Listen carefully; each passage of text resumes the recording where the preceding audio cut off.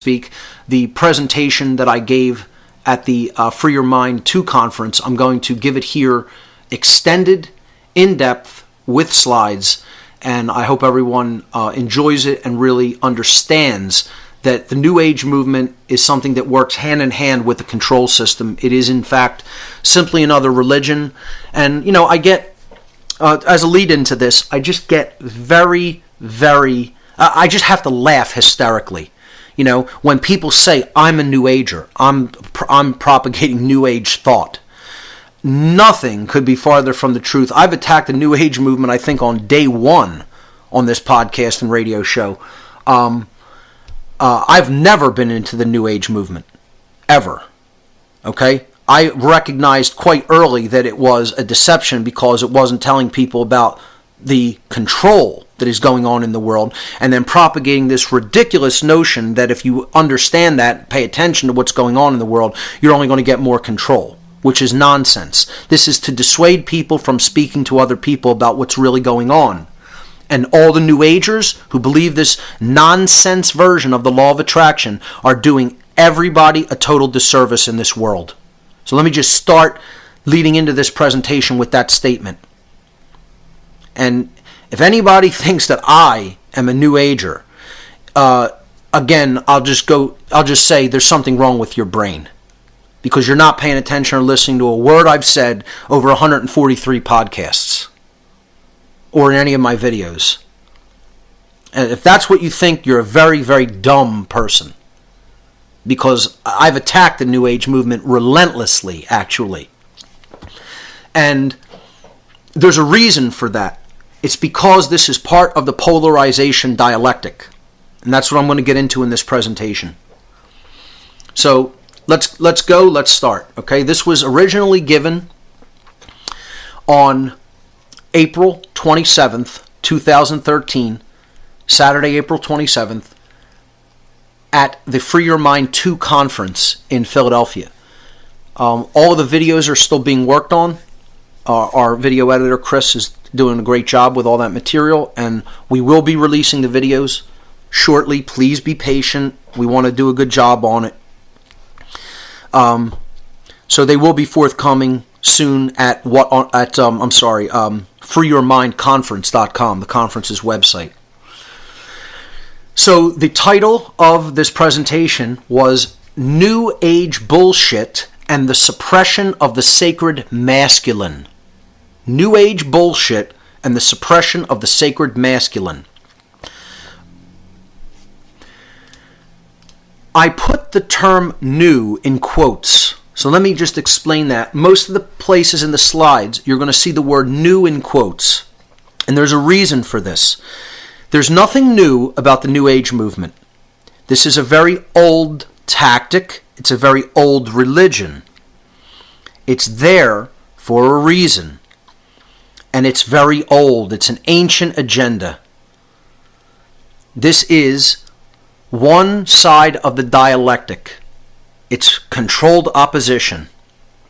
It's something that is there to lean on the other side of the dialectic, which is the control system, and therefore provide a strong power structure like an arch, so that people have a very hard time toppling that power structure over.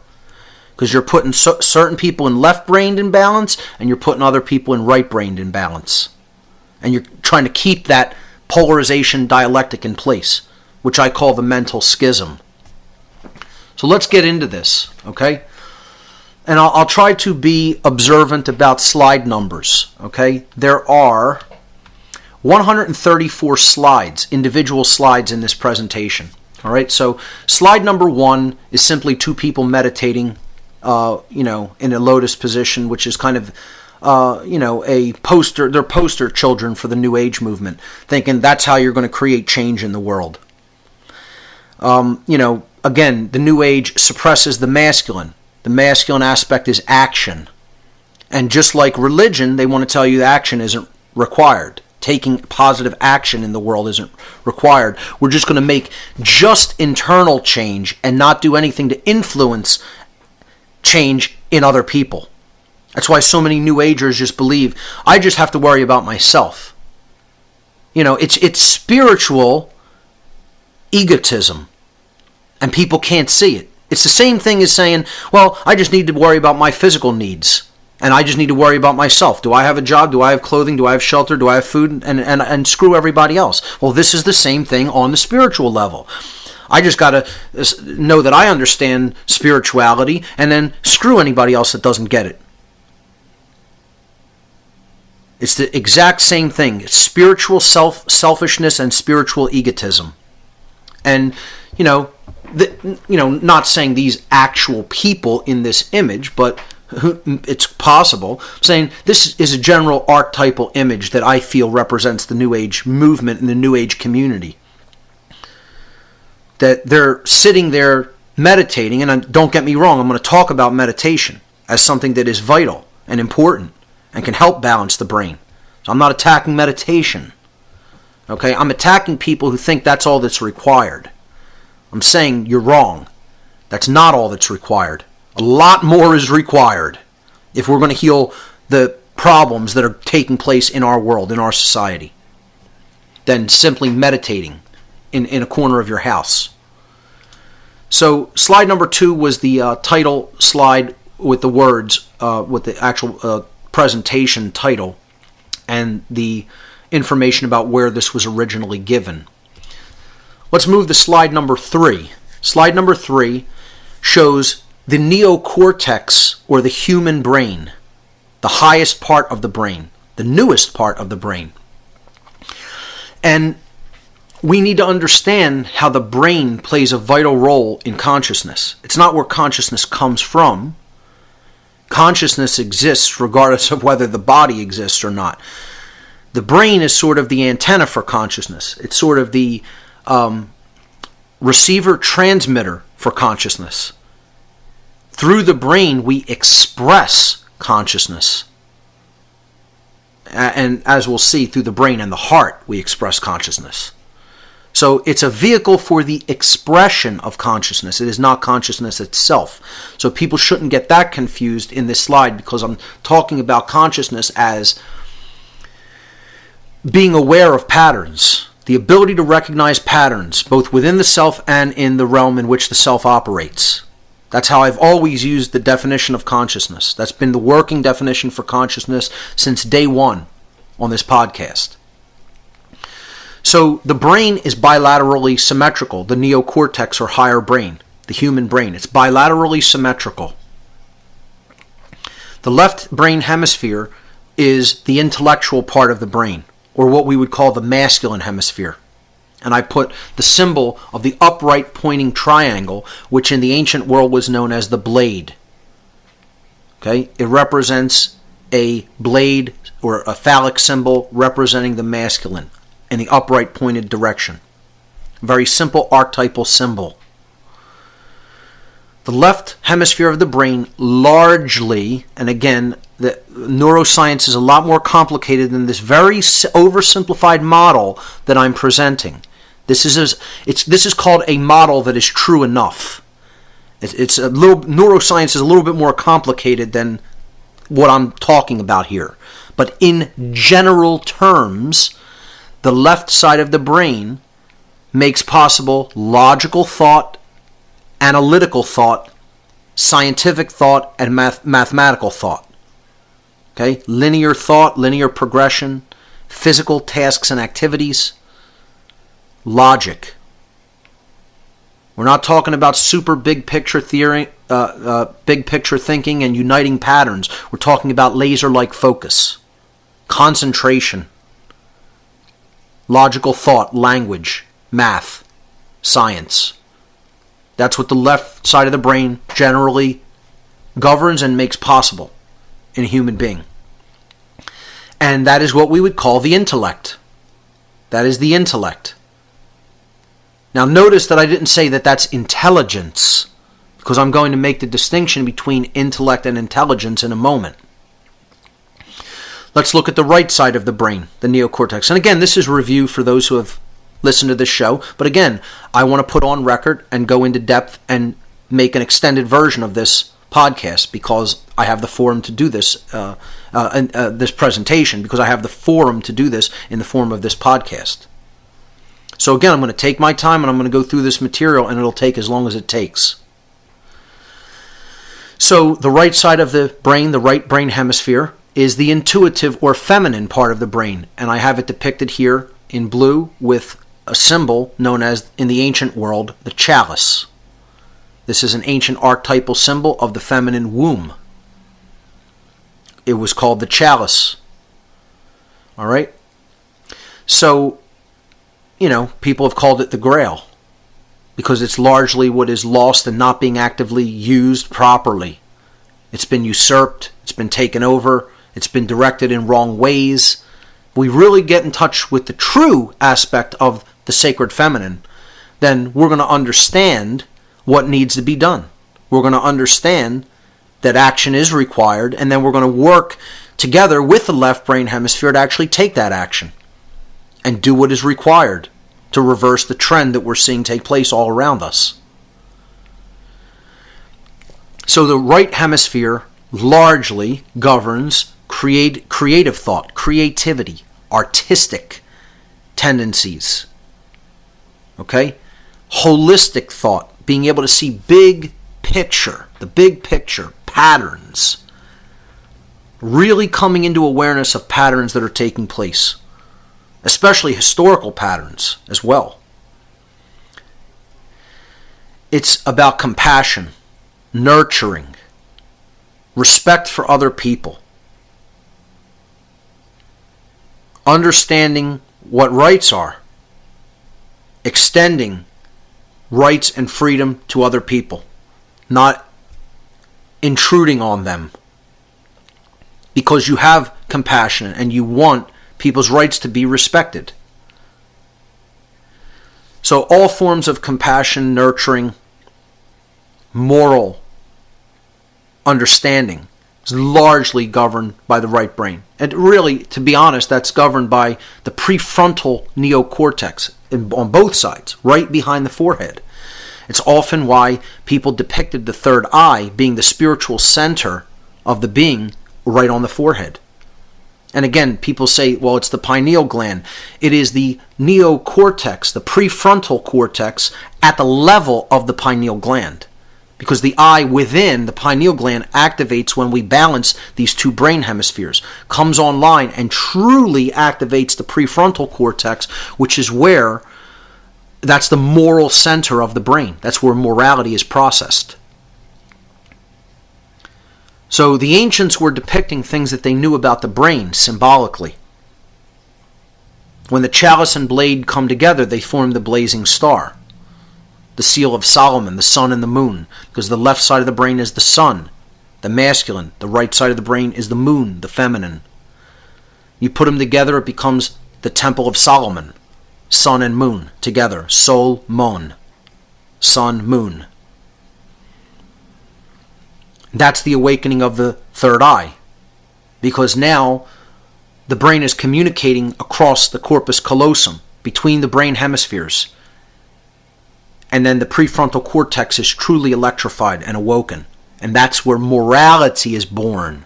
That's where the true, objective knowledge of right and wrong is integrated and processed into the being. So let's move on to the next slide. What controllers want, any form of a controller, that understand that this is how conscience is born through a balanced brain, what they want is to keep people in schism, in a mental schism. And this is also a spiritual schism. It's a schism with the heart. It's a mental, emotional, psychological, spiritual schism. And a physical one, because the two hemispheres of the brain aren't operating together as they should. So it's a schism on all levels. It's polarity on all levels. This is slide number 4. I simply referred to it here as the mental schism, but again, we need to understand it's mental, psychological, physical, emotional, and spiritual. But for simplistic purposes on a slide, I wrote the mental schism because it largely does relate to the brain. As the brain goes, the whole being goes. And this is why there's such an attack on us through food, through chemicals in the food, chemicals in the water, chemicals in the air. They want to destabilize the brain because that's how they keep their control system going. Healthy people with a healthy brain aren't going to be controlled because both parts of the brain, the part of the brain that governs compassion and the part of the brain that deals with action, right action, and self-defense are going to be working together. So you're going to have a moral person that's willing to take action even up to a necessary of defensive use of force, which is what we're going to talk about later in this presentation. So mind control works by continuously dividing these two parts of the brain, all the qualities that are active in these two parts of the brain, trying to keep them walled off and separate from each other and not coming together as one. So you want to keep either or both parts of the brain in a chronic imbalanced state. So when the left side of the brain is chronically overused and we're not using any of the functions of the right side of the brain, chronic left brain imbalance, which is continuously engaging in intellect-only tasks and activities and functions, okay, it will lead to certain conditions. And before I get into that, I just want to say true intelligence is born from uniting these two hemispheres, because we have the intellect, which is the intella part of intelligence, and then Gence comes from genere in Latin, meaning to create. That's the creative side of the brain. So when people think, oh, scientists and doctors and lawyers are so intelligent, no, they're intellectual maybe. They can process large amounts of data and so-called facts and figures and things like that. They could do math well, verbal arguments and things like that, but they're not really intelligent. They don't have true intelligence. It comes from intellect and gens, the creative aspect of the mind, the artistic, the nurturing, the compassionate side of the brain, which many of those people do not have developed, and therefore they don't really know the difference between right and wrong. When we put them together, that's when we develop true intelligence. So a dominator, a controller, one who is at the helm of the control system, of course, wants a polarization effect. They want people imbalanced toward one brain hemisphere or another. I call this polarization dialectics. Okay? You're keeping things apart. You're creating that arch structure that is very hard to break down, because you have some people here who are on the left side dominant and they're becoming like controllers, and then you have the other side that is right side dominant and they're exercising slave think. They're going into slave think, thinking that this control system can never be brought down, or we deserve this, etc. And just thinking like a slave who believes that he's the rightful property of the master would think. So that's how the perpetuation of the control system works. You keep one aspect of the population in left brain imbalance, and they become control freaks and secondary psychopaths, and then you can keep the other side in right brain imbalance. So let's talk about what these states of imbalance look like. The intellect, the masculine side of the brain, the left brain hemisphere, if it's continuously engaged and the right side of the brain is not engaged, when you're in chronic left-brained imbalance, this will lead to things like rigid skepticism. Okay, not real science, but just out of control rigid skepticism that becomes like a religion. Okay, you're not willing to look at the evidence even. You actually have a belief system because this is the protocol. This fits in with what the scientific community is saying is possible, even if there's evidence to the contrary. So rigid skepticism. Scientism. Again, this is science as a religion. I like Rupert Sheldrake's talk about this and the book that he's written about science acting as a religion in the modern day. It's no different for all the people who worship science. And again, I realize this information pisses off everybody, because most people are in one of these states of brain imbalance or another. The people who worship science and think it's the be-all, end-all, they're in a form of left-brained imbalance. The people who, are all super religious and think that their religion is the totality of the truth, they're in right-brained imbalance. This has nothing to do with science or religion. This has to do with truth about what is and what is going on within us and around us. And that can be known. And that's the knowledge that's worth pursuing. That's the knowledge that is most worth pursuing. Knowledge of self and knowledge of what is taking place in the realm in which the self operates. If we don't know that, we don't know anything. All other pursuits of knowledge are secondary to that. Not to say that they're not worth pursuing at all. I'm saying knowledge of self and the universe are worth pursuing first. And the knowledge of self has to come first. And understanding the brain and how it operates, the general ways that it operates, you can get lost in the details and the specifics because there's so much about the brain we do know and don't know, more about it that we don't know. And I'm going to get into this in future shows. I promise people I'll be getting into the origins of humanity, the origins of the control system, the origins of evil, the origins of psychopathy, and, telling that horror story. And a lot of people aren't going to like that. And it's going to maybe even shut some people down. But I've prepared the way with all these 140 some odd podcasts, and now it's time to start speculating a bit about what may have led to the cause of this human condition that we're in. This sick condition. Because until you can acknowledge the condition, many people are not even ready to hear what the causal factors may have been. Because of what it's going to force us to reevaluate our entire belief system about what happened here in the ancient past. And what has traumatized us to the extent that we are traumatized that we can't seem to get out of this condition. We have to bring that trauma to the surface, and that has to be done by looking without fear into what may very well have occurred here. So back to the slides. These polarization dialectics or mind control techniques work by keeping people in one form of brain imbalance or another.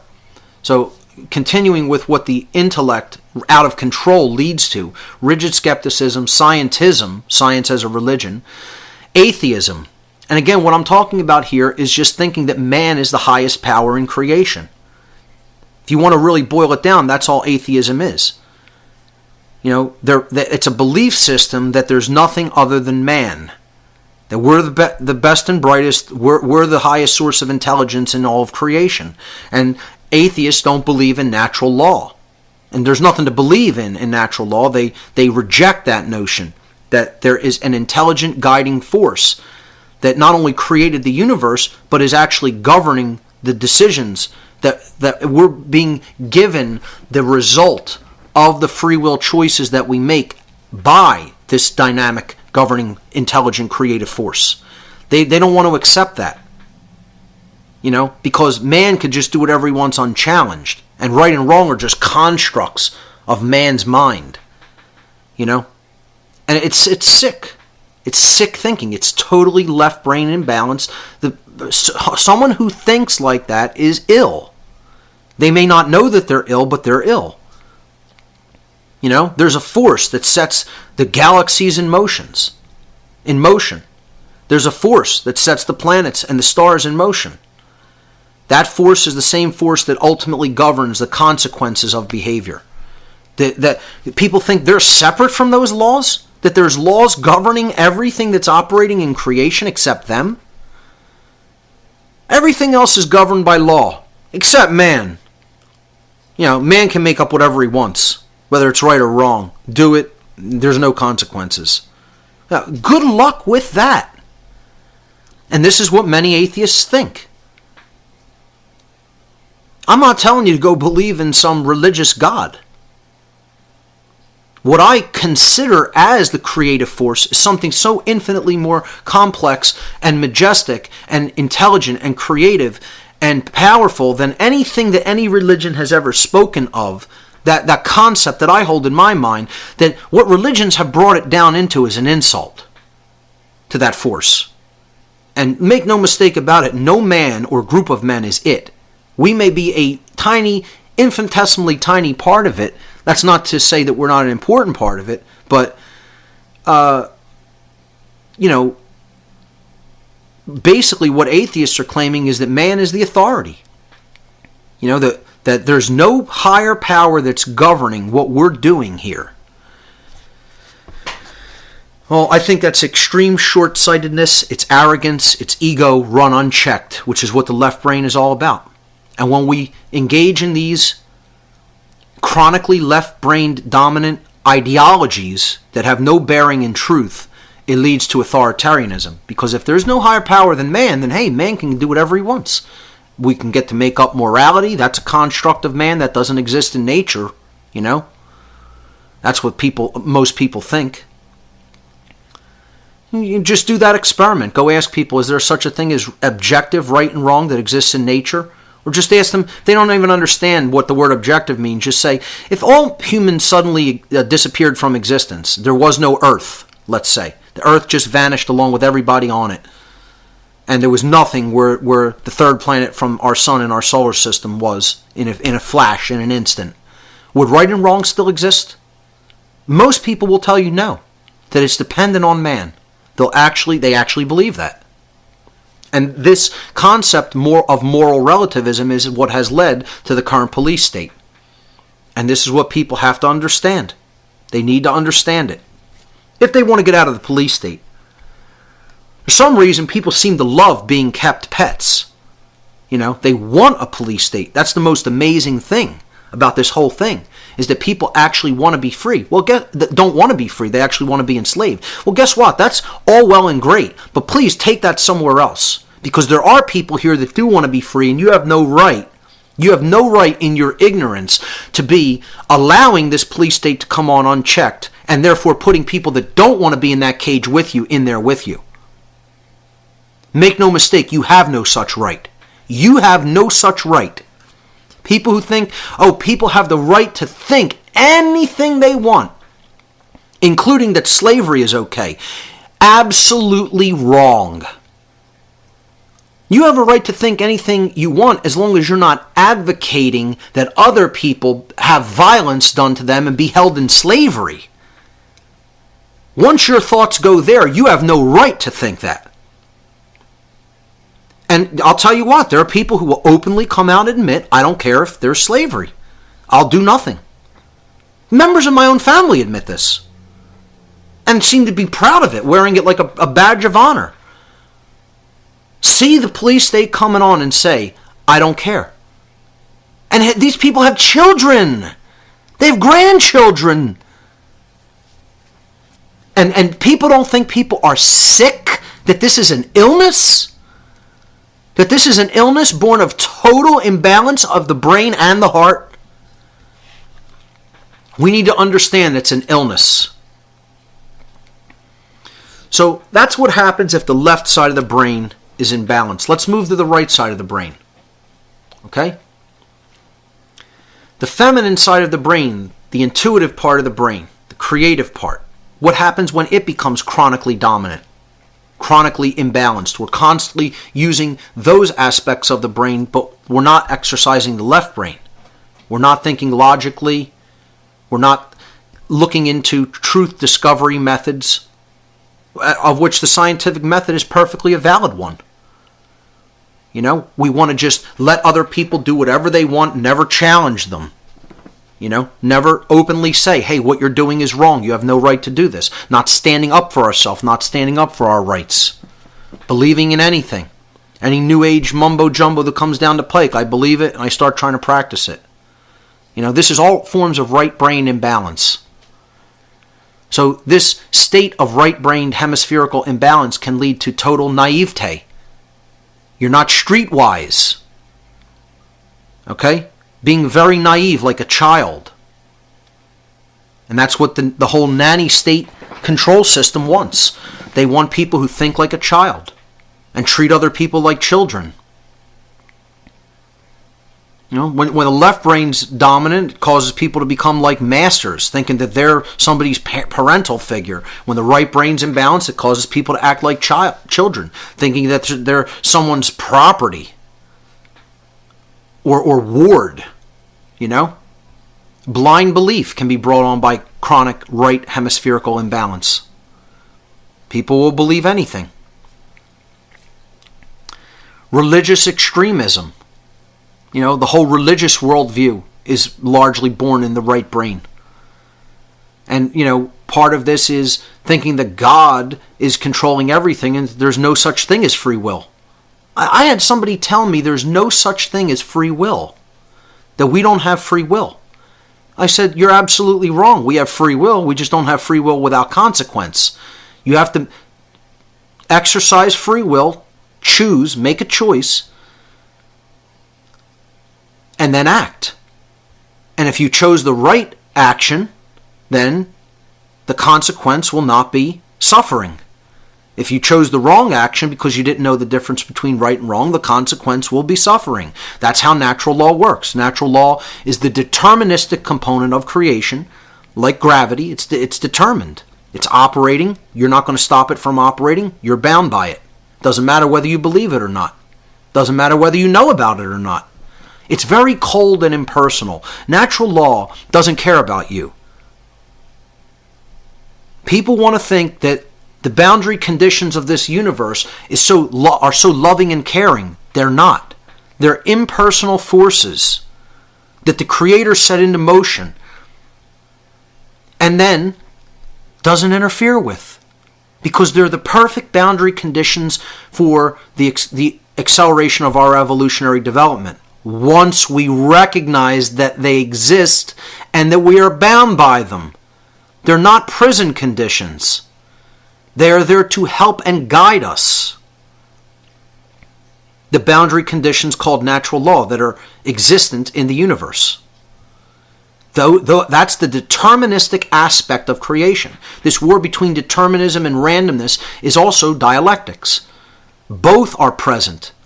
Again, I talked about this on day one or the second show. The deterministic component of creation is natural law. The randomness aspect of creation is free will, which we are gifted with. Because the Creator does not interfere with our choices. We have free will to act how we will.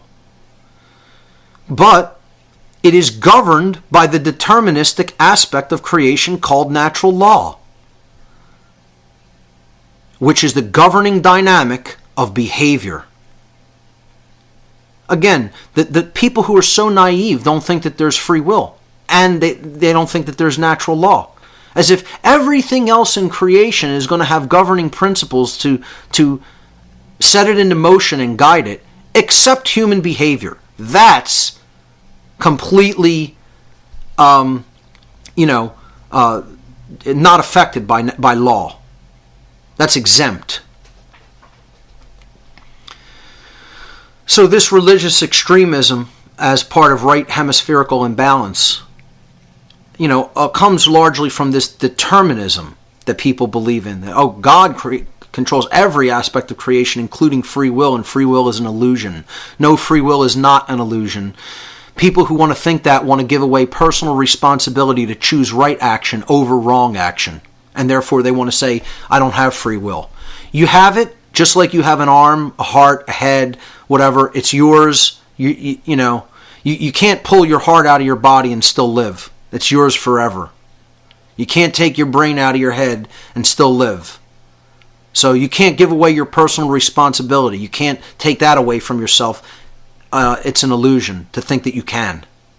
It's yours and you're stuck with it. Get over it. Grow up. And this is the problem. That people actually believe these things. They actually believe that there's no free will or that there's no natural law. The people in super left brain imbalance don't believe that there's any such thing as natural law. The people in super right brain imbalance don't believe there's any such thing as free will. And these things play off against each other. You have people like Stephen Hawking in such left brain imbalance thinking that he's intelligent. He doesn't have a drop of intelligence. Not a drop. Stephen Hawking is a super intellectual, maybe far beyond anybody else in the world, but he has not a lick of common sense or real intelligence. Not a lick. And I'd tell that to Stephen Hawking's face. The book he just wrote, talking about in the very first chapter that there's no such thing as free will, that free will is dead like God is dead. I mean, you got to be joking. And people look up to this guy and think he's intelligent, that he's smart. Not a drop of intelligence. You got no common sense there, Stevie boy. None. I don't care how intellectual you are. That's not what intelligence is. You don't understand how it works and you think you do. Because you are a worshiper at the altar of scientism and the primacy of matter. Hey, we'll look deeper into the core of the atom, the nucleus of the atom, and we'll find all the secrets of the universe. Good luck with that, Steve. Enjoy what you get. Because you're not looking into the place that's the only place you're ever going to find that answer, and that's the human soul. So, continuing with what right brain imbalance is it leads to slave think. When you're in this state of mind, naive, like a child, believing anything, okay, you are apt to accept all kinds of erroneous claims by dominators and controllers. And therefore you will go into the state where you don't exercise your free will, where you don't exercise your rights, and you just accept. And this is key to this whole presentation, is understanding this part of the brain, the imbalance generated by the right brain. When you're chronically in the right brain and never are engaging left brain functions, you'll never stand up for yourself. You will accept slavery. And this is what the New Age is all about, which is why I say I find the New Age movement infinitely more dangerous than Satanism. When people are reeled in by LaVeyan Satanism or Satanism a la the Temple of Set and other schools of ideology such as that, it's dangerous. It's a very dangerous ideology. But let me tell you something. At least Satanists don't think that they're slaves. They want to be the masters. You know? Not that I'm saying that's right either. But I'm telling you, if everybody thought like that we're all masters and we're all kings and I don't want my rights trounced on, the world might get a little bit ugly, but it wouldn't be as bad as having the super form of right brain imbalance when you won't stand up for your rights or even think you have any. You know, I'll take people who believe in Satanism in the modern day, the mini-me version of Satanism, as I call it, not the super elites, you know, Satanism and Luciferianism. I'm talking about people who buy into the interface at the ground level, at the level of the public, that is called Satanism. The recruitment system. I'll take those people any day over the New Age movement. And what the New Age movement doesn't understand is their religion is put into effect at a higher level by the Luciferians that are ultimately controlling the whole planet. They're the ones who are putting these erroneous notions about the laws of attraction and natural law and spirituality into the world, so that real spirituality will never actually be fostered. And therefore their power structure will never be challenged because they're holding people in right brain imbalance by propagating this new religion, this quote-unquote new religion. There's nothing new about it at all. It's a eons long strategy. And they've been doing it for thousands and thousands of years. Putting people into right brain imbalance through religion. And this is just the New World religion. That's it. The old religions aren't working anymore. They need to come up with something new. That's all the New Age movement is. Hence, quote-unquote new. Because it's just another religion. And religion means to buy or to tie up, tie out of the way, hold back, thwart from forward progress. We'll get into that in a moment. Let's move on to the next slide. When these two parts of the brain come together, That's what this slide was about. That's when the true all-seeing eye is ignited. The blazing star, the all-seeing eye, the true spark of the divine within us. That's born of true intelligence and conscience. The heart uniting with the mind.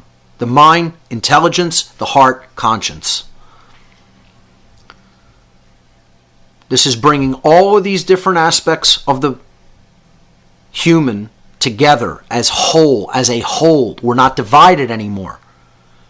Becoming a true individual means you're whole, individuated, non-divided, not separate. You become one with yourself, with the higher aspect of the self. And only when we do that are we truly activating the heart as well. So I don't want people to think this is just about the brain either. This is about activating care within yourself. What you care about, what you pay attention to. And that does feed into the law of attraction. Not the way a lot of people think it does, though. Let's look at that was slide number 5. Okay? Slide number 6. Again, simply explaining more about mind control via brain imbalance, let's look at the other structures of the brain. We're talking about the neocortex, which is supposed to be the executive command function of the brain. It's supposed to be the command center of the brain. This is where we're supposed to be guiding our actions from. When there's a specific form of brain imbalance, one of the other two complexes within the brain exerts what you could probably just simplify and call executive control. In other words, this other complex within the brain sort of takes over and becomes the ruler of the individual, when in fact it's not supposed to be acting in that capacity. It's supposed to be acting when it's needed, okay? And it's supposed to be in balance. These two other parts of the brain are supposed to be in balance with each other. And when one side of the neocortex goes into a form of chronic imbalance, we'll see, one of these other parts of the brain become chronically dominant among the whole triune part of the brain, the whole triune complexes within the brain. So these three complexes are the human brain, the mammal brain, and the reptile brain. And all of them are important. None of them should be downplayed. They're all necessary for our growth and development and interaction here in the physical form. This is what we need to understand. It's not about destroying any parts of these complexes of the brain. It's about using them in their proper aspect, in their proper role. And again, this is the temple, the so-called Temple of Solomon. That's why you always see 3 stages to any initiatory mystery traditions. It's a reflection of these 3 parts. It's a reflection of the 3 components of consciousness: thought, emotion, and action. Thought, governed in the higher order thinking of the human brain. Emotions, largely governed in the limbic system, the mammal brain, the mammalian brain. And then action, movement, survival instinct, governed by the R complex. All necessary components to function and to express consciousness. None of them should be the 2 lower parts of the brain should not be chronically dominant. So let's explain how they become chronically dominant. They're there to perform a vital function, but they're not to rule the house. The house needs to be ruled by the human brain in a state of balance, the higher brain, the neocortical brain, or what is actually really known as the telencephalon. But that's the whole gray matter part of the brain up on top. The neocortex is actually the outer area in which neural activity largely takes place. So when the left side of the brain is in a state of chronic imbalance, what happens is the limbic brain, the mammalian brain, the brain that governs emotions, is shut down. That's why a dominator doesn't have any compassion or emotions. The part of the brain that actually sends out the chemicals and the neuropeptides that help us to experience emotion in the physiology is not working properly. It is basically largely shut down. It becomes suppressed. So chronic left brain or masculine dominance creates suppression of emotion. and eventually roots us into the reptile brain. The executive command function center of the brain stops being the higher brain.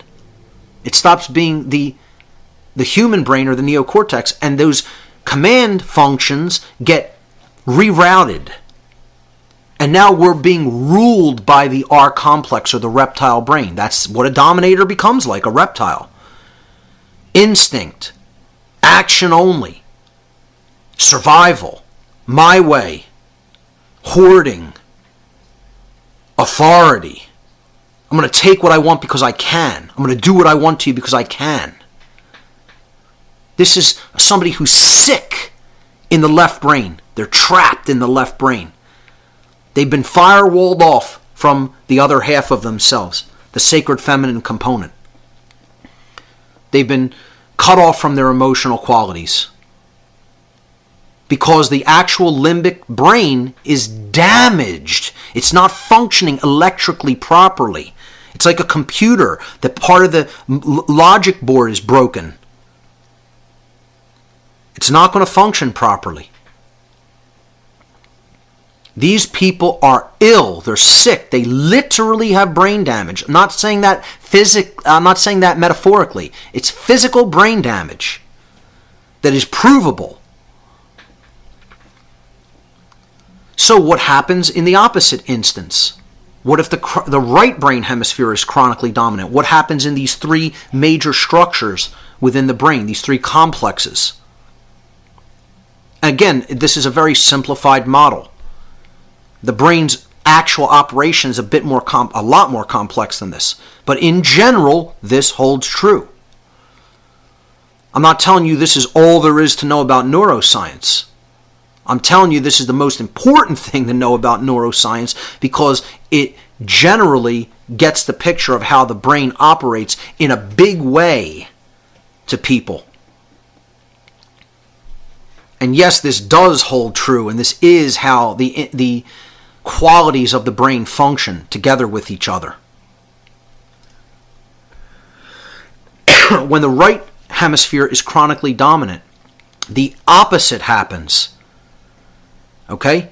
The same thing happens in the sense that the neocortex stops acting as the executive command functions of the brain, the command center of the brain, as it is intended to be when it is in a state of balance. When the right brain hemisphere is chronically imbalanced, and that's where, the only functions that we're using, and we're not using the left brain, the R complex loses its power. That's what becomes suppressed. So the survival instinct is suppressed, the person won't stand up for themselves or their rights, and the kind of executive function of the brain gets shunted to the limbic brain, or the emotional part of the brain. And this person becomes ruled by fear. They become ruled by their emotions. It's the kind of person who will take offense to everything you try to tell them. It's the kind of person who gets scared real easily at the first thing that they hear that's unpleasant. The person that doesn't want to look at unpleasantries taking place in the world. They think that by ignoring them or putting their head in the sand, somehow that's magically going to go away. They bought the New Age, total New Age bullshit notion that, by paying attention to something and becoming aware of its existence, you're somehow magically giving it power over you. Which is total nonsense and could not be further from the truth. So the chronic right-brained dominance, the feminine side of the brain, creates the suppression of our survival instinct. And it eventually roots us in the mammalian brain, in which we are ruled by our emotions.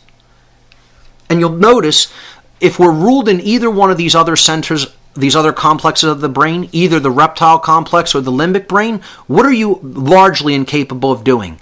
Thinking clearly with the higher part of the brain that governs higher order thinking. So you're never going to understand patterns that are taking place. You're not going to know what's going on within you because part of you is broken and needs healing that you can't even see physically. It's not a physical injury, but it is a physical injury. It's not a physical injury that's easily seen because it's inside the head, in the brain. And because people know nothing about how the brain works, they don't understand the majority of people are walking around with brain damage. And I'm not saying that metaphorically or symbolically. I'm saying that very literally. So we don't want to be ruled by either part of the brain, because when the left brain is chronically dominant, the person becomes somebody who thinks that they're a master of other people. I call this master think. And when the right brain is chronically imbalanced, you end up with a population that won't stand up for their rights. They don't have enough self-respect. They don't care about themselves enough to say, no, this is wrong. It's not going to continue, even if it comes to the point where I have to use physical force to stop this. And that's called a willing slave, ladies and gentlemen. Somebody who will not stand up for their rights is a willing slave.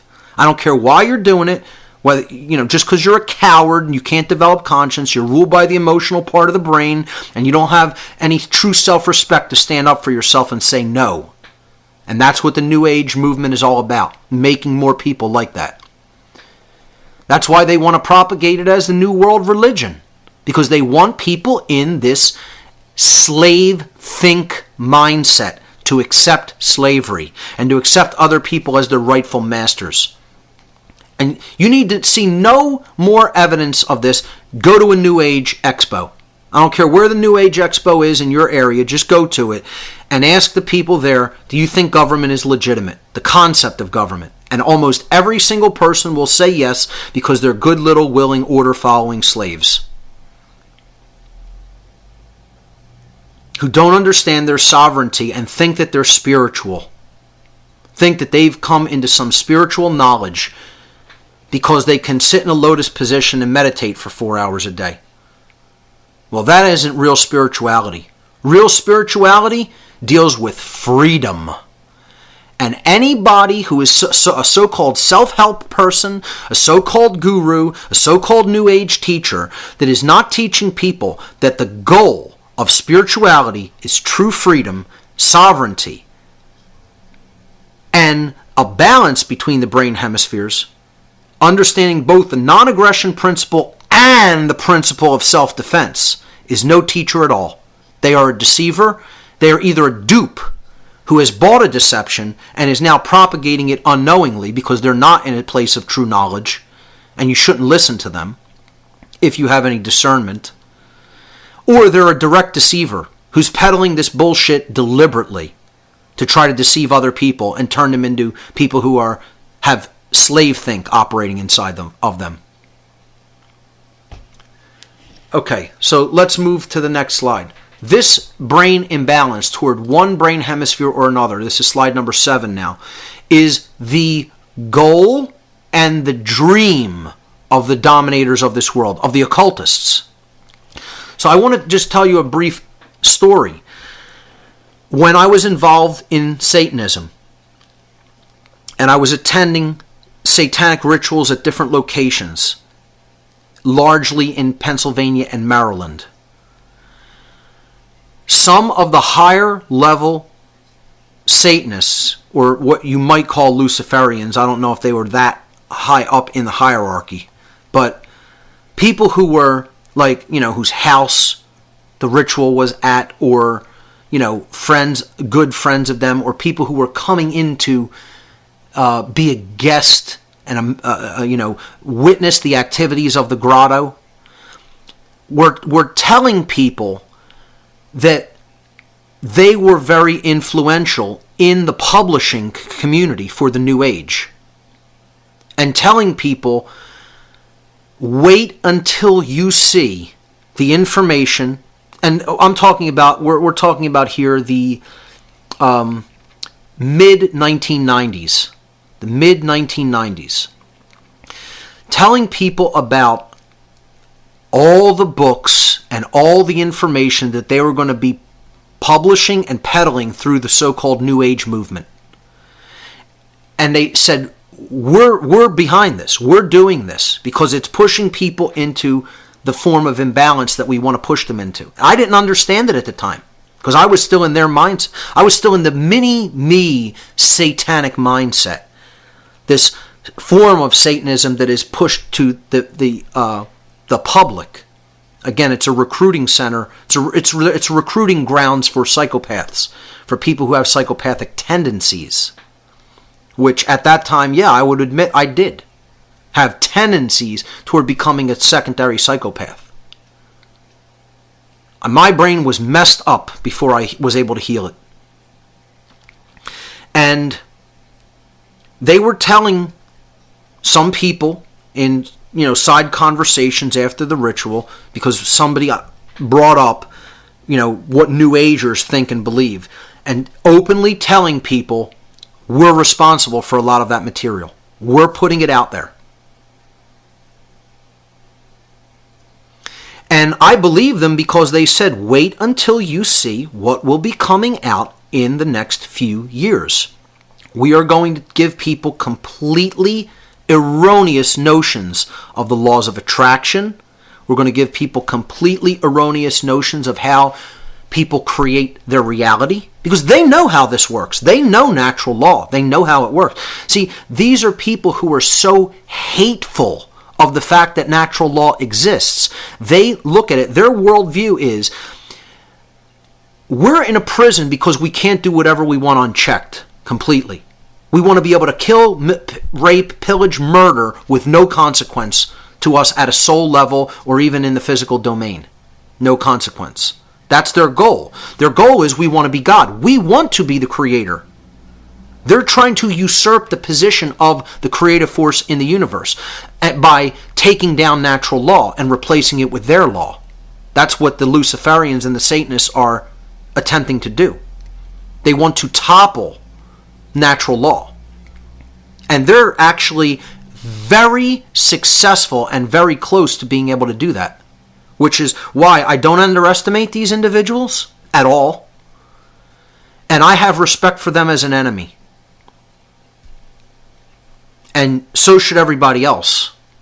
Because they're the most intellectual people walking in the world.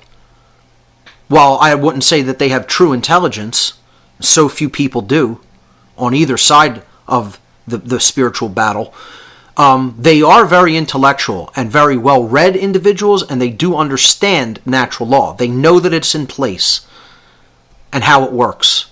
And that's why they're trying to insulate themselves from the consequences, because they're trying to become God.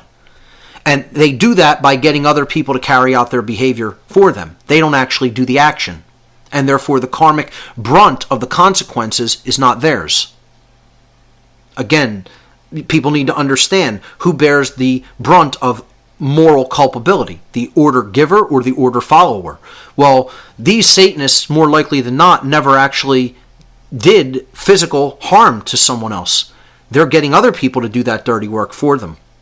And hence why they call the military and the police their dogs, because they're on the chain and following the command. They'll sit when they tell them to sit, they'll speak when they tell them to speak, eat when they tell them to eat, attack when they tell them to attack. Therefore, they consider them their animals, their pets. They're two phrases that Satanists in my presence, when I was involved with this, called the military were our pets and our dogs. That's it. Never referred to them as military men, military women, never referred to them as the armed forces, never.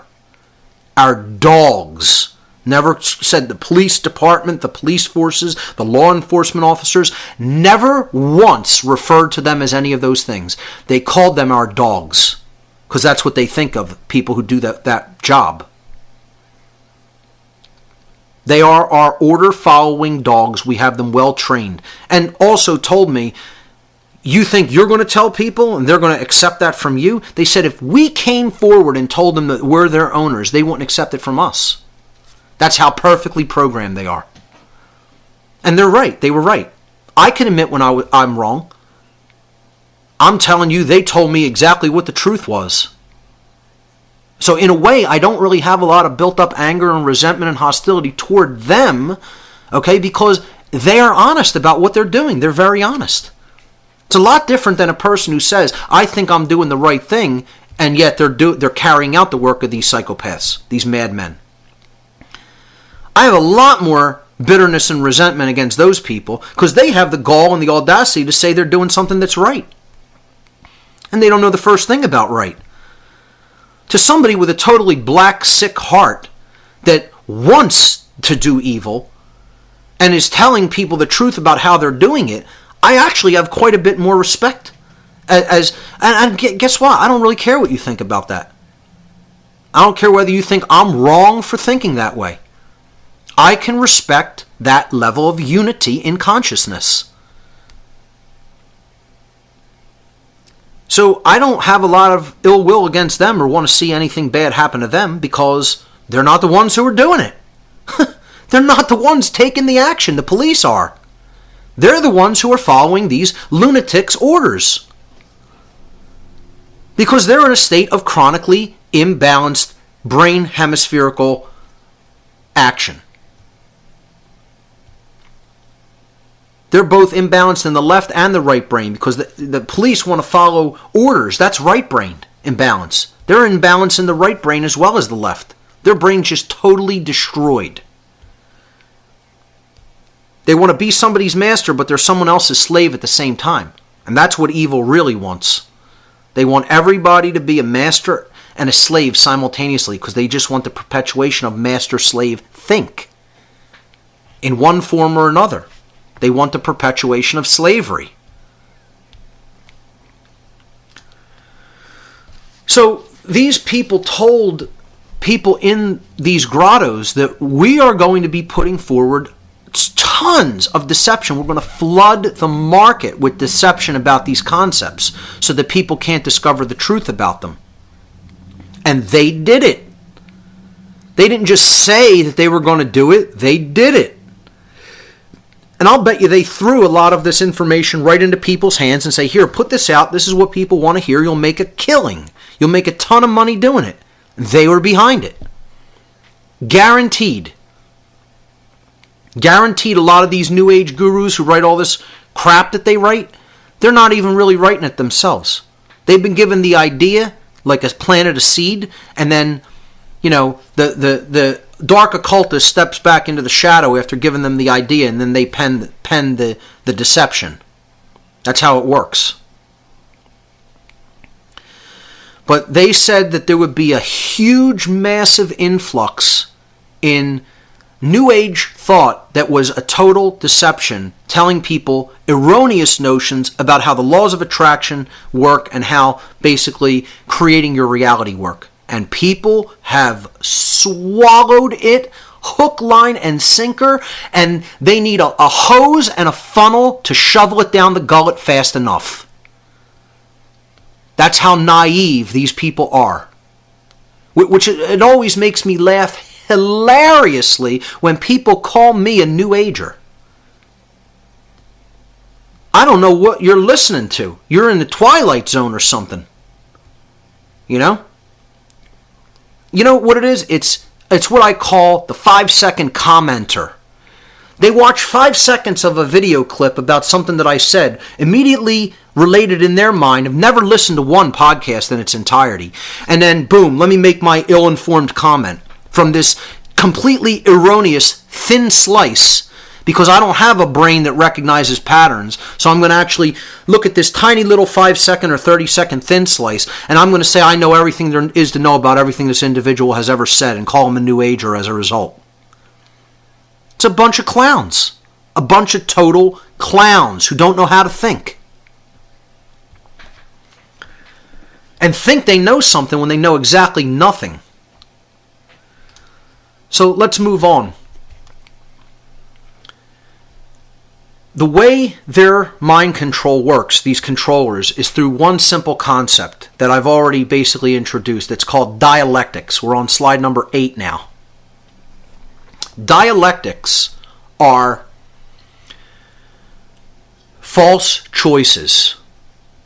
You're giving somebody a limited set of choices that are not the only choices that are available to them, but you're telling them that's all that exists. So they will make a choice that is a false choice that leads to the same place that you wanted them to go all along. The mother who wants their child to just eat a helping of vegetables at dinner, and the child doesn't like to eat his vegetables, says, do you want carrots or do you want peas tonight? And the child thinks, oh, I'm being given a choice. I can make this decision for myself like a big boy. Let me take the carrots because I like them better than peas. They're a little, they're a little better tasting to me. Well, the mother didn't care what he chooses as long as he gets a serving of his vegetables. That's it. So that's a dialectic. And that's what we're seeing with government. That you're presenting somebody a choice that always leads to being ruled.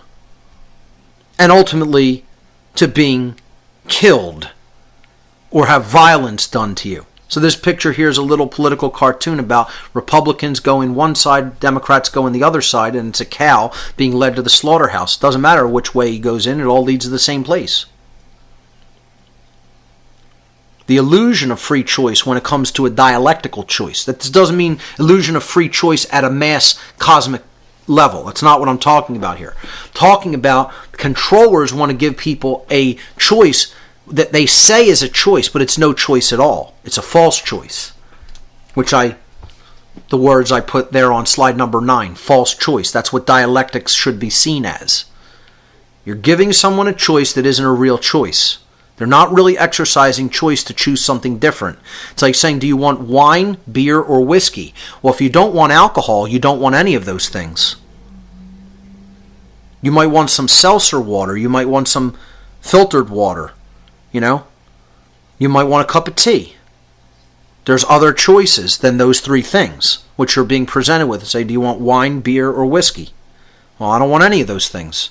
Well, you have to choose between one of them. That's a dialectic at work. Dialectic as a word comes from the Greek preposition dia, which means through or by way of, and the Latin noun lectus, which means choice. And that's how dialectics operate, by way of choice, by giving people a false choice. And as we're going to see, the New Age movement is another one of these dialectics. It's a false choice. Well, it's saying, well, you didn't like these religions, You didn't like Hinduism, Taoism, Buddhism, Shintoism, Christianity, Islam, Judaism, etc. You didn't like any of those. So here's another choice. And they're telling you it's not a religion. But it's a religion. It's absolutely a religion. And there's a lot of people trapped in it. A lot of people are trapped in it. They don't even understand it's a trap. They've bought these notions and they're tied to them. And that's their belief system. And it doesn't matter if evidence can be shown that it's not true. I'm tied to that belief. It doesn't have to make sense. Doesn't have to be practical in the real world. That's a belief. I'm sticking with it, and that's it. So let's move on to slide number 10. And we'll start to look at how these mind-controlled dialectics work in the world. There's two overarching dialectics, false choices, that they want to keep people in. For the chronically left-brained, you have to continue to be believing in government. Government is the first dialectic. It works through the left brain and binds the right brain out of the way. Because it's all about being a dominator, okay? It's all about maintaining control over other people.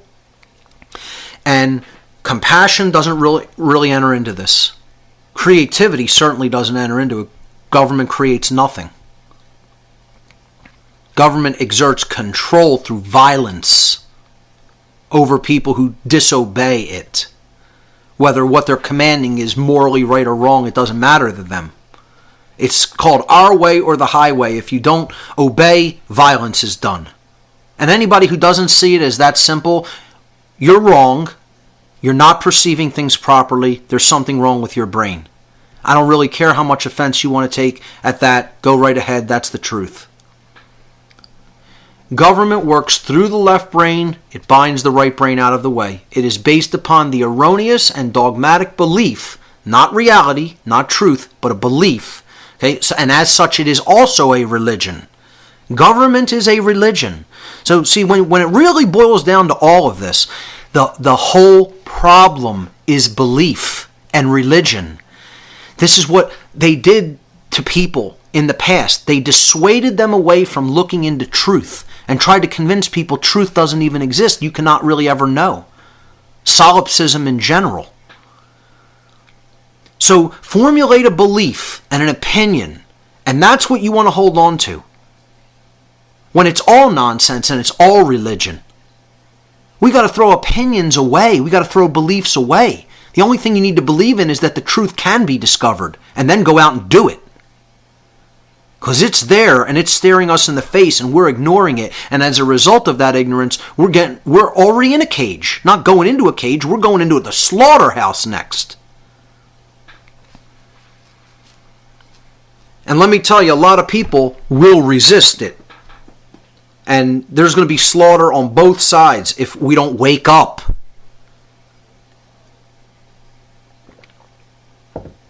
Because they're not going to put the American citizens into the slaughterhouse easily.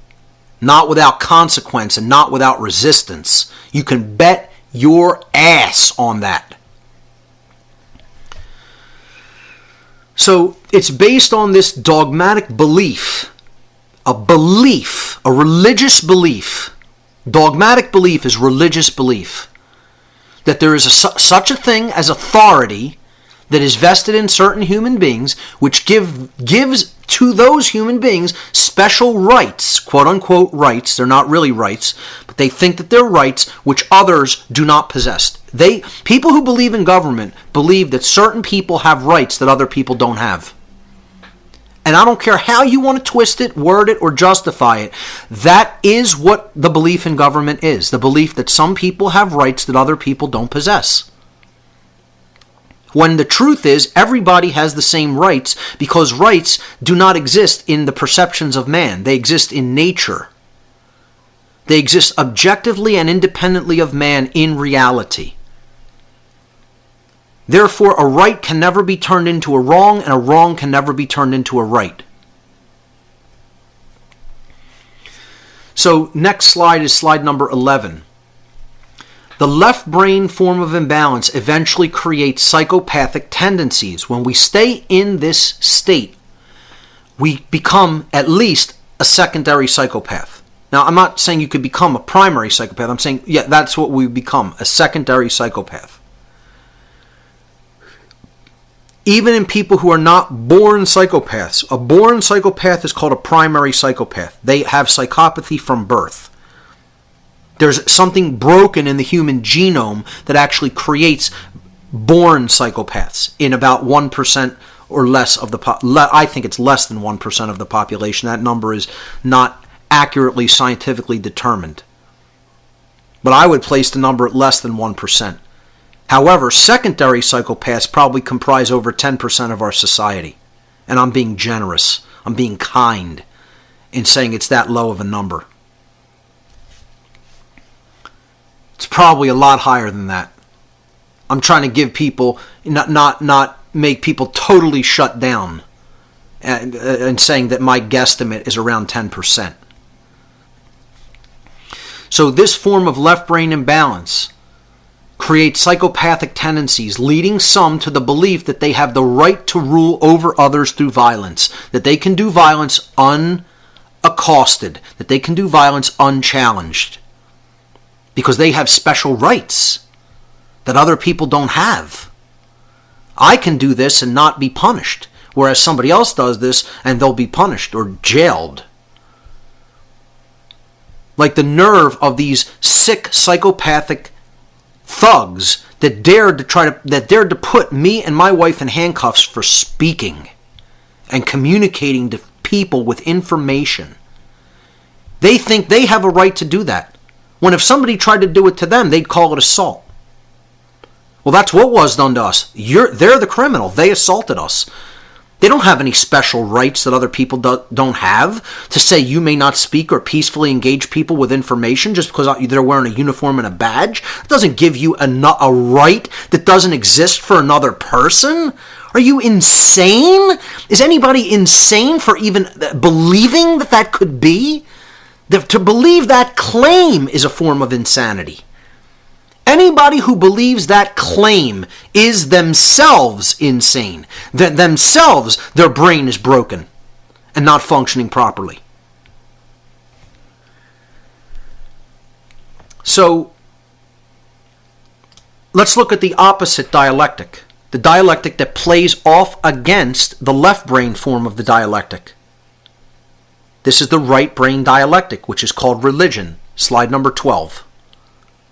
Religion is the opposite, dynamic in the mind from government. Okay? Government is a religion, but it works through the left brain. Religion itself works through the right brain. That's why people who believe in government are imbalanced toward both sides of the brain. People who act within the capacities of quote-unquote government are really imbalanced toward both sides of the brain, because they believe they have rights that other people don't, and they also believe in the religion of government. They believe in its legitimacy, which couldn't happen if you weren't also imbalanced in the right brain hemisphere. So they're sick in both parts of the brain, because government is also a religion, and that comes from right belief in religion comes from right hemispherical imbalance. And this is where the large majority of the population is also in this form of imbalance. Yeah, we're imbalanced toward the left brain hemisphere too, but more and more you look at the dynamic, people accept some form of a religion and control system. That's what religion is about. Accepting control. Not believing that you are, not knowing that you are sovereign. You are not a slave. That's what the word sovereign means. From Latin, super and regnum. We'll get to that in a moment. Religion works through the right brain and binds the left brain hemisphere out of the way, the logical functions. Because with religion, you want blind faith. You want naivete and blind faith, which are hallmarks of right brain imbalance, which is what everyone who believes in government accepts. They accept its claim of authority. I define religion in this quote, that it can all be summarized that if we give up our free will and our personal responsibility to perform right action, some deity, government, guru, extraterrestrial race, or mystical force will save us from ourselves. We just have to give up our free will and personal responsibility, two things that can't really be given up. See, this whole thing is an illusion. And this is what people who believe in religion, including the New Age movement, believe. Again, I told you, somebody just told me that there's no such thing as free will, and kind of debunks personal responsibility as the way out of this mess. Thinking that we can somehow be rescued from this condition without accepting free will and personal responsibility as something that we have to hold for ourselves, never attempt to give away, and use wisely. Because that's hard work from where we're at. No, the Andromedans are going to rescue us, ladies and gentlemen. Don't you know that? Oh yeah, the ships are they're hovering in orbit, waiting for the word from the commander from their home base. Yeah. Mithra's coming down to save us, one of the ancient Persian sun gods. Don't you know that? The return of Mithra is imminent. Just like the return of Jesus is imminent. You know, the sun savior is going to come and rescue us from ourselves. No, we don't have to learn the actual teachings of morality. We don't have to learn how natural law functions. You don't need to do a bit of real digging into the self. No, there's going to be an external savior. Yeah, right. Sure. Good luck, folks. You have been punked. You have been taken for the clown that you are, wearing the big red floppy clown shoes. Okay? If you buy into any of that nonsense, I feel horribly sorry for you. It's just the same thing people believe. Oh, you only need to believe on Christ as the Savior, and that's it, you're saved. I mean, how could people possibly even be that stupid? No, because that doesn't involve any personal responsibility to act correctly. You're not putting the teachings of Christ into effect in your life, if that's how you think. And they'll be the first person to support government, quoting Romans 13. It's called a fake-ass Christian, is what it's called. Yeah, and notice that book, that quote comes from the book called Romans. Okay? The authorities of their day. Yeah. Now, the Bible was never tampered with. Don't worry about it. It's the completely undiluted Word of God. Yeah. And it's meant to be taken literally as well. This is a child's view of ancient writings. A child's view. That's why they believe in a religion, because they're a child. Again, the hallmark of right brain imbalance is naivete, like a child. And believe me, I know there's even a lot of people who have listened to my show, who hear me on other radio shows. They're in this state. I'm talking about you. Some people have grown up and understand how this dialectic works, but not many.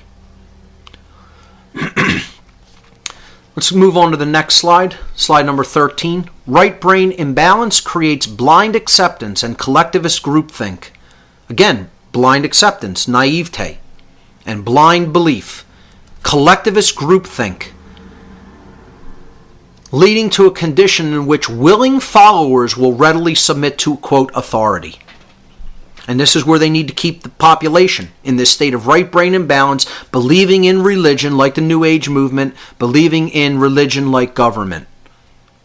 This is really the key, is the coming out of this kind of right brain imbalance and not be susceptible to going into the left brain imbalance either, to maintain balance between the brain hemispheres, because we will not act as slaves, readily submitting to authority and acting as cattle in total collectivist groupthink, which is what so many quote-unquote liberals act like. You know, do anything the government tells you. They want a bigger state. They want a nanny state. But we won't go into the form of left brain imbalance where, oh, we need to, be the policeman of the entire world instead of being an example. And that sends us into left brain imbalance, which so many neoconservatives are in.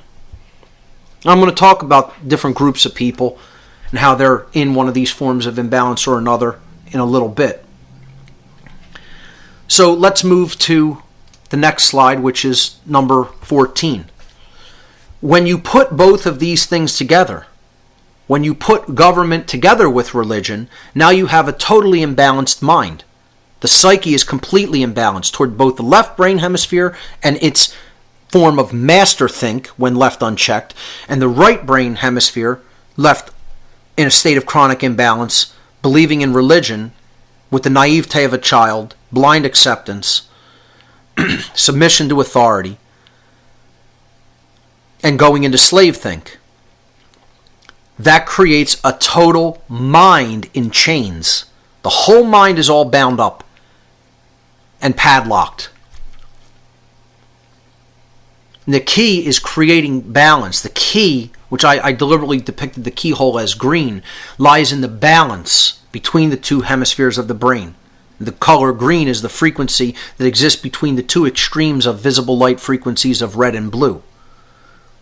The red's frequencies are toward one end of the visible spectrum. The blue frequencies are toward the other end of the visible spectrum. But green sits at the very middle of the visible spectrum because it is the color of balance. That's why it exists in nature. That's why the best foods for you to eat are green.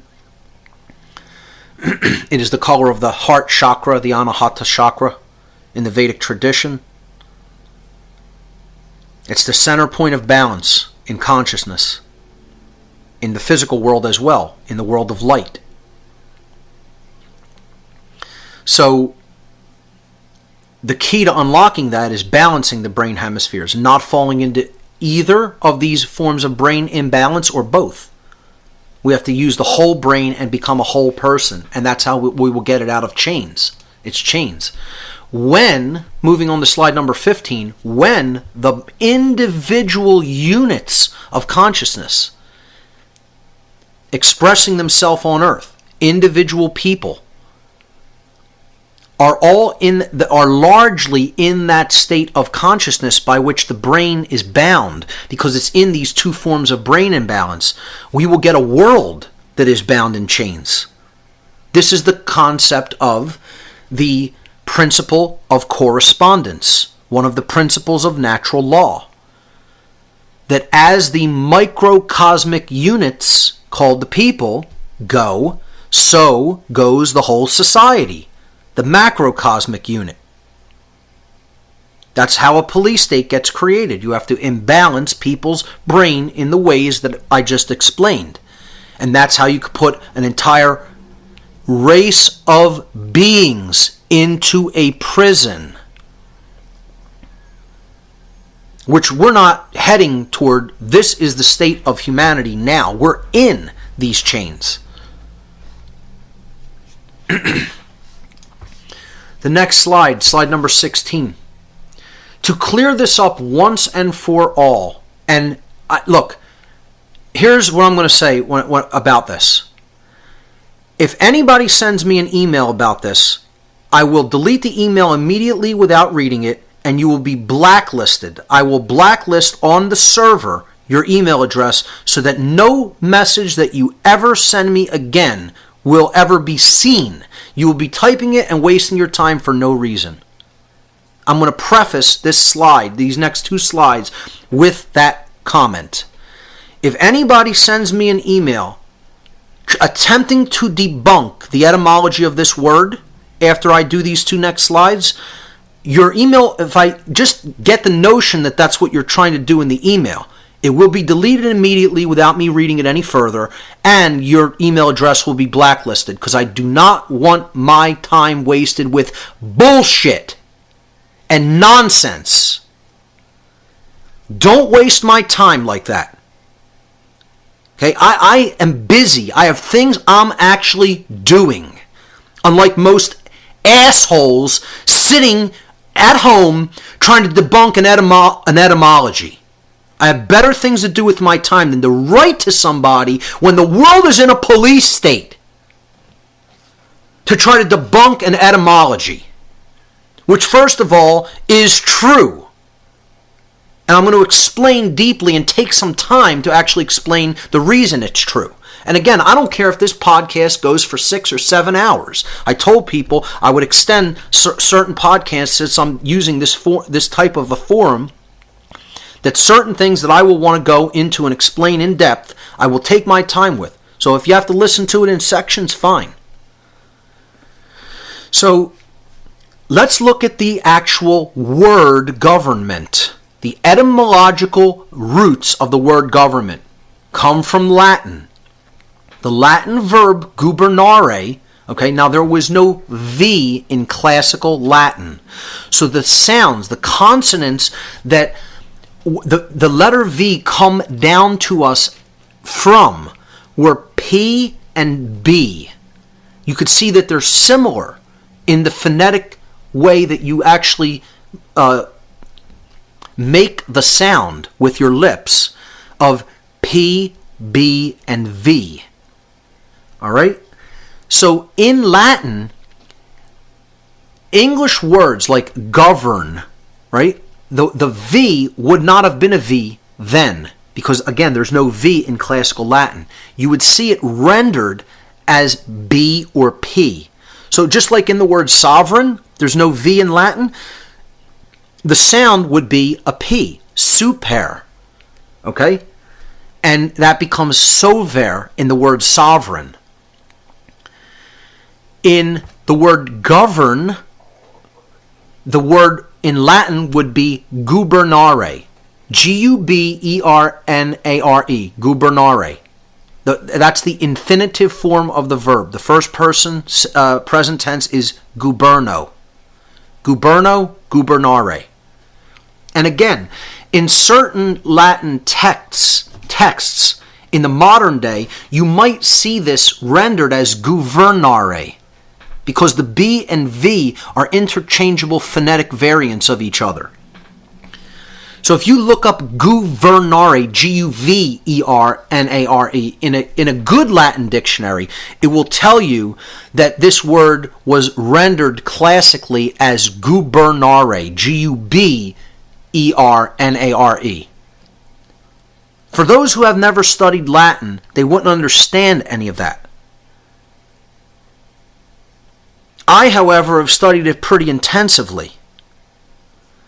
So, the word gubernare means to control. That's uncontested, and that is where the word govern comes from. To control. To externally control someone else. To govern. So, this is where we get the term gubernatorial.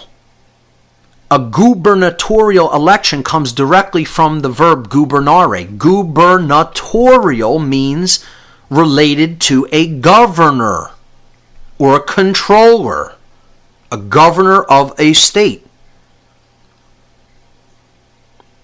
And when people elect these people who think that they're authorities, that's called a gubernatorial election, the election of a governor. The second part of government, M-E-N-T, is where the morons of the world want to hotly contest and endlessly debate the etymological root of the word meant, of the part of the word meant in any given word. Okay? Not just government. This word, this root component of a word, meant, a suffix, comes from the Latin noun mens, M-E-N-S. It's where we get the word mental from, M-E-N-T-A-L, mental. Because the word mens means mind, the psyche. Okay? So, why would they use the term mens as the suffix to mean the state of or the condition of? Every word that has the word meant at the end of it, the word meant, the suffix meant, you tack it onto something to mean the condition of or the state of. So, bereavement is the condition of bereaving something. Containment is the condition of something being contained. And you can go on and on and on with all words that end in M-E-N-T. It's the condition of or the state of. Understood. Well, why would the people who structured the English language have made the word that means the condition of or the state of based upon the Latin word mens, mentis, which is the mind? And this directly relates to another principle of natural law. The very first principle of natural law. The universe is mental.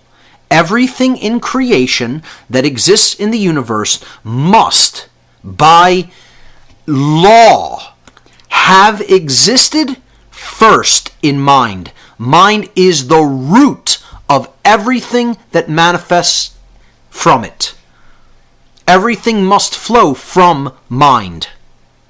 The universe flows from the mind of creation itself, from the Creator, from God, if you want to call it that. Fine. Every single condition that exists flows from a mental condition first. I'm speaking into a microphone, which is a piece of technology. This microphone had to exist as an archetypal construct in the mind of a human being before the technology ever came into manifestation. So the condition of this microphone existing is a result of a pre-existing mental condition and a mental construct that thought about the need for such a device, for the capture of the waveform that comes out of a human being's mouth when he speaks, and converting that into information that can be recorded and then played back. That happened, that state happened because it was first held in the mind.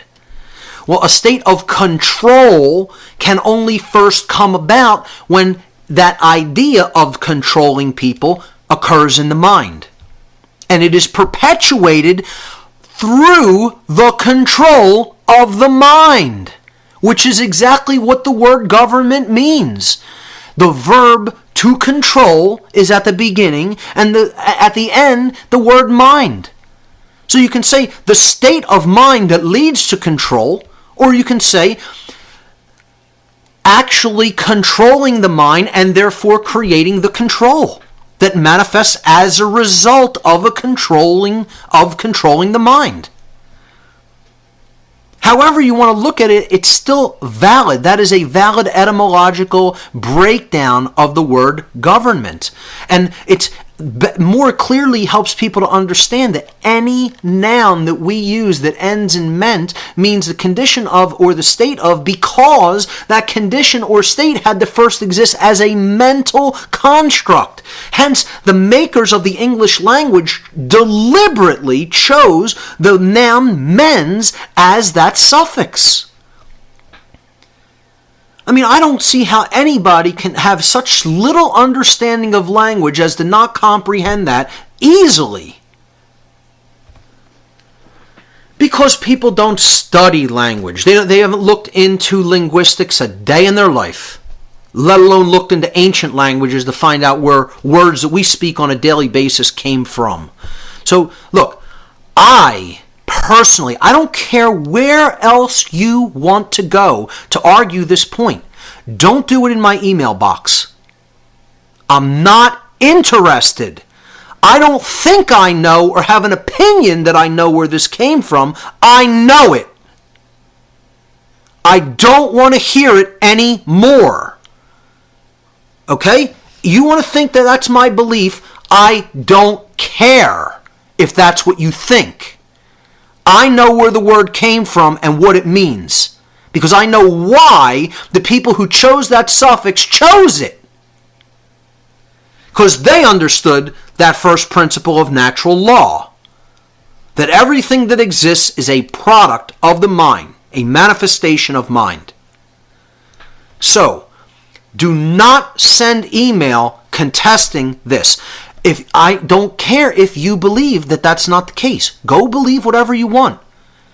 Do not put an email into my email box, because it first of all, to blacklist the email takes me literally 1 second to do. I got a script, I paste it into the script, boom, it's done. It's gone. It takes no time from me. You're not taking any time from me. You're wasting your own time doing it. Because your email will be blacklisted in a second by me, and you'll be wasting time writing emails that I'll never see. Never see. So you want to blacklist yourself from the email box, and I do read my emails. I don't have time to respond to all of them. I get like 75 to 100 emails every single day. So I can't respond to every one of those emails. I'd be doing nothing but responding to email. I occasionally will respond to one here and there. But if somebody sends me information trying to debunk the etymology of the word government, you will be blacklisted from my email forever. In 1 second. I'm not interested. I have better things to do with my time. I've wasted too much of my time already, even in this presentation, explaining this distinction. So let's move on. So slide number 17 simply puts up the word mind control on top of this picture of the Congress building to help people to understand, yes, indeed, the word government does in fact mean mind control. Let's lay this to rest once and for all. That's what it means. You have to be under mind control to believe in it. Slide number 18. The whole concept of government rests on the belief, the religious belief called authority. If you believe in this belief, you are a member of a religion. Your religion is government if you believe in authority. Whether you know that or understand it or not, you're a religious follower. Because government is also a religion. This all comes down to getting out of religion. The mind control that is religion. Authority is based upon a concept called jurisdiction. That where you are born, you are a subject of the laws of that place. The man-made written laws. And everybody will tell you, oh yeah, you're subject to jurisdiction. And they don't even know what the word means. They've never even looked into the origin of the word. Jurisdiction also comes from Latin roots, the noun jus juris in Latin. Again, in Latin there really was no J. So actually in classical Latin, I wrote it down as J-U-S, but it would be actually written I-U-S. And juris would be I-U-R-I-S, the genitive form. Jus juris means law. It's where the English word justice comes from. The second part of jurisdiction is diction. Now, diction in English simply means speech. That's what the noun diction means. You know, we get the word jury from jus juris in Latin. Second part, diction, comes from the Latin verb dicto dictere. Dictere means to speak or to say. So what jurisdiction actually means, based upon its etymological roots, is to say the law, to speak the law. Literally, it means the law is what we say it is. We speak the law. Literally, that's what it means. We say what the law is. And again, this is the notion that man is God and man is the maker of law. We are the authors of law. We are the makers of law. Forget the law that exists inherently in creation, called natural law, the laws of morality, the laws of God. No, we make the law because we are God. There's no higher force than us. Right and wrong are constructs that exist in our mind, and we get to determine what they are. Not to discover them and live in harmony with those laws. We're going to write them. We're going to make those laws. We're lawmakers. We have jurisdiction. We say what the law is. And then we punish anyone who disagrees. Doesn't matter if our law is out of harmony with natural law. That's the word of God that is man. That's it. And people in religion don't understand this. People who say, I have a religion, I believe in Allah, I believe in Yahweh or Jehovah, I believe in the God the Father of creation. And you would dare to say man is the lawmaker. I mean, you got to be kidding. I mean, that's direct cognitive dissonance. You're saying God is the lawmaker and we have to follow his laws, and then you're saying I believe in government. Well, this is the whole concept in the Bible, that you cannot obey two masters simultaneously. You either know and understand the laws of creation, which are natural law, about the difference between right and wrong, and you live that in every moment of your life, or you believe that man is the lawmaker, man is God, and his laws are the laws of the universe. Because there's no such higher power as man. And this is what anybody who believes in authority believes. Whether they know it or not, whether they accept that or not. Man is not the authority. There's no such thing as jurisdiction. Being born into a certain area doesn't mean you're bound by the man-made laws that are written, regardless of whether they're in harmony with nature's laws or not. You are only bound and can never be unbound and are eternally bound by the laws of morality. That's it. And those laws always have consequence. Whether in this life or another form of existence and consciousness. You're never going to escape those consequences. It is an impossibility. It's like trying to say, I'm going to jump off this cliff and with absolutely no mechanisms for assisting me to counter the law of gravity for a time, and I'm not going to hit the ground and nothing's going to happen to me. Well, good luck. Believe that all you want, it'll never make it true. Just like you could put your hand in a stove, over a stove, and you think it's not going to get burned. Good luck with that. Keep it in the fire for a little bit and find out what happens. It's a law. You're not going to get around law. Cosmic law is always in effect. Once we start thinking we're the maker of law, we're going to write down what laws are and say you're bound to that because we said so. We say what the law is. You're under our jurisdiction. That's man saying he's God. And don't tell me that's not what it is. That's exactly what it is. And this whole cycle, this whole lesson is all about, it's the Creator showing man how much he's not God. Make no mistake about it. You want to know what the whole lesson here is right now on earth at this time in history? You're not God. Could sum it up real quick. 3 words. You're not God. Get that message through your head. You may be an individuated unit of consciousness within the body of God, but you are not God itself.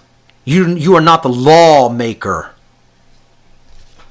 The nerve of a Jewish person, the nerve of an Islamic person, the nerve of a so-called Christian saying that this is your religion and you don't know the first thing about any of them.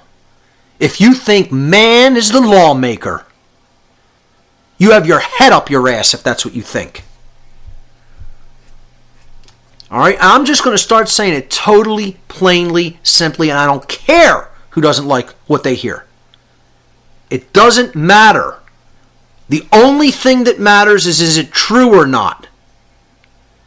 Get out of the whole emotional mind control dynamic. You don't like the way truth is presented. Oh, he's too bitter for me. He's too vitriolic for me.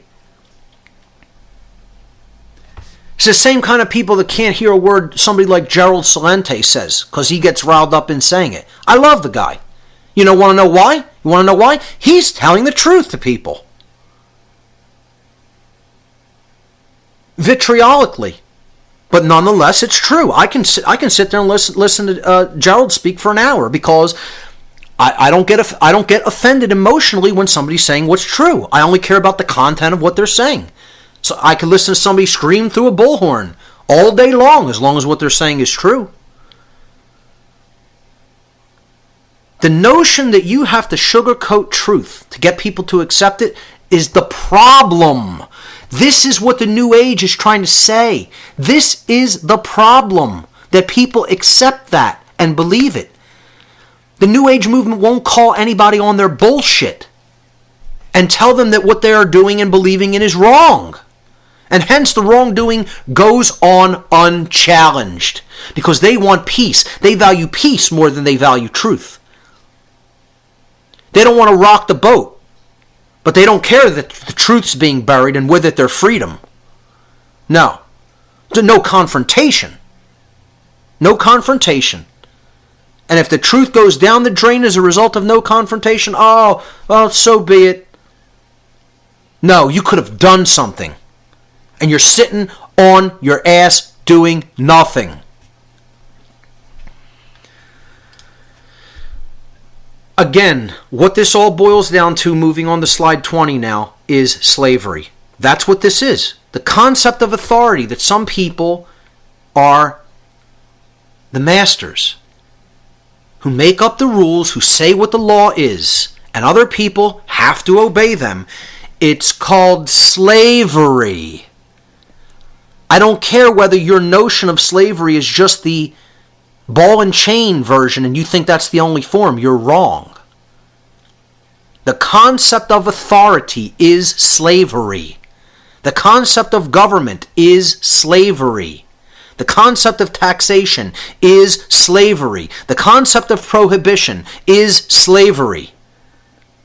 The concept of not being allowed to exercise your rights because somebody else tells you you can't, and they're saying you have to obey them when they say you can't exercise that right, is slavery.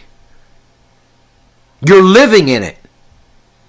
We didn't defeat slavery because we defeated the ball and chain version of slavery. You're still in slavery. The concept of authority, quote unquote authority, is an illusion. It is not real. It is an illusion. It is based in belief. It is not based in nature. It is an illusion of a diseased psyche.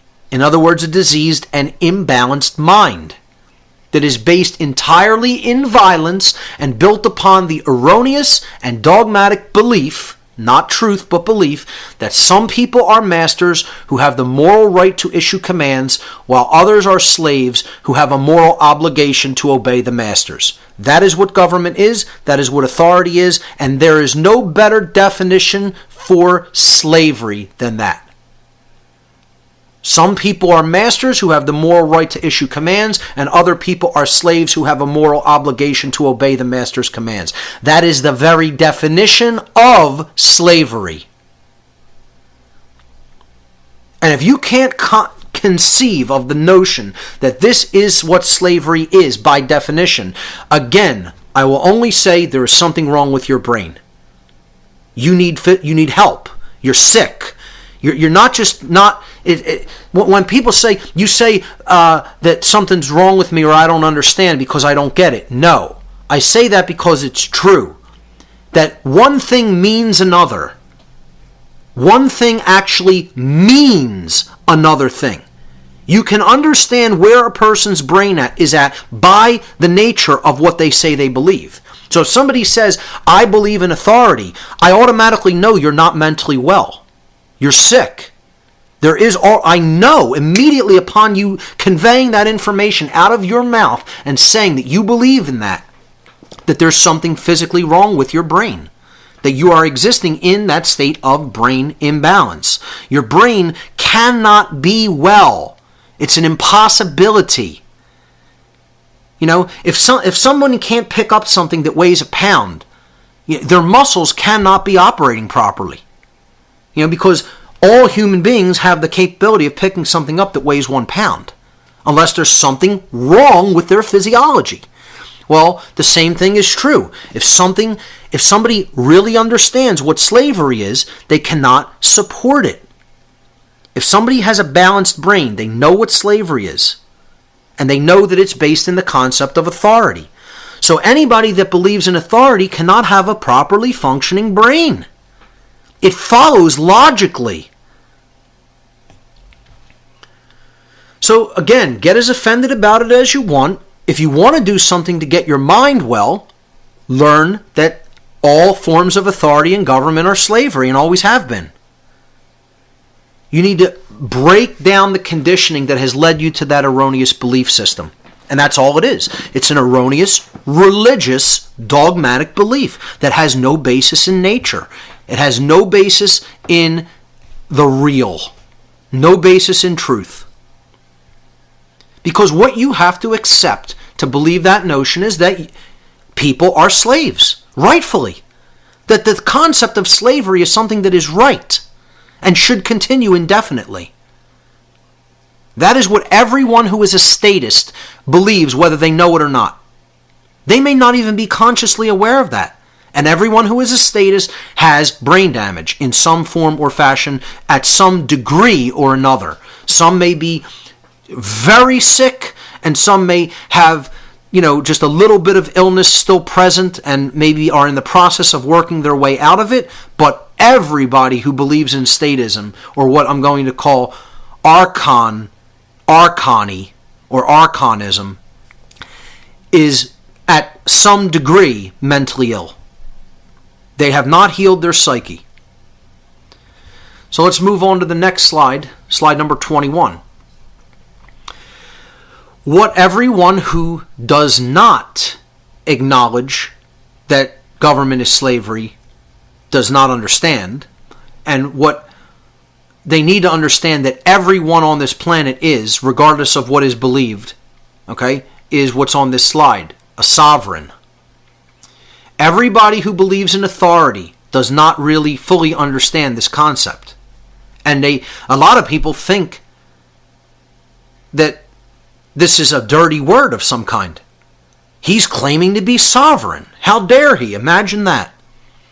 Because they don't understand the meaning of words. They don't understand where words they are speaking came from.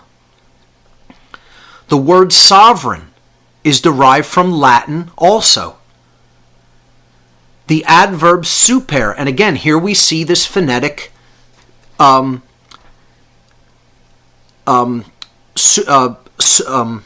the word I'm looking for? We see this phonetic changing, a substitution. That's it. Okay, this phonetic substitution of V, the modern V, in the ancient world, in ancient Latin, there was no V. Okay, so that sound is represented by the P. P in place of V, which we just saw in the previous example looking at the etymology of government, a B in place of a V.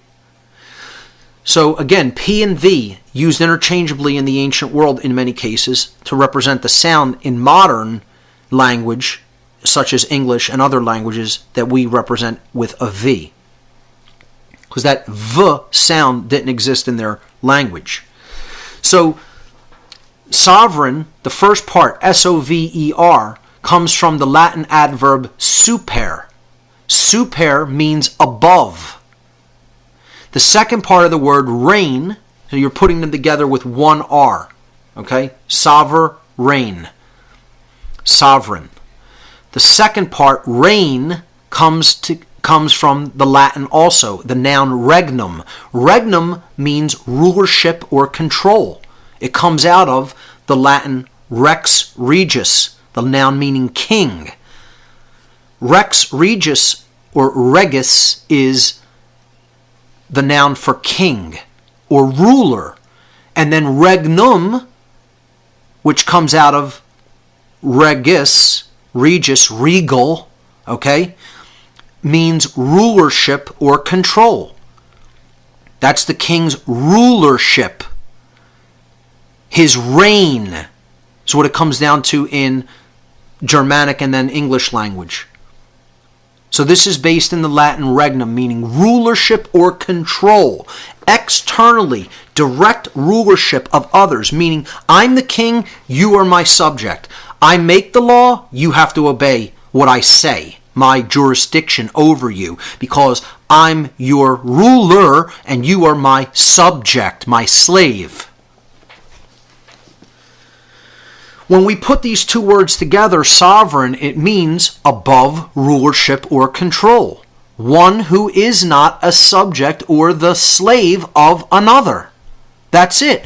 So in the next slide, 22, I just put the words not a slave. That's what the word sovereign means. It means not a slave. If you ask every person, just go and do this experiment with your family members. Just ask them, are you a slave? And none of them will want to admit that they're a slave. They'll say, no, I'm not a slave. And the correct response is no. Because regardless of what anyone believes or even what the condition is of other people believing that they're masters and other thugs supporting the masters in their claim that they are the rightful authorities, that doesn't make it true. So are the conditions of slavery in place? Yes, but that doesn't mean anybody is a rightful slave. There is no such thing. Never has been, never will be. Isn't now.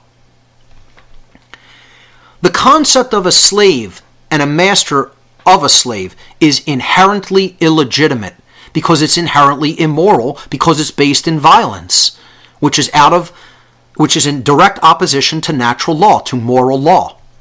Therefore, there is really no such thing in creation, legitimately, in nature, in reality, as a slave. That doesn't exist. No one is a slave. No one ever has been a slave. No one ever can be a slave. Can be. It's an impossibility for a slave to actually exist. The people who were taken from their homeland in Africa and brought over here immorally to this land during Civil War period and before, they were kept as slaves. That doesn't mean that that's what they were as people.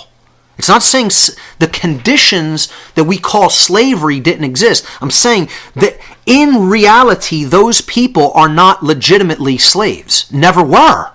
There's no such thing as the legitimization of slavery. They were free then. Even though they were being held, other people believed the condition of slavery was legitimate and they were being held as if they were slaves. What I'm trying to express is that that can never be true in reality. It never makes it true because people do this immoral behavior. It doesn't mean that they have a legitimate claim on that person's body. In fact, they were not their property. Never could be their property. They could only claim that, and other morons who don't understand freedom could accept that claim. The people who helped them to take those people into slavery, into bondage. And unfortunately, and it's true, and many people don't want to admit that it's true, when new generations had come up, yes, the people who were directly taken over here from Africa knew that they were being held as slaves against their will. When they had children and a new generation came up, they were so brainwashed by the people who ran the plantations and factories where they were put into manual labor, into indentured servitude, brainwashed them so well that they actually accepted the claim of slavery and believed that they were the legitimate property of their master, and thought that they legitimately should be punished for running away, trying to get away from that deplorable, immoral condition that they were being held in against their will, and thought that running away would be stealing themselves from their rightful owner, that their body was the legitimate property. Yes, that did exist.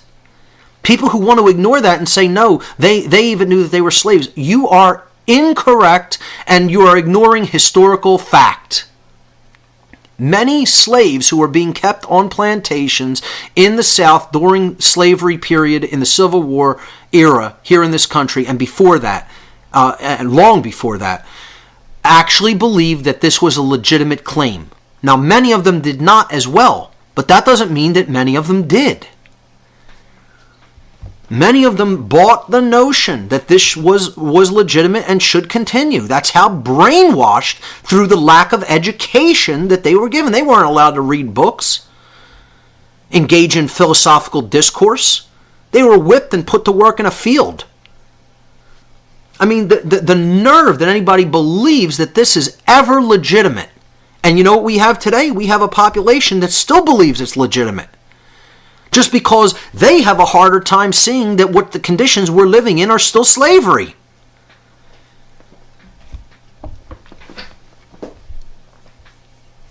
You know, they want it to continue because they don't want their personal responsibility. And I tell people this, and they get angry and defensive and mad and want to lash at me when I tell people when the slaves were released in America officially, many of them did not really want to go off and make a life for themselves and be free. Because, of course, almost all of them didn't really know how to read or write, had only manual labor skills. It's true. What kind of a life at that point, at that level of ignorance that they were kept in, would they eke out? And it's a very scary situation.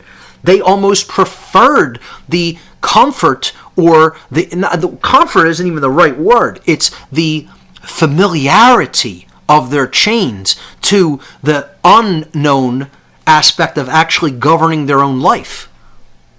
And again, I'm not attacking any group of people or race or anything like that. I'm saying that this is the mental mindset that when somebody's been held in captivity for so long that develops. It's Stockholm Syndrome. You identify with your condition, your oppressive condition, and with your masters and owners, so-called claimed masters and owners, and that's what people want to continue in their ignorance. And yes, that is also historical fact that many slaves took that mental attitude upon their release. It's not an attack. It's historical fact. I'm not attacking anybody. I'm telling you how it actually was. And of course, many of them did not take that position and absolutely wanted to go to work making a real life for themselves and caring for themselves and building a family and, learning and growing as individuals. Many took that attitude. So I'm trying to say both of these attitudes are still alive today, alive and well. And there's a problem with one of them. One of them is not based in right. It is always wrong because you are supporting, for whatever reason you're doing it. Oh, the government provides this assistance to me. Oh, my child's in a government-run school. It's free education. I wouldn't have to pay for an education. I don't care why you're doing it. No matter what reason you're doing it, it's still support of slavery. It is the support of slavery, whether you understand that or not. And all I'm trying to say is that at all times and places, slavery is immoral and illegitimate and should be ended. That's another thing. A slave master wants people to accept, you're better off with me. I take good care of you. You don't want to be on your own, do you? Oh, you'd have to make hard choices. You'd have to, do other forms of work that you're totally responsible for what you get.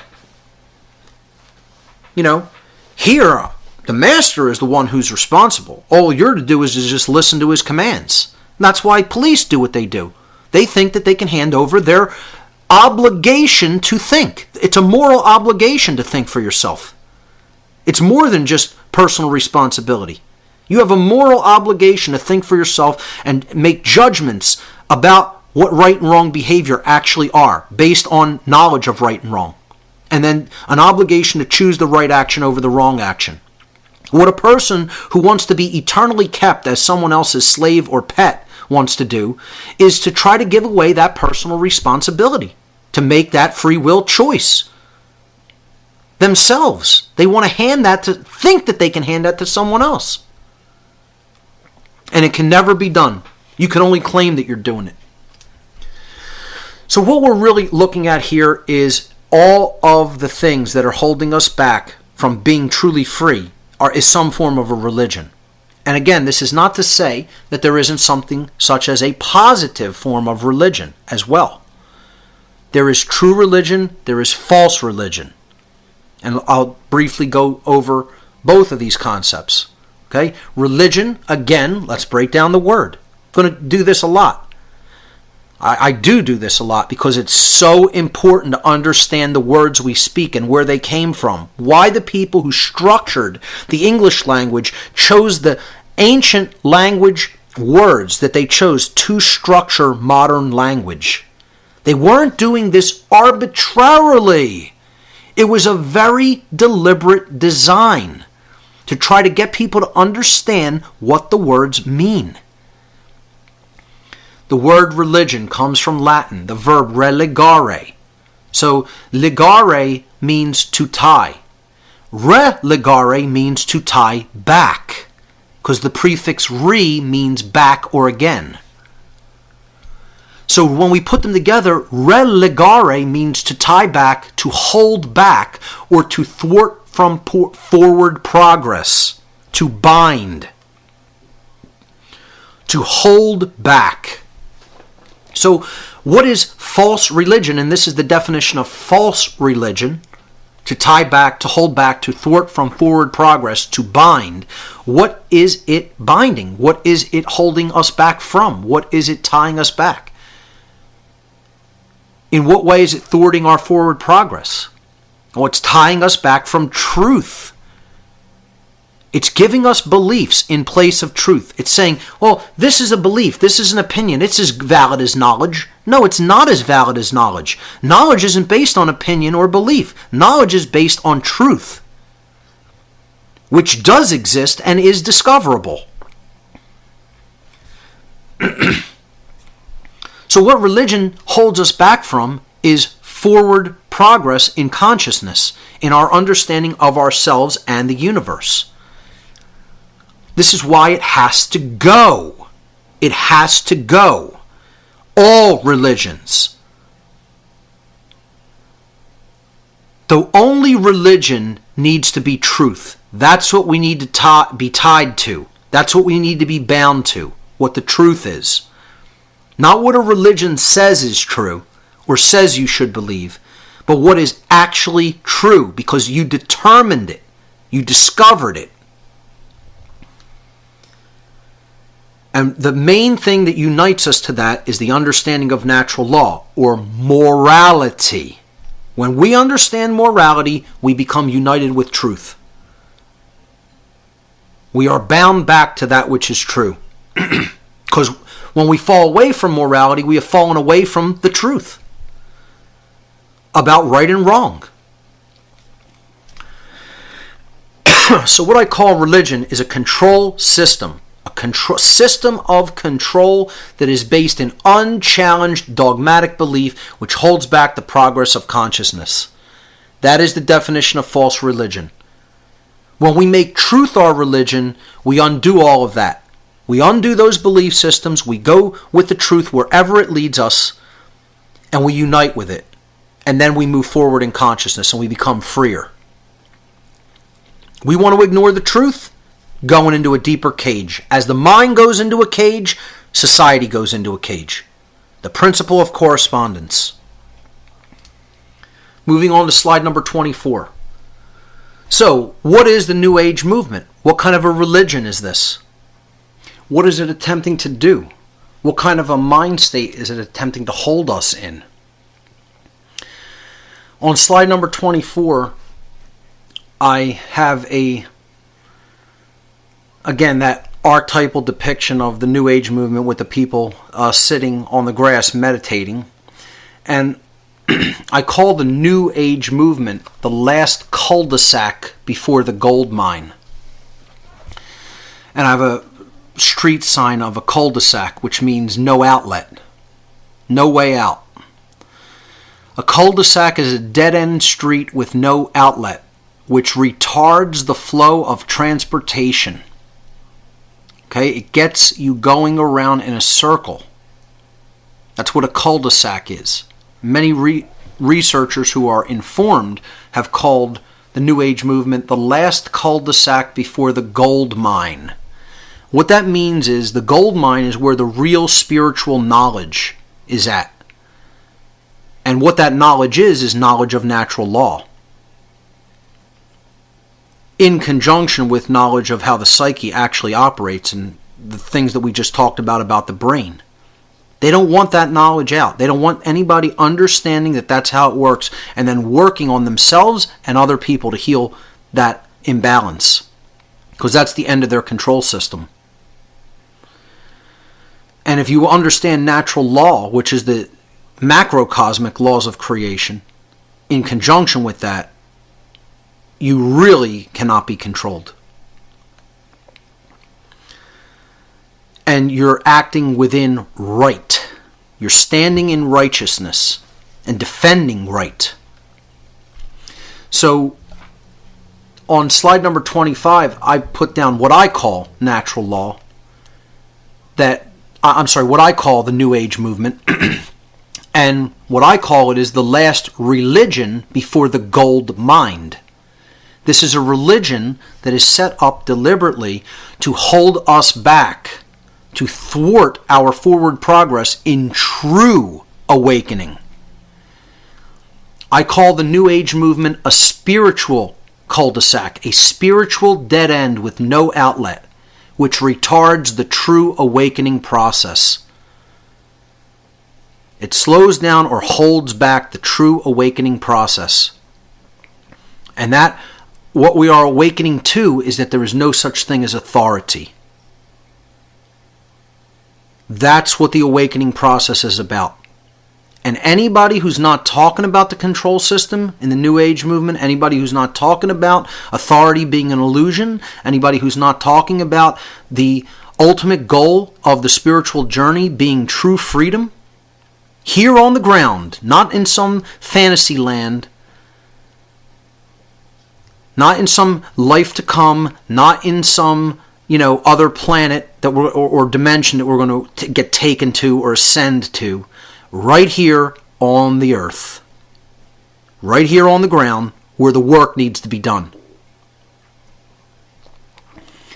So that's what I look at the New Age movement as. It's a religion. When the other religions haven't worked and people haven't bought into those religions, you need to get them into one of these other religions. Government and the New Age movement are those two modern religions.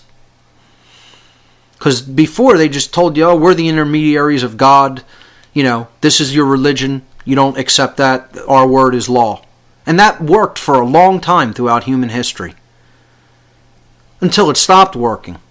Now they had to come up with new religions called government and called the New Age movement.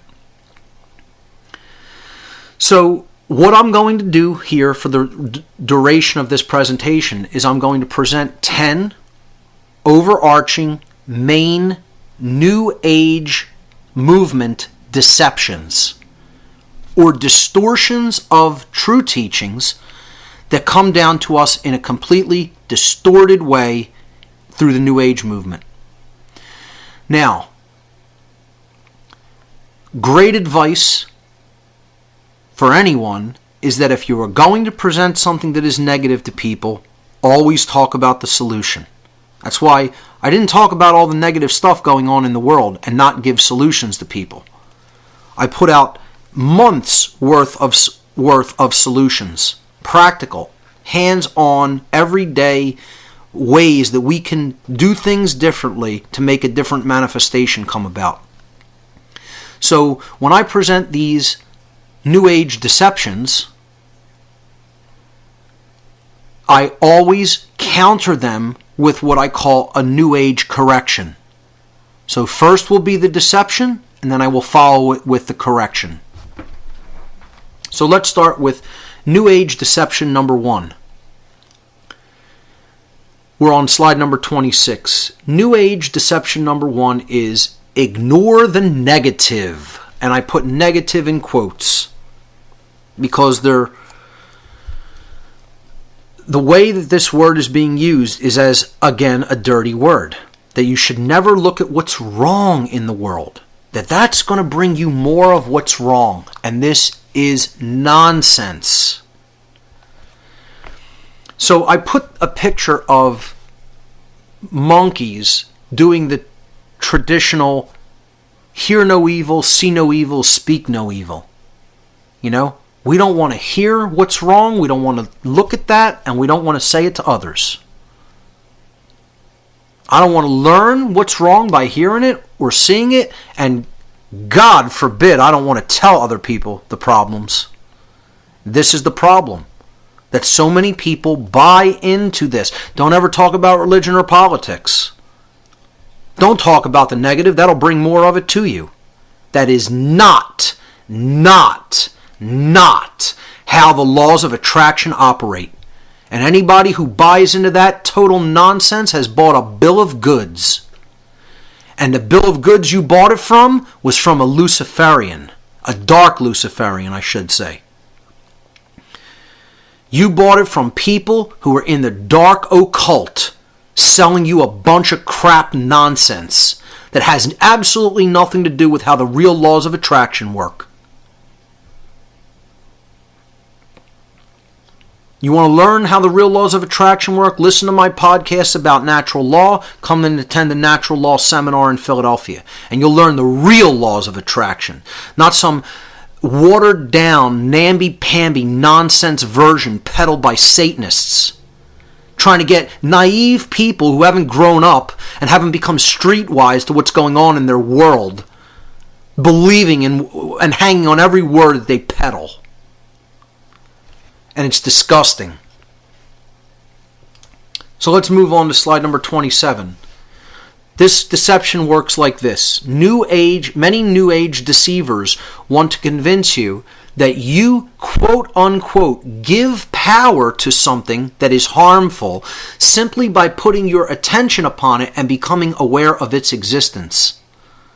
Therefore, you should never pay attention to or talk about anything that is, quote unquote, negative. Ignore the negative.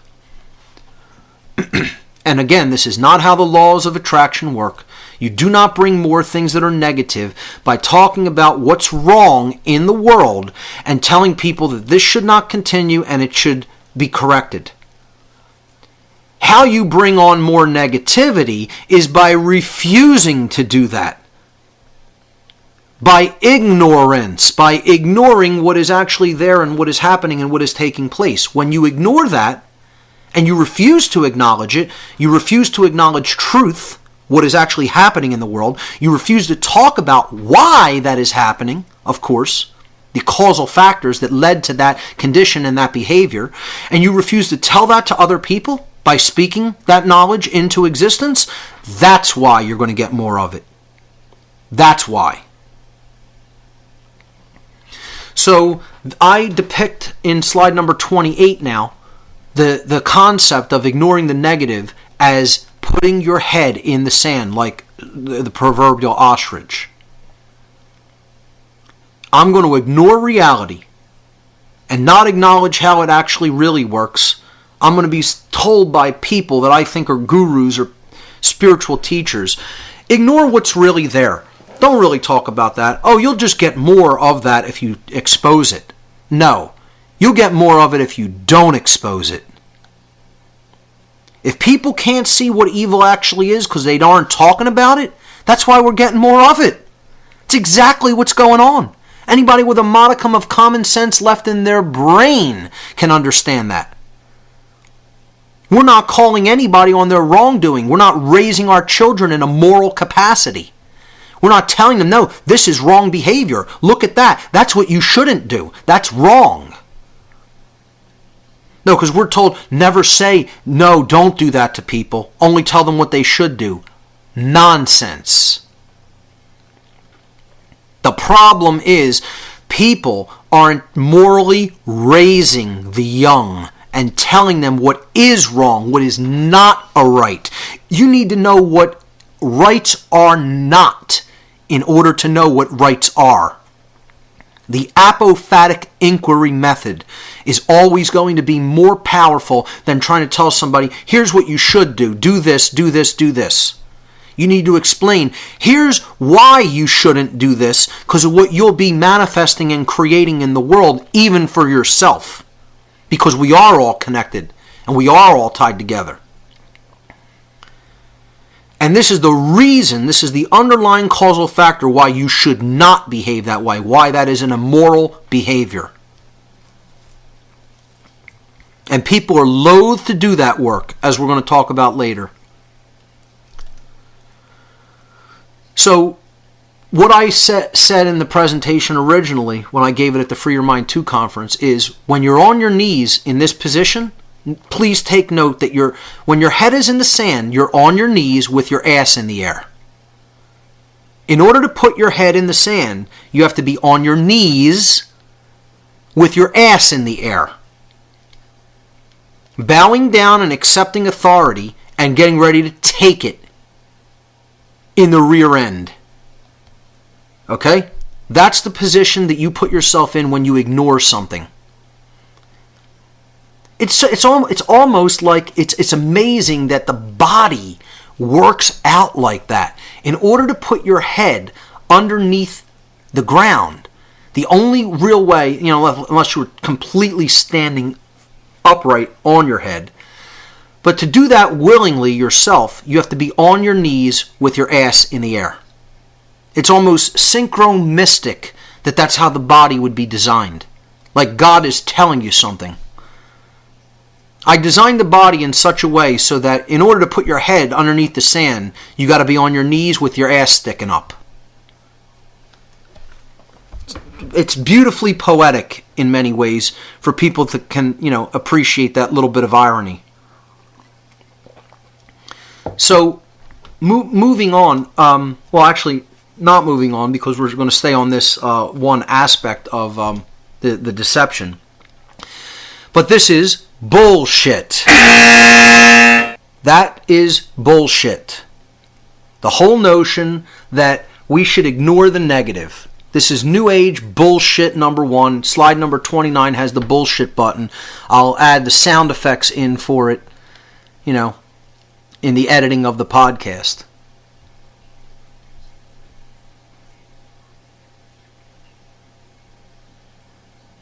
It's just unbelievable that people think that that people have been convinced into thinking that you're going to generate more negativity by talking about the things that are wrong that need to be corrected in the world.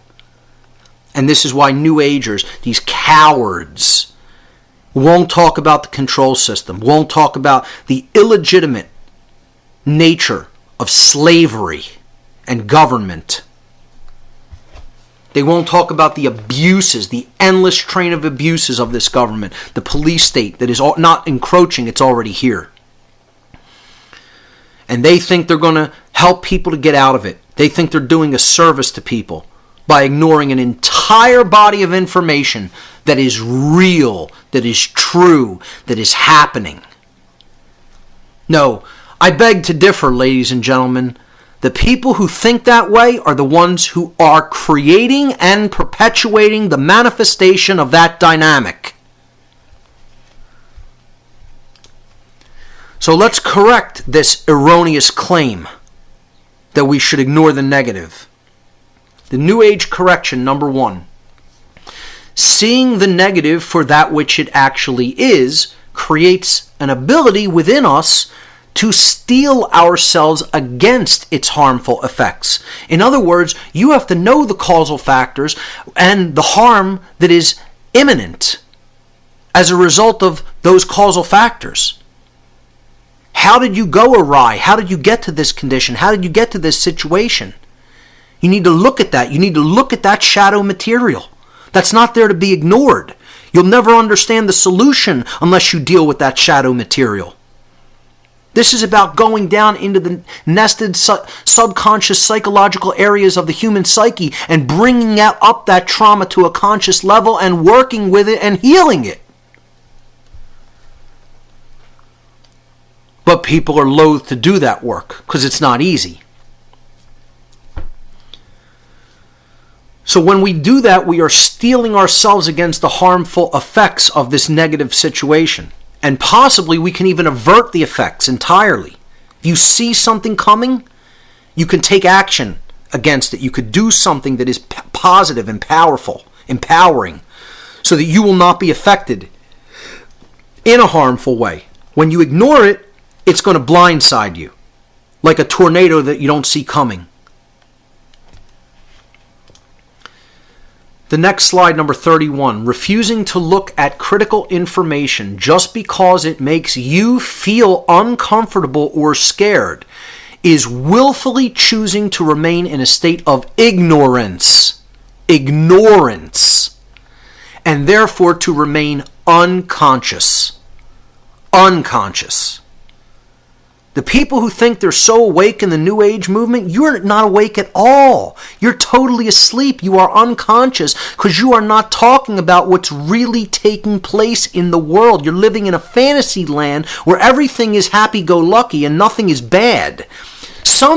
Look, I'm going to go and directly insult this person because, quite frankly, they're a jackass who deserves to be insulted. Okay? A woman who attended the Free Your Mind 2 conference, and I don't really care who this offends, her personally, I don't care. I'm going to say, when I see a jackass, I'm going to call them a jackass. Somebody who attended, and you'll see it on the films, and because she asked, made a comment at the Gathering of the Minds discussion panel, that there's no such thing as a negative experience, actually said that. There's no such thing as a negative experience. Everything is just an experience. The level of naivete and illness that someone has to be in to have their mind worked into this state is so staggering that, like I said, to the Satanists and Luciferians who told me they were going to be putting information like this into the world through the New Age movement, all I can say is, wow, I can't even believe you got it done. I never would have thought it possible. Congratulations are in order in some ways. Like, I would shake your hand as an opponent. Not because I really respect your level of mental sickness and illness and psychopathy, but I wouldn't have even thought it would be possible to make someone's mind that dumb. To dumb someone down to that level and simultaneously get them to think that they know what real spirituality is about. Just brilliantly well done is all I can say. That's all, and I feel horrifically sad to have to admit that, but nonetheless, this is the level of deception that we're up against, and how crafty it is, and how well they're able to carry out what they say they're going to carry out. Because they have created people exactly as they say they're going to create them. This is a golem, an animated creature made by the dark occultist. That's what that person is. Let me tell you something, lady. Pedophilia is happening. And that's not just an experience. The murder of children is happening. And that's not just an experience. That's called evil. And you need to get through your brainwashed religious New Age bullshit skull that evil exists and is operating all around us. Because you're not streetwise. You're a naive child who's bought something that somebody else sold you that you want to hear. You don't want to hear what the truth is. If you're in a rape room being tortured by dark occultists, you wouldn't be saying it's just an experience. Trust me. You wouldn't be saying that. So get over yourself and get out of this nonsense ego trance that is the New Age movement, that is feeding you lie after lie after lie after lie after lie, and telling you that it's spiritual, telling you you're awake because you think that child pedophilia, rape, and murder is not bad. We're judging it when we say it's bad, it's negative. It shouldn't be, it shouldn't exist. You want to talk about having your head in the sand? It's not in the sand, it's up your ass is where it's at. And anybody who promulgates that nonsense, that's where your head is too. No, because that experience hasn't been yours. So you won't say that's evil and it shouldn't happen. And we should stop it by whatever force has to be used to stop it, which is called taking right defensive action when somebody's rights and life are being violated. You haven't learned a thing about what spirituality is. You haven't learned a thing about what right and wrong are. So don't lie and tell anybody else you're a spiritual person and you know what real spirituality is, making an asinine statement like that. Because you don't know the first thing about them. And I'll be the one to tell you that you don't. If nobody else will, I'll tell you that, and I just did. And I hope she hears it and listens to this. I don't know her name, but whatever. I don't really want to be honest. You know, and the fact that other people believe this bullshit, it's a disgrace. Let's move on to New Age deception number 2, which goes hand in hand with the first of never look at the negative. And that's never get angry. Never get angry. There's nothing to get angry about. Everything is fine. Let's talk in these calm, soothing tones. Oh, the world is fine the way it is. There's nothing wrong. Don't get angry. Don't raise your voice. Never feel any negative emotions. Anger is negative. It shouldn't exist. There's no reason for anger to exist. There's no proper role for anger. I mean, people actually believe this nonsense. This is just total tripe. I just can't even believe people are that naive that they believe that there's no proper role for anger. If you couldn't experience, if anger were not there to be experienced, you wouldn't be able to feel it. There's a reason, there's a role for it. There's a proper role for all the emotions. All the emotions. Anger is there for a reason. I put on the slide, Never Get Angry, my favorite comic book character, my favorite superhero, if you will.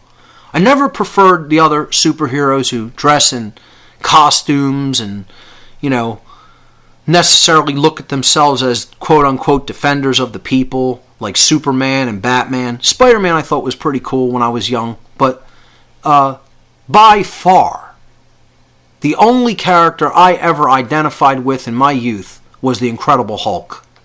If there is one comic book that I, got into and thought that that character was the man. It was the Incredible Hulk. And there's a reason. And there's a reason he's green. That's not an accident either. The Hulk was someone who wanted to be left alone. That's all the Hulk ever wanted. Bruce Banner didn't hurt anybody who would transform into the Incredible Hulk when other people refused to leave him alone. You know, you could even watch the TV series, The Incredible Hulk, with Lou Ferrigno as the Hulk. The same concept arises there over and over again. This person wants to be left alone. He wants to be allowed to live his life in peace. And he constantly encounters people who won't allow that. And he tells them, don't make me angry. You won't like me when I'm angry. Because all he's doing is acting in a defensive posture. He's going on the attack only when he's been forced into a corner. And then he flips out, and people don't like what happens when he flips out. And I would suggest this is where America is right now. We are Bruce Banner on the verge of transformation into the Incredible Hulk. And let me tell you something. When the transformation happens, the people who have pushed us into this corner are not going to like the Americans when they're angry. And I would suggest to them to go study the French Revolution in detail. Because if you think what happened in the French Revolution was bloody and violent, you have not seen anything compared to what is going to happen on American soil. If people do not allow this control system of violence and slavery to deteriorate naturally and organically on its own. You're going to be people are going to be wishing that the Incredible Hulk was tearing things up, because what they're going to witness is going to be something so far beyond that it's the likes of which humanity has never seen in history ever. And that's what I am again attempting to avoid. I am not trying to push that dynamic. I am trying to avert that dynamic by teaching people the difference between right and wrong and helping them to accept that they have been duped and they have been wrong their whole life. That they are under mind control and need to heal their hemispheres of their brain in conjunction with the heart to get out of that level of mind control and therefore stop supporting evil and slavery. So I intuitively resonated with the character of the Hulk because, as they say, there are only two kinds of people. The people who want to be left alone and the people who won't leave them alone. That's it. There are aggressors and there are people who understand the non-aggression principle and that you shouldn't initiate violence and coercion.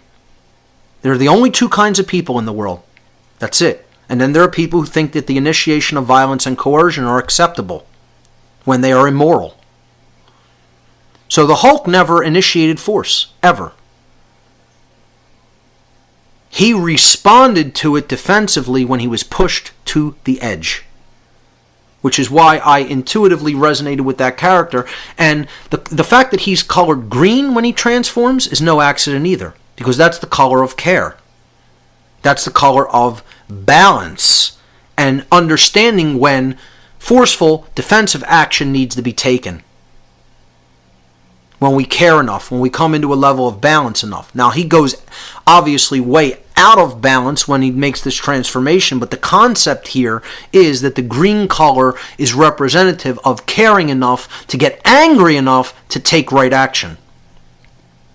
Even if that action has to be based in defensive force, which we're going to talk about later in the presentation. On slide number 33, this is what they would turn the masculine instinct into of self-preservation and defense when your rights are being attacked, when your life is being attacked. This is what the New Age movement seeks to turn it into.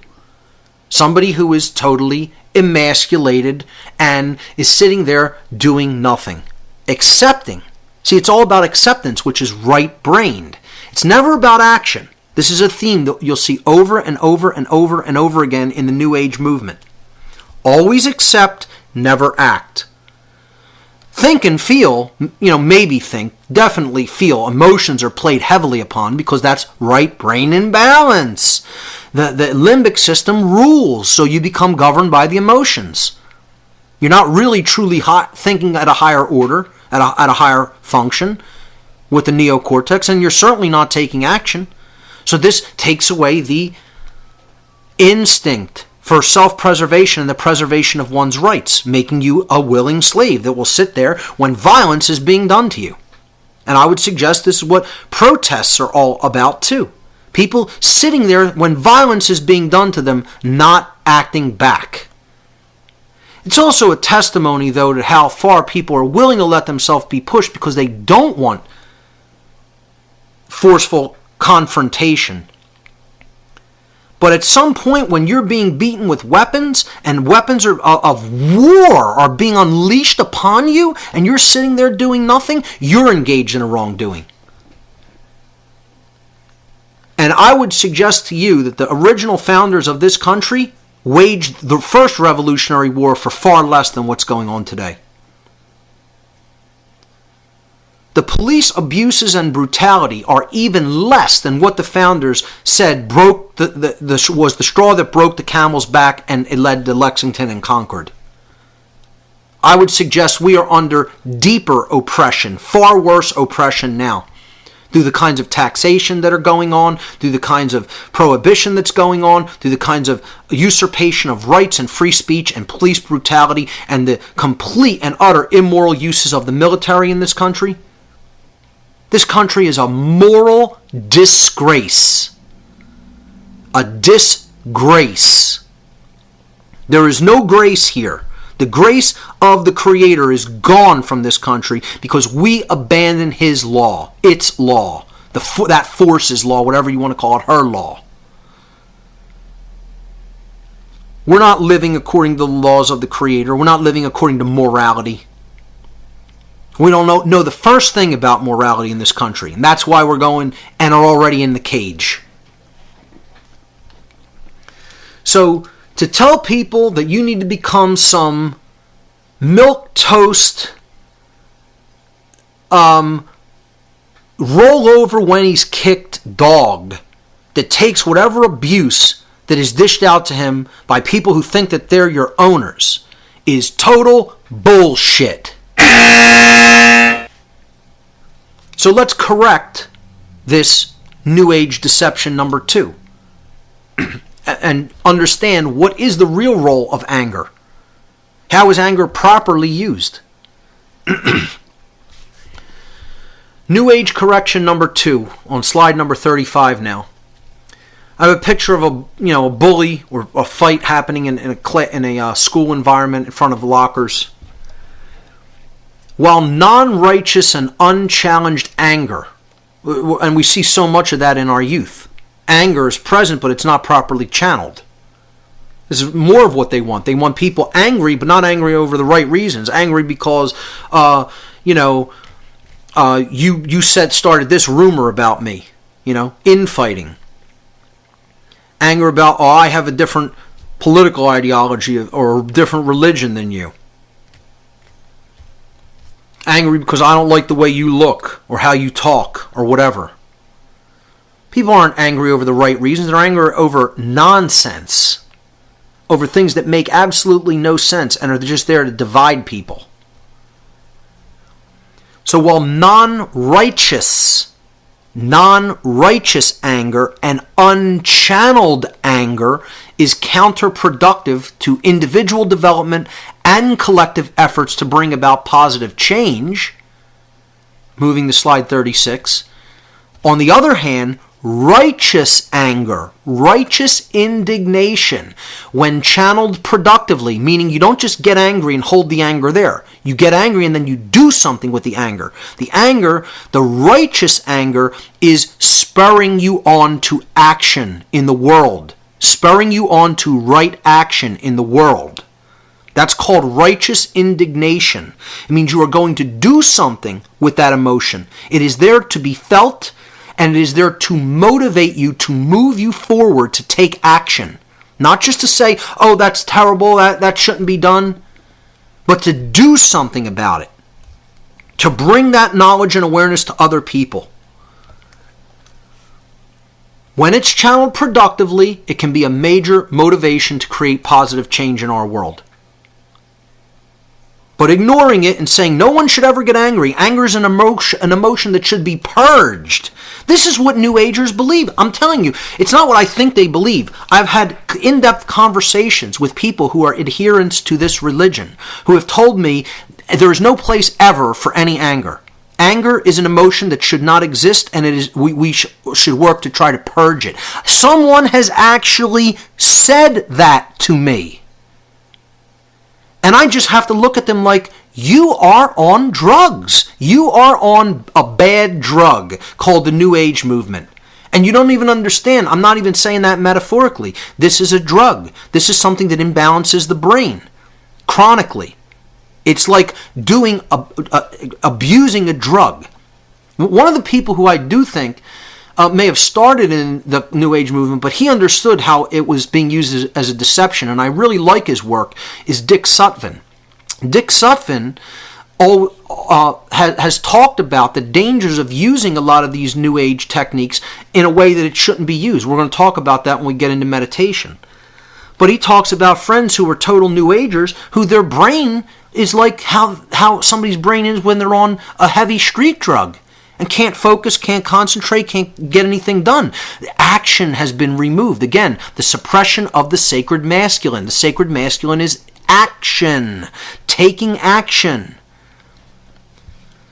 Thoughts are the neutral component that underlie everything. The sacred feminine is the emotional qualities, and then the sacred masculine is the actions, is our behavior. And that's what they want to ultimately cut off.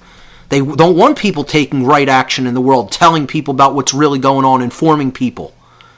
They want you calm, and they want you sedated, non-active, sitting there doing nothing. When you get angry, it can motivate you to proper action. And the image that I show here is a meme from the movie Network, which I highly recommend, because that's what Howard Beale in Network is talking about. I'm mad as hell. I'm not going to take this anymore. I'm going to do something to change this. It isn't good enough to say I disagree with it. Thought and emotion give rise to action. If they're not giving rise to action, you're not doing the proper things with your thoughts and your emotions. It's not about knowing something or feeling something. It's about knowing it, feeling it, then doing it. And again, as ancient philosophers have said, to know and not to do is not to know. If you claim to know something and you're not actually acting on that, you're not actually doing something with that knowledge, you don't really know it. You haven't really deeply integrated it. You don't know. You're just saying that you know. And that's what so many people in the New Age movement are. People who say that they know, they don't do, and therefore they don't really know.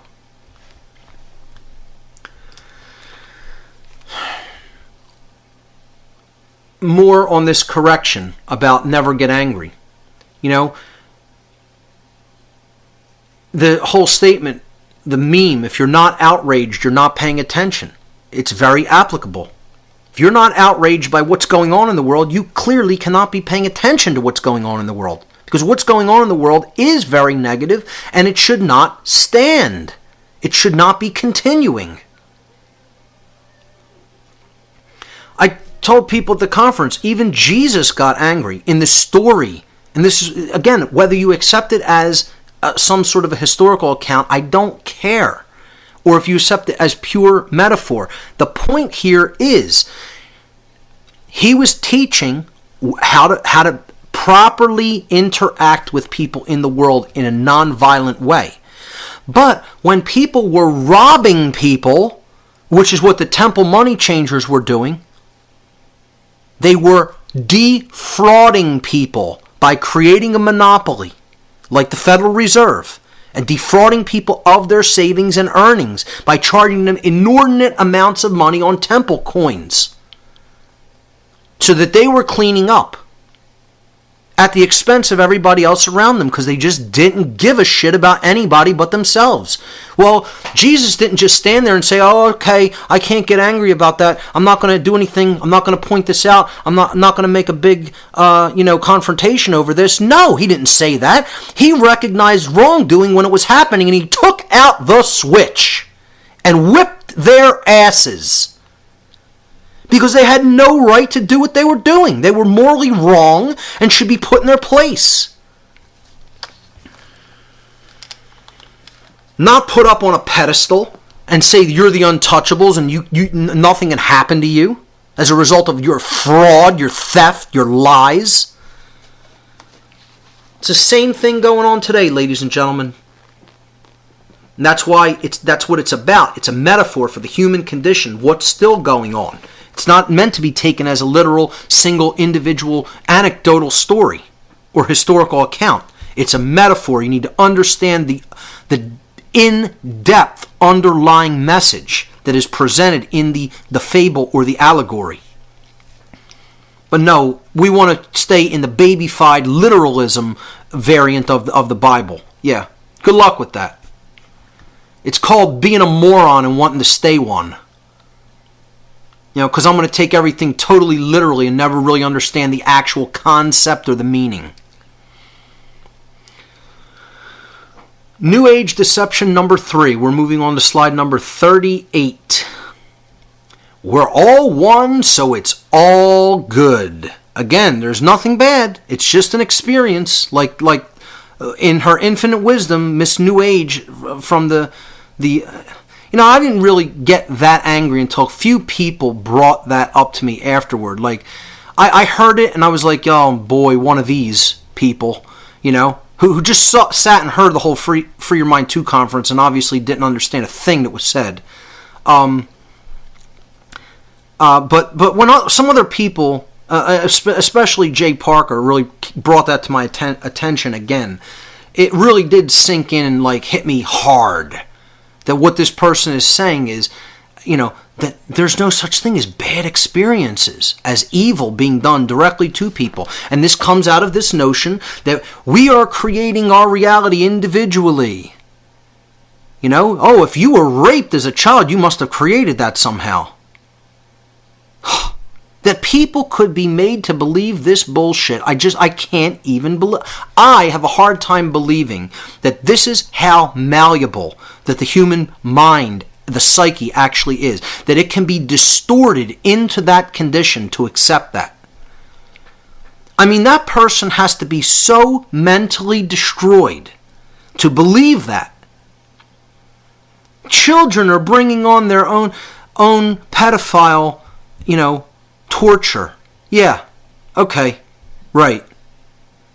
Yeah, and you're not a total retarded person. Let me tell you something. People with Down syndrome have nothing on people who think like that.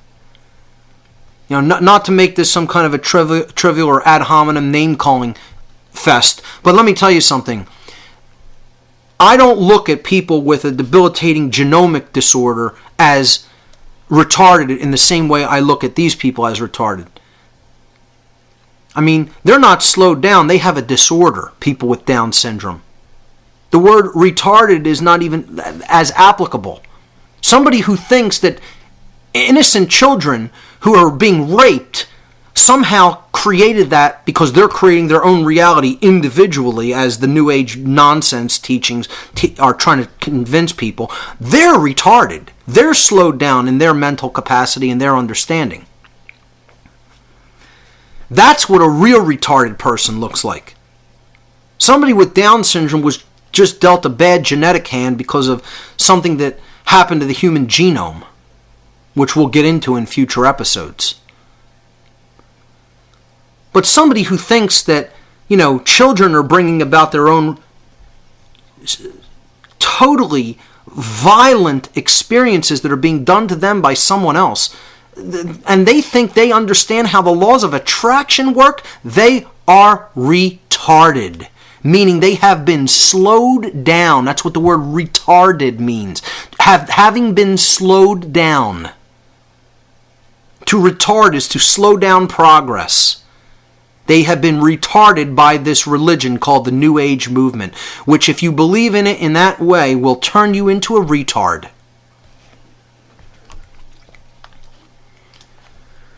So, there's no bad experiences. It's all good. Everything is good. Everything that's happening is good. It's just an experience. That's all. Moving on to slide number 39, many New Agers tout the concepts such as right and wrong as dualistic. Right and wrong are dualistic. Oh, there's no such thing. It's all an experience. There's no right. There's no wrong. I can't even tell you how many people in the New Age movement have told me this. And are open about it and are proud of it. When you talk about right and wrong, you're reinforcing duality. No, dunce. Right and wrong exist in nature. The reason that we're in the state of duality is because we don't understand what rights are. We don't understand what wrongs are. And we're listening to idiots who are telling us that there's no distinction between those two things. So we never exercise judgment about those things, and therefore we never actually truly come into conscience, which is actually exercising one's conscience, is making a willful decision between the objective difference between right and wrong and choosing the right action over the wrong action. And more people than not are not doing that. They're not exercising their conscience for the very reason that they believe in this bullshit called moral relativism. Because that's what this is. The concept that right and wrong are dualistic and therefore they're invalid. They're trying to convince people that everything that happens is okay, it's all good. This is a form of moral relativism. The idea on slide 40, I put the words moral relativism up on the slide, that there's no such thing as right and wrong. Man gets to make that up. It's all just an experience. Nothing is good, nothing is bad, nothing is right, nothing is wrong, nothing is good, nothing is evil. And you know what that's called? It's called bullshit. That's what it's called. It's called bullshit. Because if you'll believe that, you'll believe anything. That is just a total naive child's way of looking at the world. And they got people believing that they're somehow spiritually elevated because they no longer accept the dichotomy between right and wrong. And again, this is all about accepting that man makes up right and wrong. That's what this is about. They're trying to peddle that notion of moral relativism in the New Age movement. They got it peddled really well in government, that you could turn a right into a wrong. All you got to do is sign a law about it. You could take someone's right away. Turn it into a wrong that's punishable. Oh, and we can turn a wrong into a right. Oh, these people want to do all this manipulation with people's money, and ultimately it results in total theft, the degradation of their savings, the degradation of their investments. Oh, well, that's legal. They did it legally. We passed a law saying you're allowed to do this. So these bankers can't be tried. They're too big to fail. Don't you know? We could turn a wrong into a right too, just as easily as we could turn a right, like free speech, into a wrong. And people believe them. They accept this as true. Because they are under mind control and have their head up their ass. And quite frankly, I'm totally tired of it. I'm tired of it. I don't want to live like this anymore. And in order to stop it, you need to get involved. You can't just say you know and that's good enough.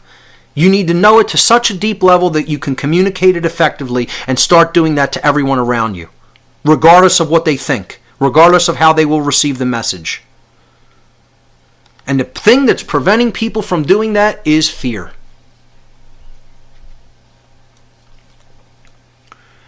So the correction to this, slide number 42, New Age correction number 3, it's not all good.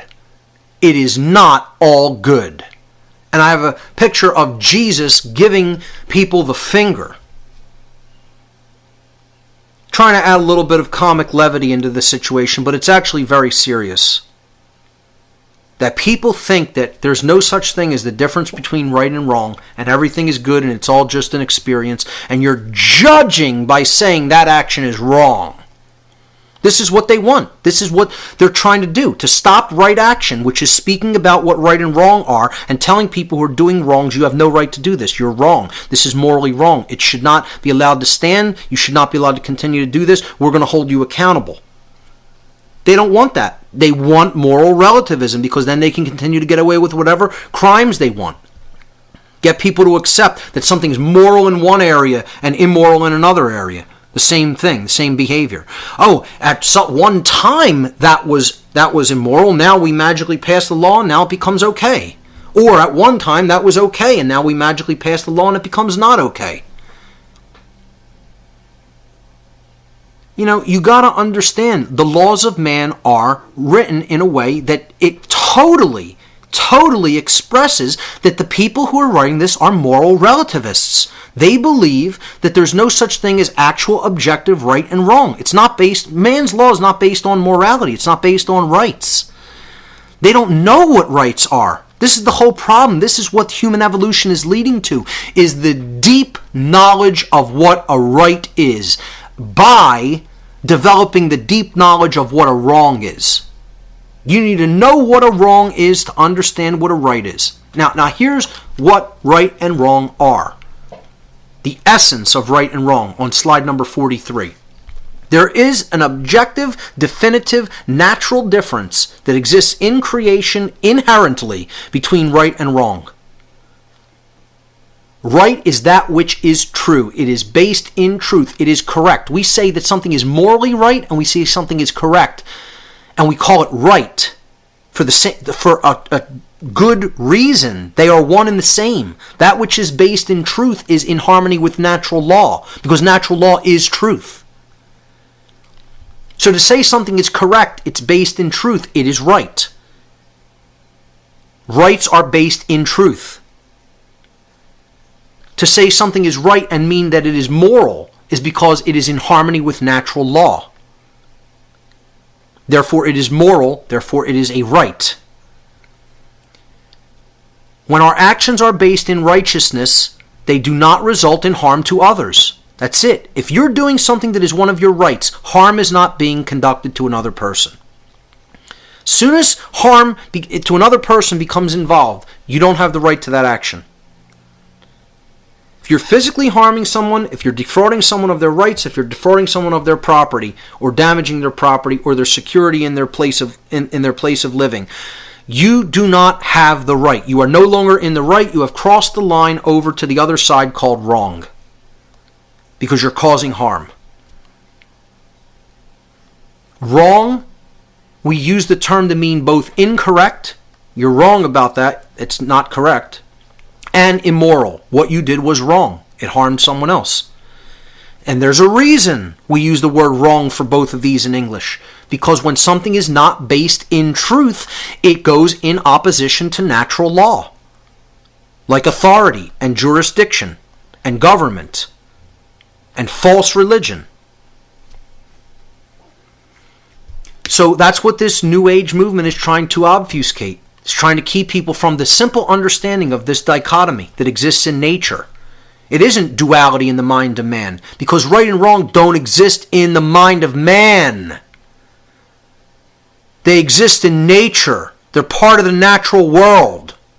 They're part of the universe. They're inherent to the universe itself. When actions are based in wrongdoing, it leads to harm to others. It results in harm to others. Real simple.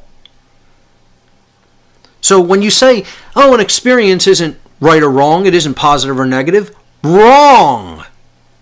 If an experience is in harmony with natural law, then it's right. And it should continue. It should be allowed to exist.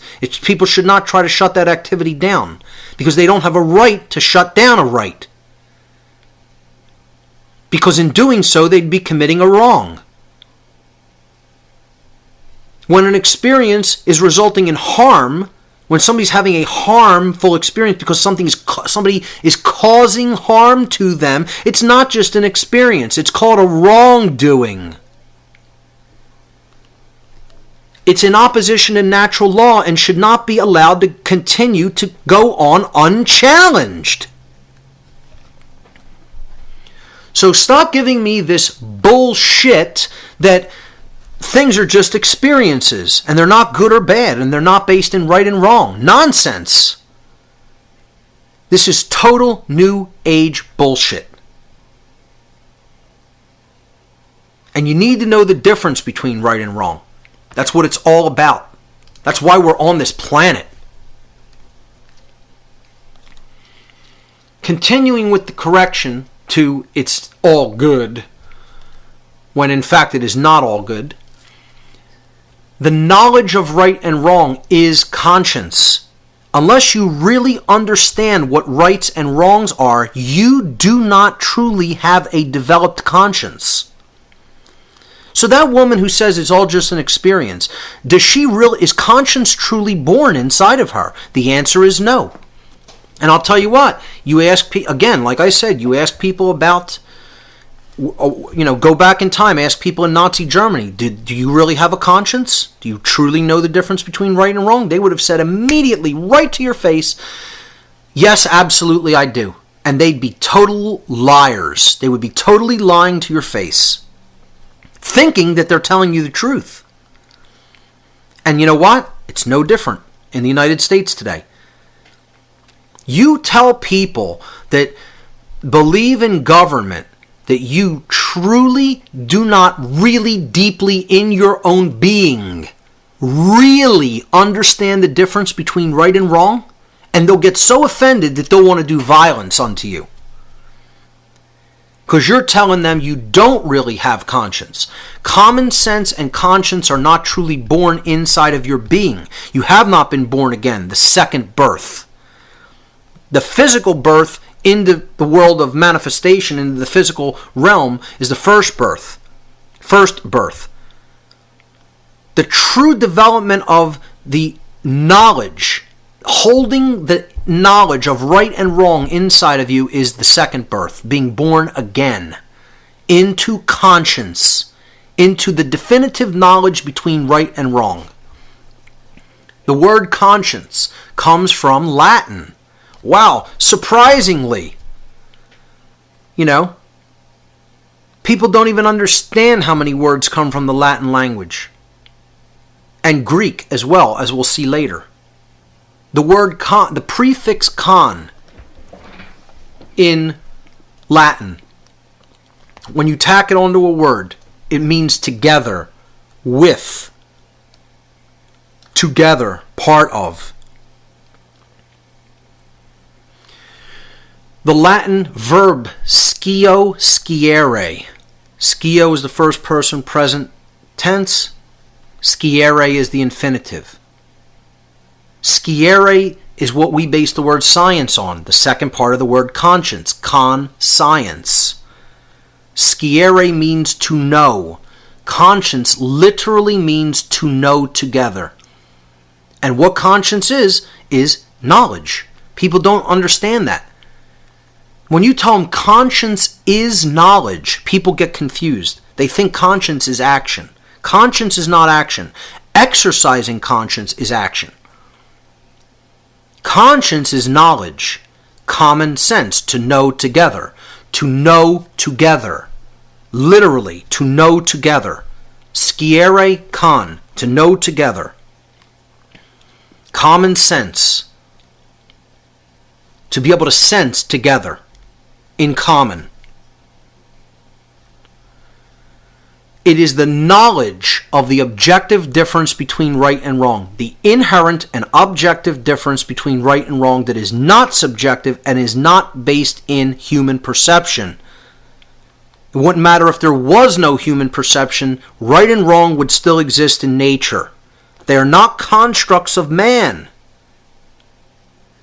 They are based in what is. They are based in truth. They are based in natural law. They come out of natural law, which is the law that governs consequences of right and wrong behavior.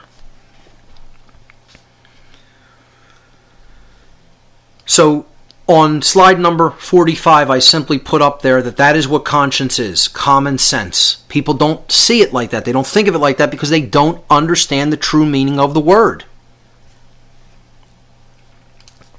Moving on to slide number 46. Continuing with this New Age correction of it's all good. See, this comes from the idea that everything is duality. And thinking right and wrong, oh, good and evil, those are dualistic notions. Just like we think that spirituality is all about total transcendence of matter. The New Agers believe, oh, we're going to ascend out of this realm. Yeah. We're going to get 7-foot tall light bodies. I've heard this one. We're going to ascend into angelic form of beings that, are these light bodies, and we're going to go to Andromeda. Yep. That's what's going to happen when we don't even understand the difference between right and wrong. Yep. Good luck with that. Let me know how that works out for ya. Okay? I mean, it's a child. This mentality is a child who wants to hear what they want to hear. Forget about what is or what's true. That's meaningless. I have my beliefs, and they get crazier and crazier and crazier, and what's real, forget it. I'm putting on these glasses, and I can't see the real world. These are my Andromeda glasses. I see all the spacecrafts in the sky coming down to rescue us from our immorality when I put these glasses on. Don't you know? Yep. See, this whole notion comes out of the idea of the primacy of either spirit or matter. And again, here's another one of these slides that is going to upset people. Everybody. Because most people are in this schism. That either one or the other is primal. One or the other is superior to the other. You have scientific materialists that, matter is primal. Matter is superior. It's the root of everything.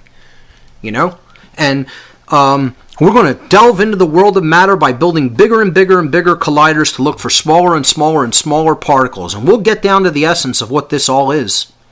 Because it's not infinity in both directions, no. We'll find the basic building block of everything.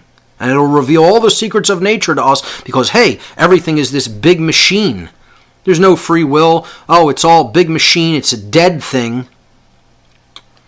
And matter is going to unlock all the answers. Then you have the New Agers and the religionists. Oh, spirit is primary to everything. It doesn't matter what happens in the physical world, to a point where, you just need to believe something. Forget about what's going on in the physical. This world is transitory, and it doesn't even matter what happens here. Doesn't matter.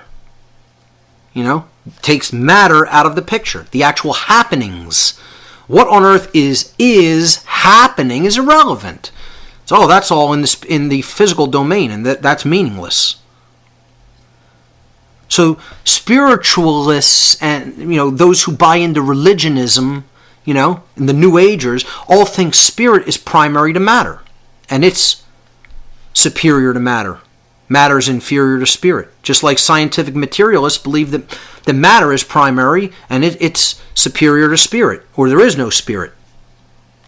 And both of these views are totally imbalanced. One comes from the primacy of matter, comes from a totally left brain imbalanced worldview. The primacy of spirit comes from a totally imbalanced right brain worldview. What we need to understand on these two simple slides, if people could really get this, what's depicted on these two very simple slides, what I call the non-duality of spirit and matter, is that they are one and the same. The spiritual realm is the physical realm. The physical realm is the spiritual realm. This is where it all occurs. This is where all the lessons are learned. You're not going anywhere else. You got to be here now and get the lesson. Nobody's coming to rescue us from ourselves in our own ignorance. You're here for a reason. You're here to learn the lesson that will help us to transcend this condition and actually be free. So we can go on to do incredible things and truly evolve. Then maybe we'll evolve into some other form at some future point, way, way, way in the future. But we're not there yet. And I'm not worried about that now. Because I'm here now trying to do active work on the ground in the real world. Not thinking about when is Zoroaster going to come and rescue me? When are the, Andromedans or the Pleiadians coming down in their big craft to transfer our minds into the big light bodies that they're promising us and take us off to a place where there's no violence and slavery. Well, that ain't how it's going to happen. This is all childish nonsense because people don't want to understand that hard work has to be done here. Deep understanding has to be developed here by reading, by working with yourself, by working with the shadow material in your own subconscious mind, which no one wants to do. By understanding the nature of the human psyche, and in doing so we'll understand the nature of the universe. No, that self-knowledge is hard won. It is hard fought for, and it is hard won based on where we're at. That's why so many people are loath to do that great work. We have to understand neither of these aspects of creation, spirit and matter, are primal to each other, are superior. Neither are inferior. They are all part of the one and the all. Again, you want to know where the spiritual realm is? It's right here. And the people who think there is no spirit, they're just equally as imbalanced. You know? That the material, physical aspects of existence are all that exist. Well, there is a spiritual domain, and it is right here. Spirit is not superior to matter. Matter is not superior to spirit. Get it through your head, folks. Understand these are one and the same. We need to understand that's where the duality that is destructive lies. In people thinking that these are two separate things and warring over the primacy of either one of them. So let's move on to New Age deception number 4. You can never really know. Oh, we started on this one on day 1, didn't we? You can never really know. There's no such thing as truth or knowledge. It's all a matter of subjective opinion. You know, because perception is all that exists in the universe. Nothing can be sure to exist except perception. Nothing can be known about what actually occurred. Nothing can be known about how the laws of nature work. Nothing can be known about the self. Oh no, these are all just subjective opinions. Everybody's opinion is just equally as valid as everybody else's. That person's uninformed opinion is as good as this person's years of study and knowledge. Yeah, okay. Yep. And people believe it. And you know what these people are called? They're called solipsists. Solipsism is the religion they believe in. And this is a big part of the New Age movement. You constantly hear, all I know is that I know nothing. Well, let me tell you something, folks. Nobody's going to tell me that I know nothing because I know quite a bit. I don't know everything. I would never make such a ridiculous, nonsensical, and arrogant claim. But what I will tell people that I know just about all there is to know about is what is necessary to free humanity from the current condition that it's in. That I know quite a bit about. And I'm not afraid to tell people I know that. I don't think I know it. It's not a belief. It is not based on my perceptions. I have uncovered and discovered that knowledge, and I know it. I hold it within me, in my consciousness. So don't tell me I know nothing, or that I should be so humble as to say I know nothing. I'm not telling you that knowledge makes me some kind of a Superman, but don't tell me I don't hold it. I don't know it. And I'm not the first, I won't be the last. I'm nobody special for having known that.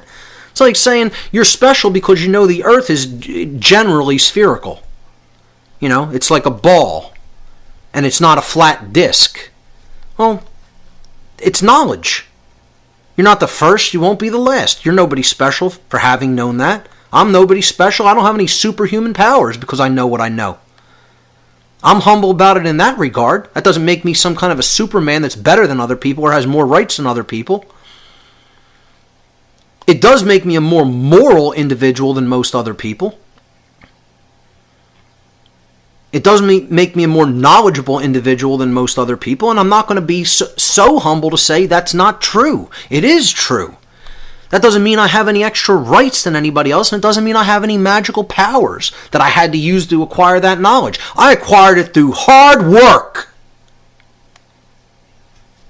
that other people don't want to do.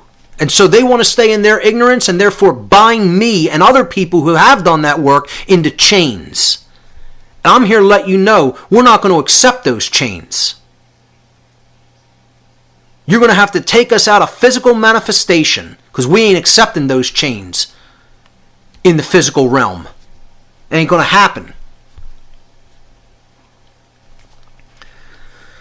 So I put here on slide number 48 this picture of, this was a show. I don't know if it still is. It was called You Don't Know Jack. Some trivia show or whatever. But it's the concept that you can never really know anything. Let me tell you something. Satanists want to push this harder than anything else. And they consider it one of their sins. You look into the satanic sins. Just type that in. I've talked about it before on past podcasts and actually posted it on the podcast I did on Satanism. Solipsism is listed as one of the main satanic sins. Because they want to peddle this notion to other people as a religion and propagate it. They want other people in solipsistic mindset. But they don't accept solipsism. They look at that as that's one of the greatest evils, to think that there's no such thing as truth. No, because they have to learn the truth and hoard it and occult it from other people, from preventing them from learning it and therefore maintaining their hegemony and control system. Of course they know that there's truth. And they want other people thinking that there is no such thing. So while they consider solipsism a sin for them, they want to propagate it for as many other people as they can. That's how they can keep people in control. So slide number 49 explains what solipsism is and, of course, where it came from. Imagine this. It came from the Latin language. Wow, I can't even imagine that these words have all come from Latin. People who don't have a Latin dictionary or Latin reader in their home, I don't know what's wrong with you. Because you need to be devouring that stuff and understanding where words we speak came from. And you will look up roots of words and you will piss your pants that you were not able to see that before. You won't even comprehend. How could I have been saying this word my whole life and not really knowing what it means? The word solipsism comes from Latin. And it comes from the adjective solus, meaning alone, by oneself. No one else there, just you. Solus. Solitary, in other words. Okay? Soul, one. Solitary.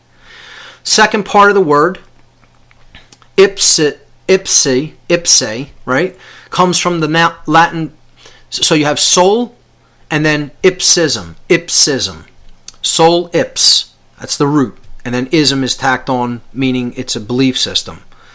All right? So the word, the IPS part of solipsism comes from ipse in Latin. Ipse means the self. So alone by oneself. All alone, nobody else there. Nothing but you. It's all about me. It's all about my perceptions. There's no such thing as anything that's objective. Anything that's objective.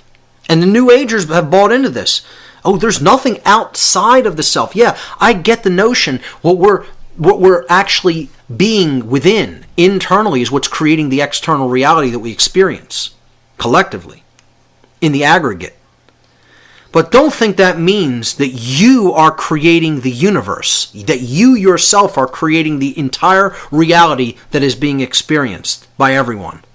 Because that's just a total selfish, ego-inflated notion that there's nothing but you.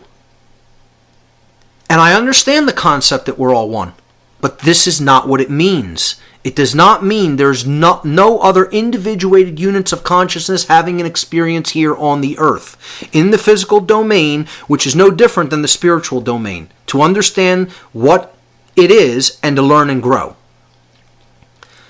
No one individuated unit of consciousness is creating the shared experience. This is total nonsense. And it's called solipsism. The idea that there's no such thing as truth and that your perceptions are generating everything. And that there's nothing else that's outside of perception. There's no objective reality. This is total nonsense. Solipsism is defined as the ideology that only one's own mind is sure to exist. Solipsists contend that knowledge of anything outside of one's own mind is unsure. Hence, there is no objective reality and nothing is known. Nothing about the external world and its workings can truly be known. Think about that.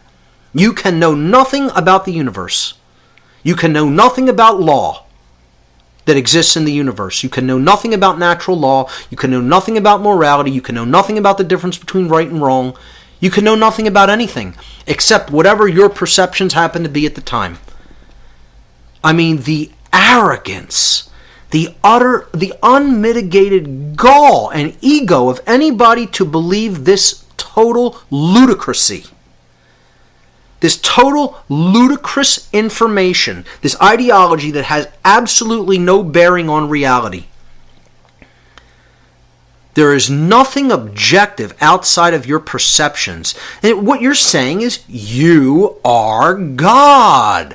I get to make up what everything is. I get to make up over whether anything is true or not. Doesn't make a difference what actually is. Doesn't make a difference what actually is occurring. There's no such thing as what is. No such thing as truth. I'm making it all up as I go along. I mean, imagine this. This totally discounts every other person. You're basically saying, I'm the only one here. You're not real. You don't matter. Well, what's that going to do about people's belief of rights, or understanding of rights, I should say? It's going to throw it right out the window because, hey, you're not even real. You can't possibly have rights. There's no such thing as the difference between right and wrong because there's no such thing as truth. And if right and wrong are supposedly based in truth, they can't exist because truth doesn't exist. Therefore, you don't matter. Anything that happens to you doesn't matter. I mean, people say there's not, there can't really be any such thing as solipsism. I tend to agree because then you believe you don't matter. Start doing something harmful to somebody who says they're a solipsist and watch how much they say you have no right to do this. Well, hey, I don't exist. There's no such thing as right and wrong. I'm unsure even to exist in your mind. It's infancy. This is spiritual infancy. Spiritual infancy.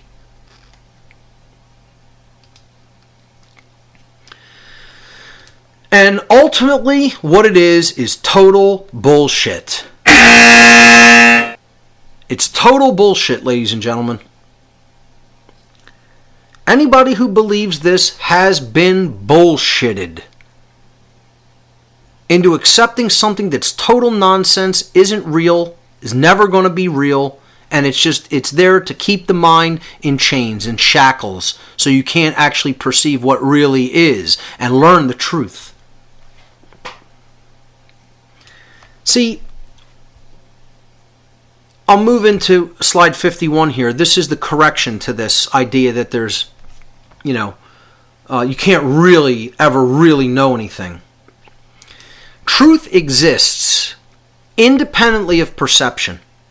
Perception and truth are two different things, contrary to popular belief and the asinine saying that perception is reality. This is completely untrue. Perception is not reality. Perception is just that, a viewpoint. That's what it means, to see through. See through the windows of an individuated unit of consciousness. You're seeing through the lens of an experience. That's perception. That doesn't mean that reality does not exist independently of perception. That which actually does occur is what we're talking about as truth. Truth is a collapse of a wave function into a point, an actual event that does occur, that does undergo what has been referred to as the formality of actually taking place, of actual occurrence. And that's all I'm talking about when I talk about truth. I'm not talking about the underlying reasons for existence and the totality of the mind of God or any such super abstract concepts. I'm talking about what has occurred. The truth is that which has occurred in the past and is happening now. There is no such thing as the truth existing in the future. Truth is what happened 100,000 years ago, 100 years ago, last week, 2 seconds ago, because it occurred. All the possibilities that could have happened in the wave function eventually collapsed on the present moment and created the reality that was experienced in that time, called the past. And those possibilities are being collapsed in every present moment as we move through this construct that we call time. So the truth exists in the past and in the now, and nowhere else. The future hasn't been created yet. I could make something different happen that might not have occurred if I can make a different decision. If I choose to pick up this book and throw it across the room, that's what will have occurred in the future. If I don't choose to do that, then it will not have occurred, and that will be the truth. Truth is that which has occurred. And we need to stop looking at these outrageous, overblown, attempted definitions of what truth is. We need to take it down to the simple. Truth is that which has occurred. That's it. It's real simple. The truth is simple. It's knowable. We're not talking about anything more complex than that when I'm referring to the term truth. Okay? So if you have this notion in your head that I'm talking about some wildly extravagant notion of what I'm calling truth, get that out of your mind and understand I'm taking it down to a very simple understanding of events which have occurred, which have taken place. So when our task as a human being is to align our perception to the truth, to align it with. Truth is like a line that does not waver. It does not waver. It's that which is. It's steady. What wavers is our perception. So looking at slide 51, and a few people told me that they really liked this allegorical or modeling, this way of modeling truth versus perception as a wave function, because that's what it is. Truth is not a wave. It does not waver. It is a line. It is something that is the way that it is at all times and places. That's it. It's what is. Perception wavers. It comes into accordance with truth at certain places as the wave moves, and it goes out of alignment. Now, when you have a low frequency wave, it has a long wavelength. So it hits the line that represents the 0 point axis very infrequently, meaning it has low frequency. The less frequently it hits the line means it has a low frequency. Well, this is what inaccurate perception is. It's low frequency. When we talk about perception being related to frequency, where someone is at in consciousness, they're at a low frequency or a high frequency, it means their ability to align their perception with truth, with reality, and that is our work. Our work is to align our perception with reality so that we raise our frequency, and in doing so, you can see this middle wave is a higher frequency, a shorter wavelength, therefore it comes into contact with the line in the same distance, in the same amount of time. It comes into alignment with the truth much more frequently, the places where the line hits the axis, which represents the truth. Then when we go up to the highest frequency, it comes into alignment or touches the line the most frequently. Therefore, it is the highest frequency. And I hope that's clear to people and they understand what I'm talking about with this model. And that's the best way that I think that I can explain it. So perception isn't reality. What our work is to come up to a higher frequency so that we're open to receiving truth and therefore aligning our perception to that which is. The next part about this correction that I'm offering, related to that you can never really know anything and that, perception is reality, is explaining what solipsism really is. Solipsism is a defining hallmark of spiritual infancy, as I said before. This is slide number 52. Departing from this diseased ideology is a surefire sign of the beginnings of human maturity and true spiritual development. Solipsism is spiritual infancy. We have to understand that there is true objective reality. And that's what we have to strive to understand, to grasp the truth about what is, regardless of how scary it may be, regardless of how uncomfortable it may be, and regardless of how much we may not want to face that reality. Objective reality does exist. This is on slide number 53 now. The truth can be known. Rights are inherent to creation itself and are based in truth and natural law. Those who don't know what rights are will never say no to those who attempt to take their rights away. This is the concept. If you don't know, K-N-O-W, you won't know, N-O. You won't say no. The lost word, which we'll get to. Those who don't know won't say no. You have to know what rights are. Slide number 54.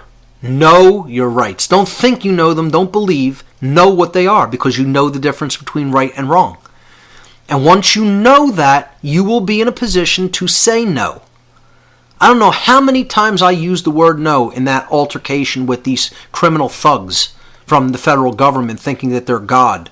I must have said no 100 times to them or more.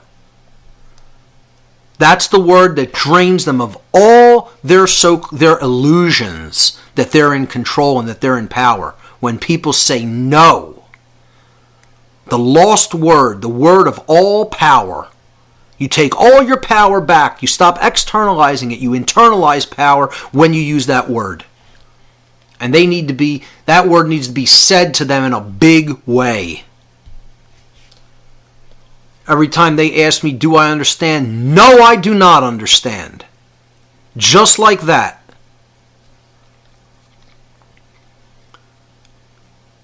All right, so that's the correction to the idea that nothing can be known. You can never really know anything. Nobody has any knowledge. Next deception, New Age deception number 5. Accept, but never resist. Never resist anything. Resistance creates more of what you're getting. Yeah, just sit and accept it. Take it. Accept. And again, this is all hallmarks of right brain imbalance. Right brain imbalance is about acceptance. And they're not talking about acceptance of what is. They're talking about acceptance of the world in its current condition. And many of them will be very honest about that. You have to accept the world as it is. No, I need to accept the truth as it is. The world as it is a completely different thing, because that is changeable. And that's what we're going to get to here. What should be accepted and what should be rejected. What should be resisted. What should be changed by our power to change it. And the difference, knowing the difference between those two states, those two things, what can be changed and what cannot be changed, what should be changed. So we'll talk about that in the solution part to this 5th deception. But there's different parts to this deception. And again, on slide number 55, I put a picture of George Bush Jr. and Dick Cheney as the Borg saying resistance is futile. And that's ultimately what sick psychopathic control freaks, by putting out all this New Age nonsense, want people to believe. Resistance is futile, when in fact resistance to tyrants is obedience to the Creator. Resistance will ultimately lead the way to freedom and victory in this spiritual war. It is not futile. Resistance is everything. And anybody who doesn't know that knows squat about real spirituality. So there's different components to this particular deception because it's such a big one. Getting people to stand down, to accept their lot in life. There's different components to getting them to do that. The first is the total abuse, the improper usage, the abuse. Abuse, meaning not using it, you're abusing it. The wrong usage of meditation and yoga. And I want to touch on this for a while. The New Age movement has been twisting these spiritual practices of meditation and yoga into means to take people's minds off the fact that they have been enslaved and to make it easy for them to accept the current condition of the world as their lot in life. And anybody that isn't looking at meditation and yoga as it's being used and so-called practiced in the New Age community and says that that's not exactly how it's being used, you're not paying attention. Because this is exactly the reason they're using it for. Come and meditate. It'll help you deal with your job better. It'll deal with your slave job a whole lot better. Because you won't care about how your soul is being insulted. You won't care about how you're following other people's immoral orders. You won't care about how you're being used as a tool and your place of employment doesn't give a shit about you. No. Go and meditate on it for hours and hours and hours until you finally accept this is your lot in life, slave. And that's what the New Age version, the New Age variant of meditation is largely about.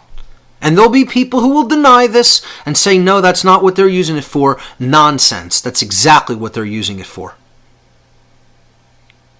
Yoga is the same way. Oh, go do yoga just to trim up the body, to look attractive, and it's also to help you to just accept things that they say you can't change. I know that's nonsense. It can be changed if enough will is developed. There are things you can't change, and no amount of yoga or meditation will ever change those things because they're inherent to creation. They weren't set into motion by man. They weren't created by man. Man is bound by them eternally, and you're never going to change those things. That's what you have to accept. Meditation and yoga isn't going to help you accept those things. They're what are regardless of what you do. And those things, that's called natural law. So, the second part to this deception of stand down, accept, never rebel, never resist, is don't react to anything. How many people in the New Age movement have I heard this from? Oh, you're getting angry about that. That's reactive. You should never react to anything. You should just watch it, just observe it. Which is a totally irresponsible teaching of the observer principle and observer effect. Whereas observation is very critical, but you have to be observing that which is true and real. Not what you want to be there. Not what you are comfortable seeing or hearing. That which actually is. When people are saying don't react to anything, what this is translating to in the minds of most people who follow the quote-unquote New Age teachings is never take any action to try to change the things that are wrong with this world. That's what people are really hearing. Because they're not hearing don't react. What they're really saying to people and the message that's being received is don't act. Don't take action. Again, taking out the sacred masculine out of the equation. Don't take any action in the world to try to change it. Accept. Again, this is the total bastardization and the total irresponsible use of the feminine, the right brain energy. That is about acceptance of truth, not acceptance of what's wrong. And saying you should never strive to change that by your will? I mean, that's a disgrace to the concept of the sacred feminine. A disgrace to it. So what they're telling people is don't act. The third part of this deception, this multifold deception of stand down and never resist and accept everything, is the concept of what you resist persists. How many times I've heard this? How many times have you heard this from a New Ager? What you resist persists. Which is a complete misunderstanding of the principle that was originally trying to be taught. Okay? It means when you resist truth, you're going to get more of what you don't want. So what you don't want is going to persist. When you refuse to look at what's there, when you refuse to accept what is actually happening and taking place. And this is what so many New Agers are doing, ignoring the truth. What this translates to is don't resist evil, just let it run rampant and destroy everything that is good. Because resistance is wrong. You'll get more of the same when you resist. Absolute total nonsense and bullshit. And I put on here this slide to, let's even out the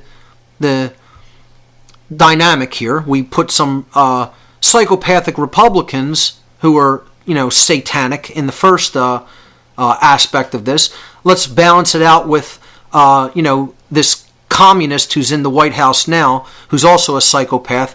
Definitely not a dark occultist. He's just one of their puppets, So it's Obama dressed as the Borg saying resistance is futile. Freedom is irrelevant. The Constitution is irrelevant. Your culture will adapt to service us. Surrender your weapons. Yeah. And how many people believe this nonsense? It's all to cut out the sacred masculine component of the consciousness and get people to accept slavery. To accept slavery. So, the last part of this deception is that there should never be any confrontation. Okay, so we had the abuse of meditation and yoga. Don't react to anything. What you resist persists, and no confrontation. So there's never a time for confrontation. You should never confront anyone else on their nonsense. You should never rock the boat, create confrontative situations. Oh, that's bad. That's always bad. You should just let people think what they think, and that's it. Let them think all the wrong things that they think, even though that's directly causing harm to other human beings. Should never tell them that they're wrong. Never say you should, you shouldn't. And of course, there's never a time to physically rebel, to physically resist and use force against an oppressive, violent attacker. Oh no, that's what the police are there for. We don't have the right to use that natural inherent human right to defend ourselves. I ask these people, you think what the American revolutionaries did was not right? You think they somehow engaged a wrong by beating the British back? And you think somehow it would be a wrong if it had to come to a point where when rights are totally being oppressed and usurped, that people would use physical force? No, that would not be a wrong. You are wrong. You don't understand that there is a time to use defensive force against an oppressor. Because you have been brainwashed into the notion that there's no such thing as a difference between violence, which no one has a right to do to other people, and force, which is a defensive capacity that is a natural right of humanity. And this is what New Agers don't understand. And, I'll tell you what, I've met people that have come out of that brainwashing as well. I want to even acknowledge and say someone's name. Someone who I felt in the past did not quite understand the difference between violence and force. Now I feel fully does, and he's giving great talks on this. And I've heard talks that he's given about the non-aggression principle and the self-defense principle hand in hand. Is Darren Wolf. He works with Truth, Freedom, Prosperity. He actually spoke at a past and the Fed rally. He spoke at a gun rights rally in Norristown a while back, and I think he's come to a great understanding of not only the non-aggression principle, which he already had a good understanding of, he's come to a good understanding of the self-defense principle. And more people need to develop that understanding. Because if they continue in this New Age mindset, they're never going to be willing to stand up for themselves, even when they're being thrown into a gulag or a prison camp. Because what this all boils down to is this idea that you should just accept, never try to create change, never do anything to take actual physical action. Just continue to accept something because resistance is somehow making that continue to happen, and that there's never any time for confrontation. What this whole deception boils down to is one big crock of bullshit. That's exactly what it is, folks. And it stinks to high heaven. And we need to recognize it as such. To recognize it as such. Now let me offer the correction for this part number 5. And I'll take them in order, because we broke down this deception into basically 4 parts. The first one was just generally acceptance, or you could say it's 5 parts. So accept everything is the main part, the main thing. Just accept and never try to change anything, never rebel, never resist, never use the will to actively create change. This is all left out of the New Age movement. Oh, don't try to be an influence on other people. You can't change anybody else. Yeah, I understand. I can't make that change happen, but I can influence another person to change themselves. And not only can I do it, I have done that. And sometimes I get so totally down and depressed over what's going on in the world that I think that I have not done that. I know that I have. I haven't done it in the scale that I would like to see it happen at, or because I can't do that myself. And I'm admitting that I can't make that influential change start to happen in other people by myself. I can't be that influence alone by myself. It's impossible for one person to do that. I can speak it into the world. I can put it down in different forms of media to try to preserve it for people, but I do not have that power to do that myself. No one does. The only way that's going to start happening on a mass scale is if enough people start to use that power, start to use that influence by speaking to other people and influencing their behavior to change and helping them understand what they need to understand to make that change within themselves. So the first part about this, I want to just talk about the difference between acceptance and creating change by an act of will. And I'm going to use the prayer of serenity to illustrate this. This is by Reinhold Niebuhr. And this prayer is given in a very distorted and diluted form, a watered down form. We don't hear the original of this when you hear it in 12-step programs, Alcoholics Anonymous, Gamblers Anonymous, and all these other programs, so-called self-help programs. They give a watered down version of this prayer. I'm going to give you the original undiluted version. And here it is. God, give me the grace to accept with serenity the things that cannot be changed. Notice already how different that is from the common everyday variant. God give me grace to accept with serenity the things that cannot be changed. The courage to change the things which should be changed. Now, let me ask you something. But before I even finish this, okay? Why have the terms cannot be and should be, why have those two terms been sanitized from the new version? You just think about that for a moment. And let me finish the prayer and then we'll go back to talk about that. Give me the grace to accept with serenity the things that cannot be changed, the courage to change the things which should be changed, and the wisdom to distinguish the one from the other. Now, we don't hear that as the modern day variant of the prayer of serenity. We hear it as, let me try to paraphrase it, grant me the serenity to change the things I can change, accept the things I cannot change, and the wisdom to know the difference. Now you see how much less powerful that is? It's based in the ego. I. The word I is not in the prayer. It's a give to me something, okay? But it's not saying the things I cannot change, meaning little things that go on in my life. It's not saying those things cannot be changed. That which cannot be changed is natural law. That's what has to be accepted with serenity.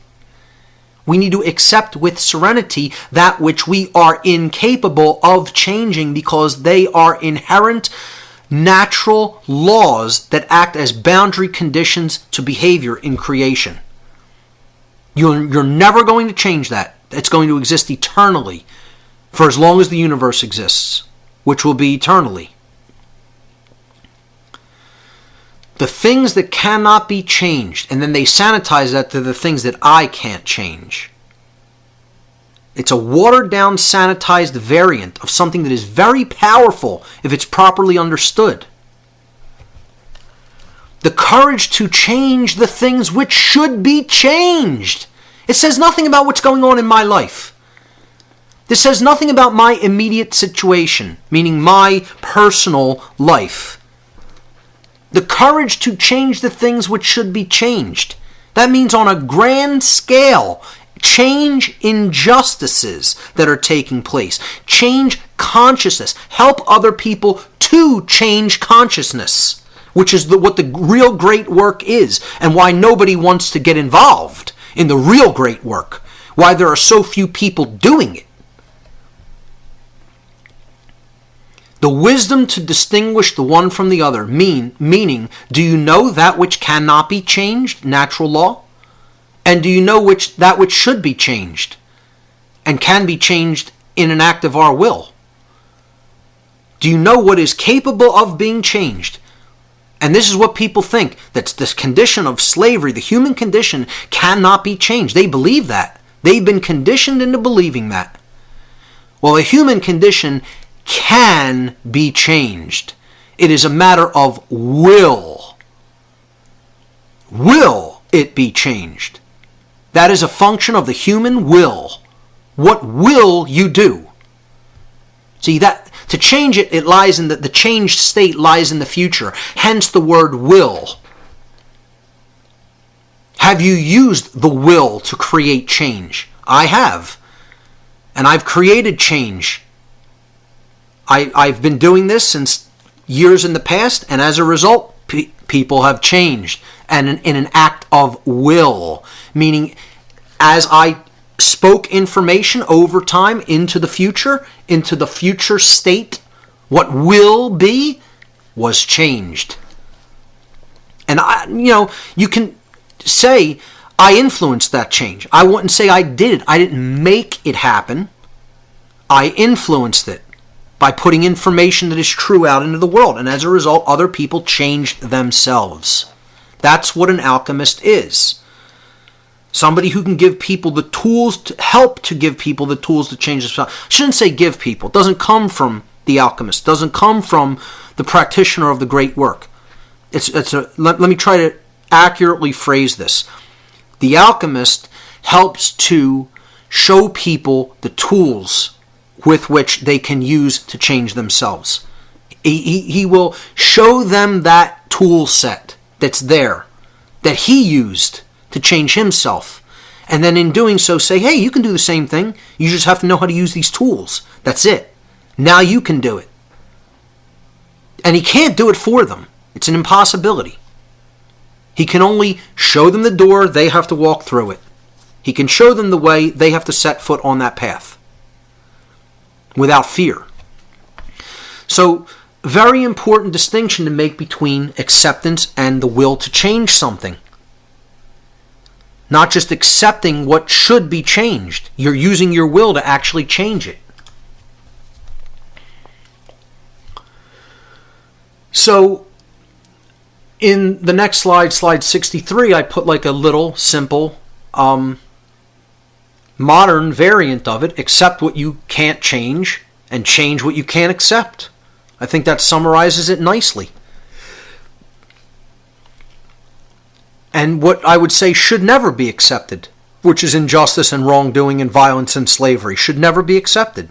So change them. Use your will to change them. They can be changed. The will has to just be developed enough to change it. And that's done by speaking the truth. That's where it starts. Accept what you can't change.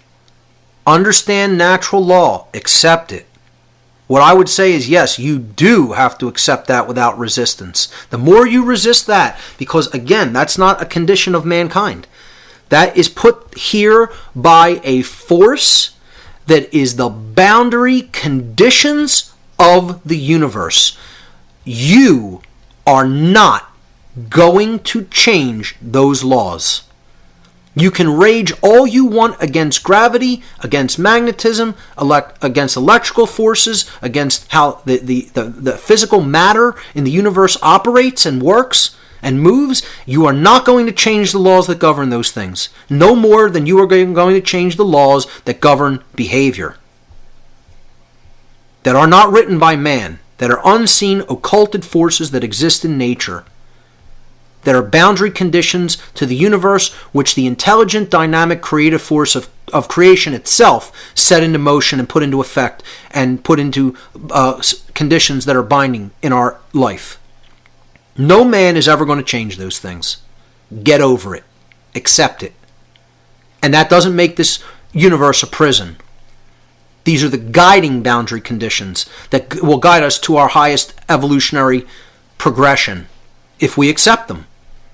Because that's the truth. We have to accept the truth, accept what is, accept natural law. And the condition that we're currently in, because we've rejected that, can be changed. We need to understand. That's the wisdom to know the one from the other. That condition is capable of being changed. It's something that's eternal. It's not the human condition of slavery is not natural law. God did not make us eternally into slaves. Sorry, wrong.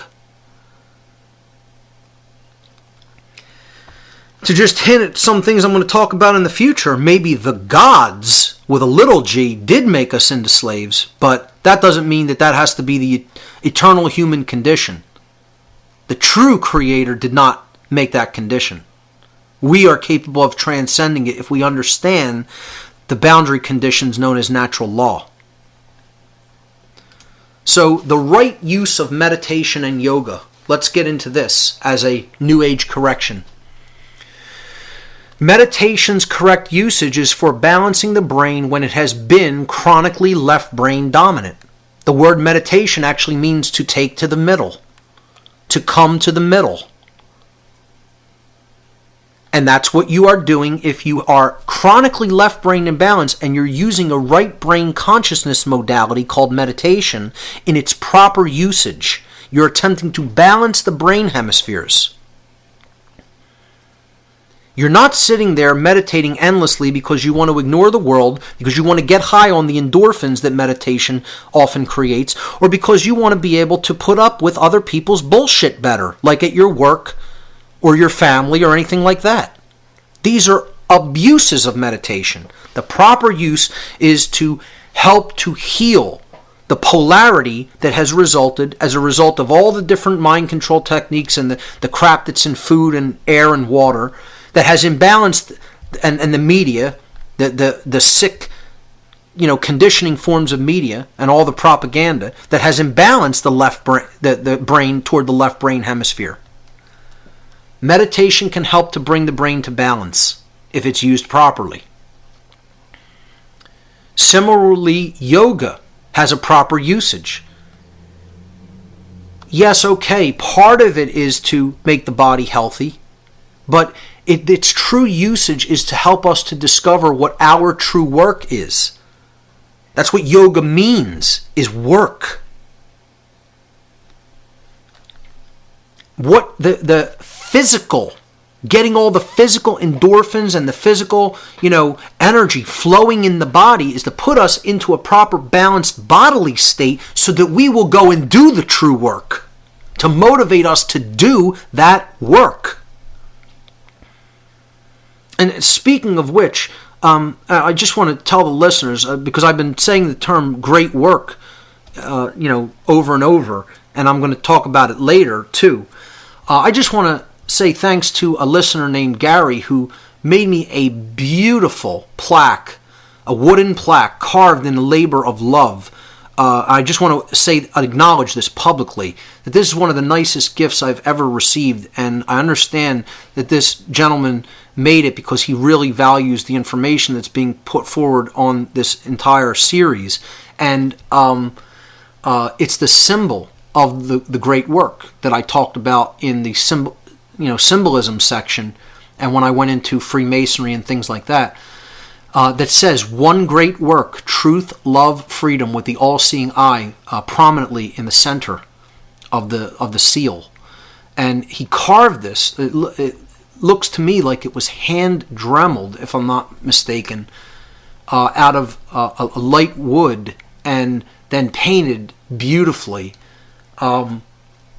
Just a beautiful gesture, and I just want to say thank you publicly to this gentleman for doing this, because I could tell it was a tremendous labor of love for the great work itself. So I'll display a picture of it with the podcast as well. So just wanted to say that.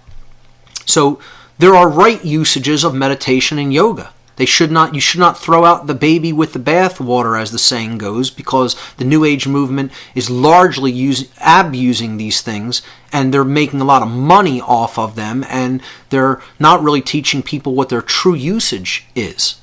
So that's part of this correction. Another part of this correction is that this whole thing is always about the suppression of the masculine, which was the subtitle of this whole presentation. The suppression of the sacred masculine. It leaves out actions constantly. It tells people don't act. Don't react, don't act. Don't take actual physical action. Okay, it's all about your thoughts and your emotions. This is how the New Age movement paints the law of attraction. You just think about it and have the feeling, and then it will be. Action isn't required. So many people believe we're going to come out of this situation that we're in, the condition that we're in as a species, and no real action is going to be required. It's all just going to be about doing some internal work on ourselves and magically becoming enlightened. And not even understanding the control system, not understanding the wrongs, not understanding the occult, not understanding natural law. You don't need to do that. You don't need to read. You don't need to pay attention. You don't need to listen to podcasts and internet radio, etc., and watch documentaries. It could all be skipped. Knowledge is not the way you're going to get there. It's all just going to be done through a feeling.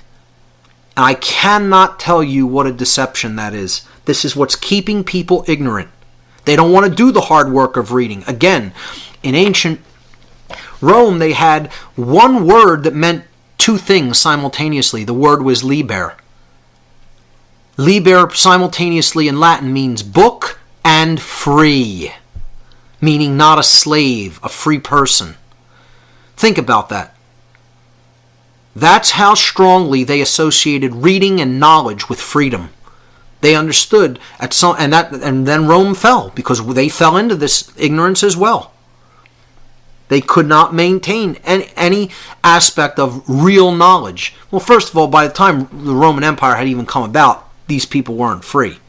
They had already pillaged the ancient mystery traditions of Egypt, through the Ptolemaic period in Egypt. I mean, it's just a disgrace what they did to the once, rich mystery traditions of Chem. So it's the same way. We think we were so enlightened at the height of American civilization, we were already going in and pillaging another civilization that had already existed here, largely in harmony with natural law. Not saying that civilization was perfect either, but we came in, took their land, pillaged their civilization, gave them all kinds of diseases deliberately. It was a genocide. And that's the real roots of where we're at now. And so the sins of the father are visited on the son. It's just all about karmic debt. We started this country with that kind of karma. What makes us think we're going to just have an easy time of becoming free without understanding all the wrongdoings that have been done here? So, what this part of discouraging action by saying don't react to anything, just watch everything, just be an observer and never take action, is about totally dismantling the sacred masculine, the child of action, the male child called action, that is the byproduct of our thoughts and our emotions. The thoughts can be looked at as the father, the sacred feminine component, emotions or spirit as the mother, and then body, taking action in the real world to create change. This is the true trinity in consciousness. Mind, spirit, body. Father, mother, child. Thoughts, emotions, actions. The father, the thoughts, the mind. That's that first component. The second component is the mother, the spirit. Those are our emotions, internal qualities. And then the external it's the masculine, the sacred child, the male child, which is done with the body, and that's our actions. Because it is the child, it is a masculine aspect, which is the child of the byproduct of our mind or our thoughts and our emotions, our spirit.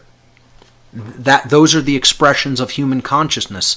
And in the New Age movement, they always leave out the action part. Again, it's there to suppress, this religion is there to suppress the sacred masculine. The next part of this correction to accept everything and never resist or rebel is a refutation of this concept of that which resists persists. When I was trying to explain to people what this original teaching is about, is resisting the truth. And if you resist the truth, you're going to continue to receive more of what you got as a result of resisting it. So, the better way of saying this, which is more clear and true to the original teaching, is that which manifests as a result of what you are wrongly resisting is that which will persist, is that which persists. So you've been resisting this teaching, you don't want to know the truth, and you've been getting this particular result that is suffering. You don't want that suffering.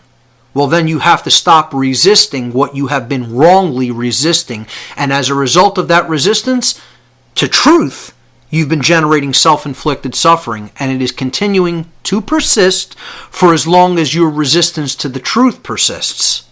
That's what was originally meant by what has come down in a totally watered down, nonsensical state as what you resist persists.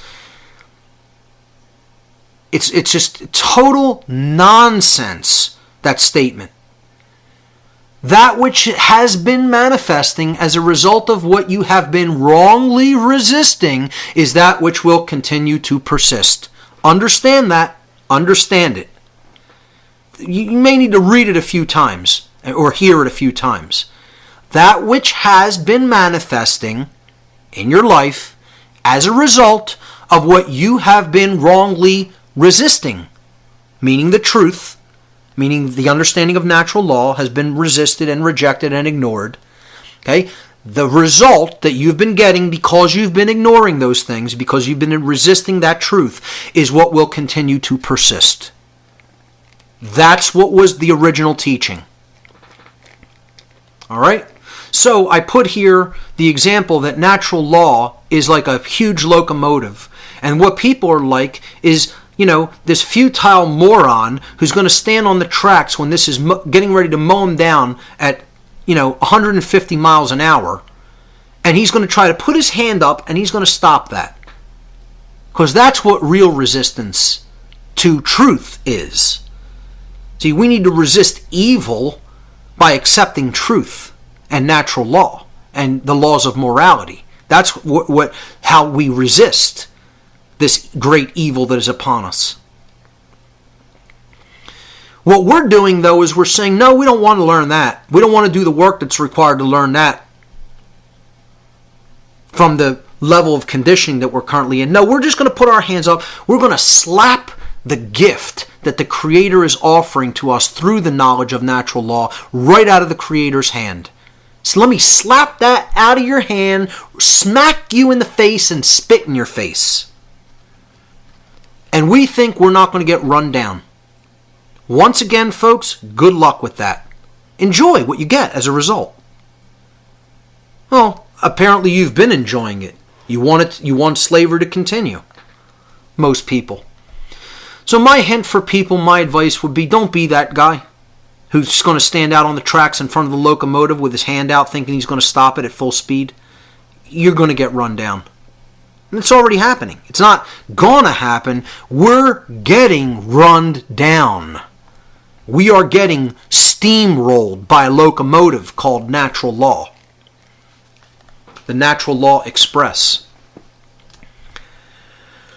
So the next part of this refutation to this New Age deception number 5 of accept everything and never resist, one of the parts of it was don't actually resist evil. Just let it run rampant. Don't ever physically do anything to stop somebody who is violent and has no right to do what they're doing. They're a perceived authority figure. Oh, they have the right to do this. There's never a time to physically rebel. There's never a time to physically use force. And what this is all about is a complete lack of understanding of the 2 principles of enlightenment, what I call the 2 pillars of enlightenment. Enlightenment is based on the blending or the synthesis, the coming together in sacred union of the sacred feminine energies and the sacred masculine energies. If either one of these principles or forms of energy are not understood, not worked with, not combined, you have imbalance, and therefore the structure cannot stand. Because it needs the support of both of these pillars.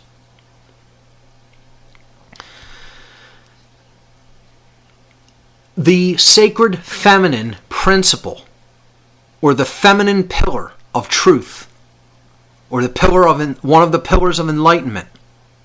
And again, both of these have to be present to create the structure. The sacred feminine principle is called the non-aggression principle. This is knowledge that that everybody basically should already have, but unfortunately don't. That it is always wrong to initiate coercive usage of force, to constrain, compel, or usurp someone else's rights when you have no right to be doing that. Do not initiate harm or violence against your other fellow beings. That's it. Real simple. And people say they inherently know this, but their actions betray them because they still support government, which is the initiation of violence against other people who have not done anything wrong.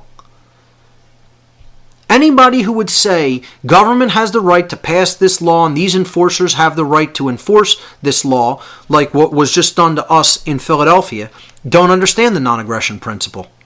Violence was used against us when we used no violence against anyone. They were the aggressors. They were the initiators of force. We initiated no force against any other living being. No one can ever make that claim and make it true because it didn't happen. Therefore, we had every right to take that action, yet violence was used to stop us from taking that action. And what I would say is defensive use of force would have been a right. Unfortunately, we have so many brainwashed people that they would think you can never use defensive use of force. It absolutely would have been a right to exercise. I chose not to exercise that at that point because people's minds are still so controlled that they don't understand that's a right. But more and more people are starting to come together and understand the sacred masculine principle, which is what the New Age movement is trying to suppress in other people. And here's what it is. When I say the suppression of the sacred masculine, I mean the sacred masculine principle of self-defense. which is an inherent natural right of man, of humankind, of humanity. When violence is being conducted against you and the person is not in the right, violence means you're not in the right. There's no form of right violence. There's a form of something called the right usage of force in a defensive capacity, but there is no such thing as the right usage of violence. Using violence is always wrong. Because violence as a noun comes from the verb to violate. What you are violating when you are taking someone and putting them under violence, when you are doing violence to somebody, you're violating their natural rights of life, freedom, and property. That's what you're violating, which you have no right to be violating. So people don't understand the difference between the self-defense principle, the usage of force in a defensive capacity, and violence. And I'll tell you what, I'll say this statement, and I guarantee you more people who are listening to this than not, if they've gone this far, and again, like I said, this might go into 8 hours. Okay, it's going to take as long as it takes.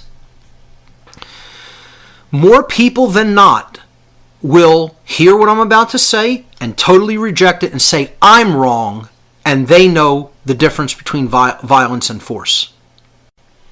So let's look at the difference between force and violence. This is slide number 68.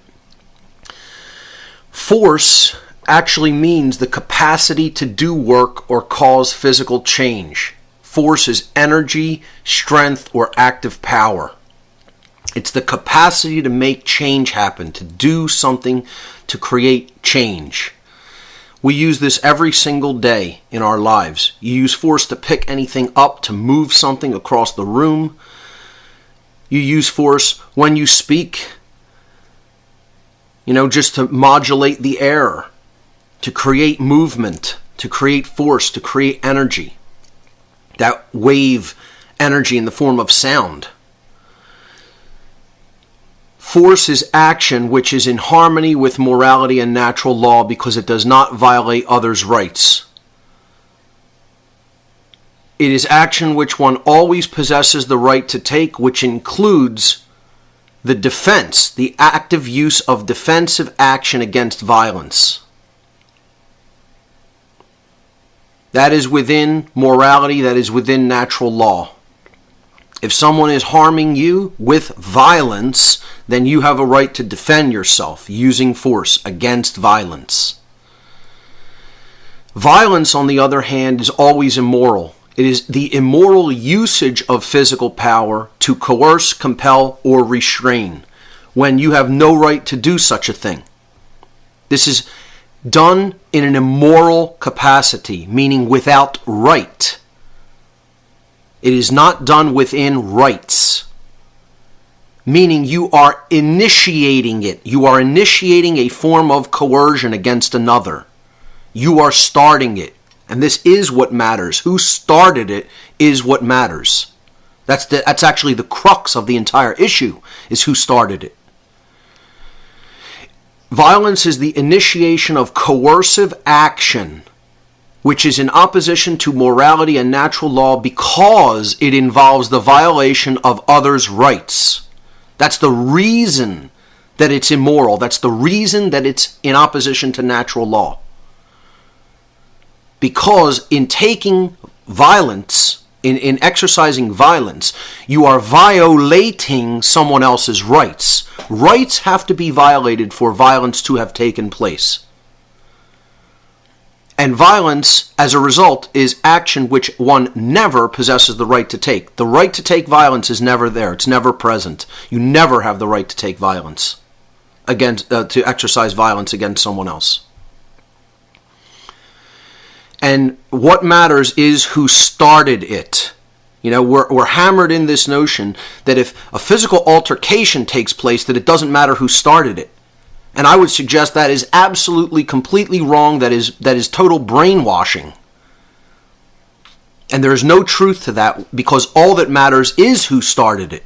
Because the person who started it initiated coercive action against another person. And the person who responded with force was defending their right to remain unharmed. So, I'll give an example.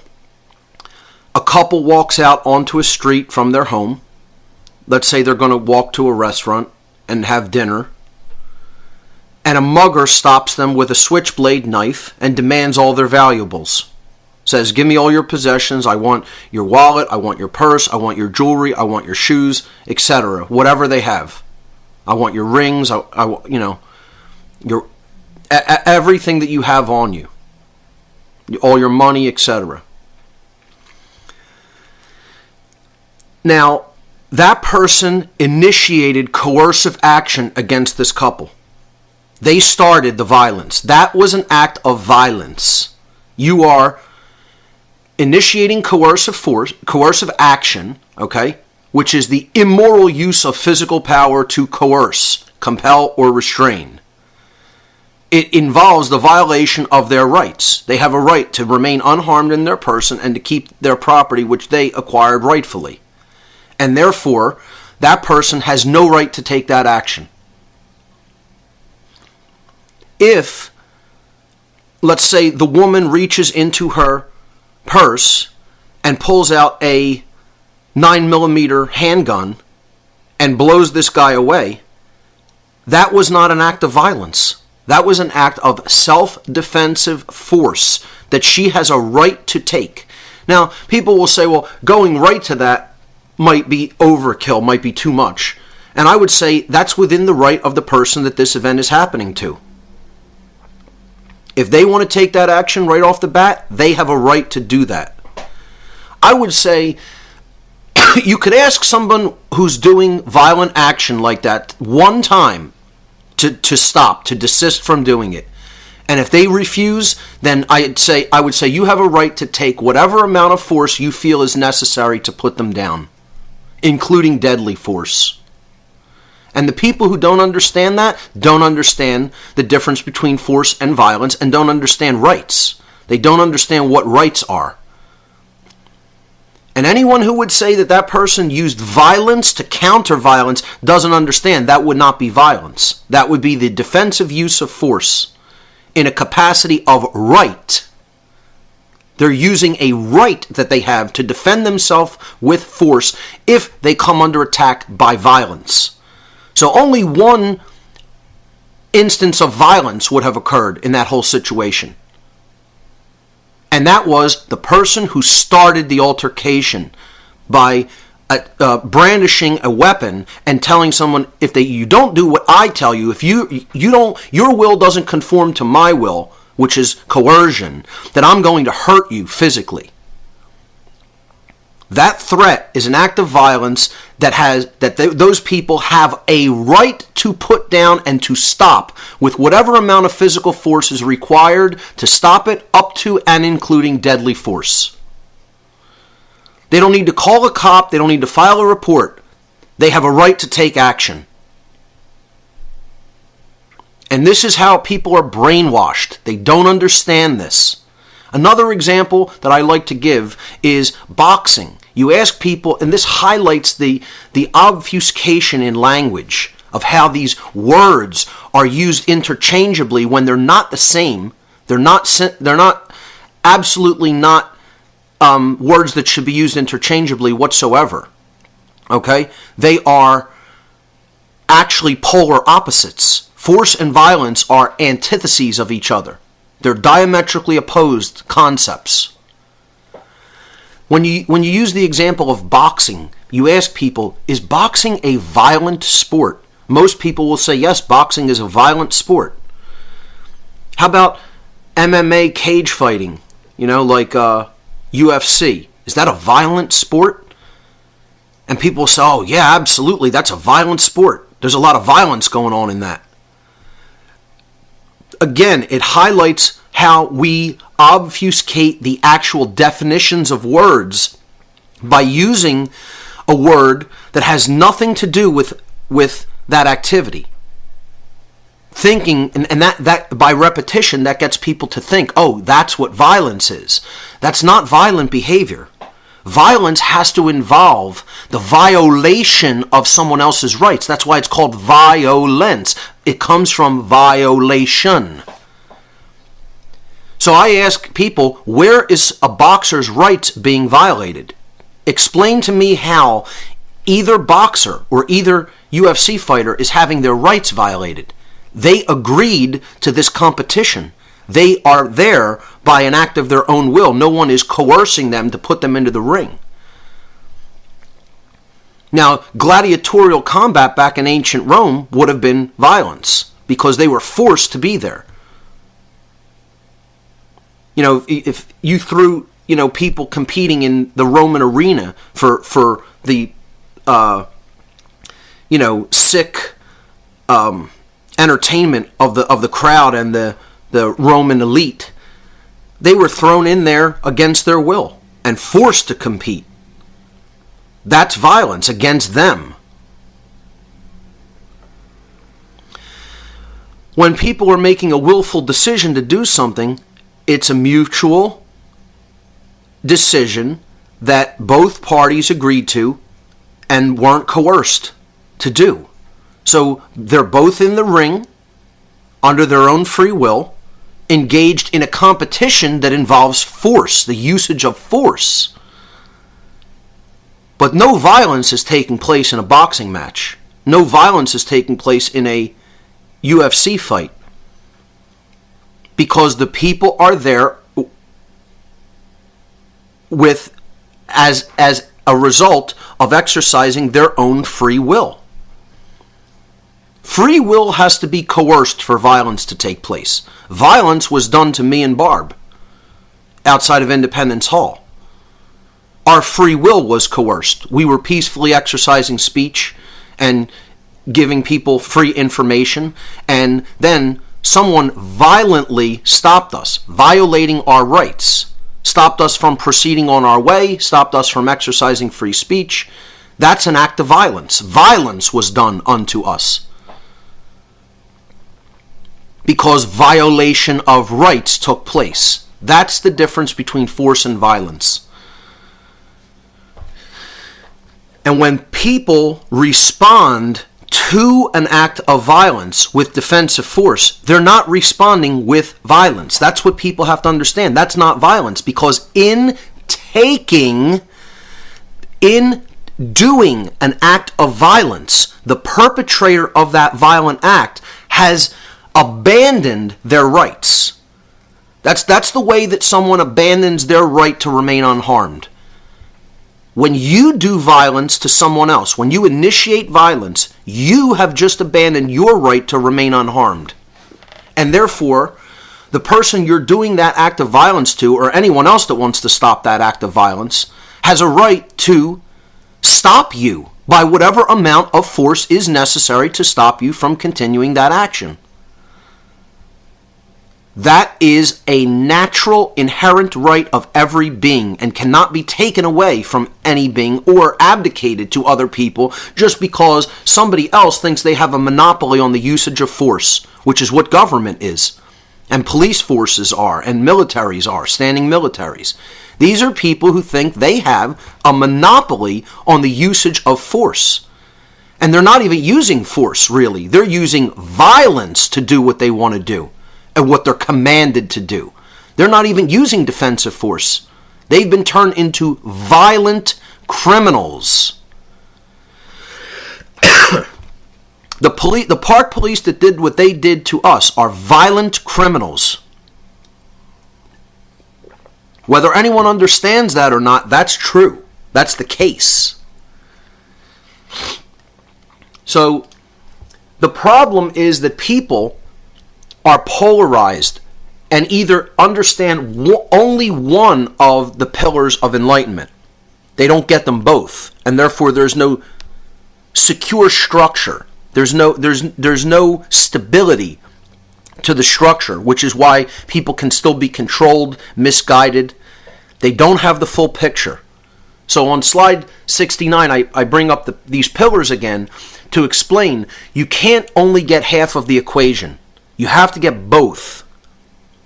In this instance, it's both and. Okay? You need to understand both the non-aggression principle, which is do not initiate coercive violence against someone else.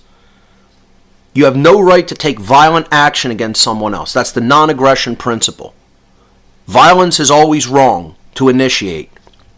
Don't initiate the usage of coercive action, coercion, against someone else, against your fellow beings. And when violence is initiated against someone, there exists the self-defense principle, the right to defend yourself against that initiation of coercion with force, with physical force, which is the sacred masculine principle. And groups of people who are seemingly well-intentioned don't understand one of these principles or another. So moving on to slide number 70, I explained that halfway understanding will not accomplish true freedom. It will not get it done. Halfway understanding of both of these principles will not get it done.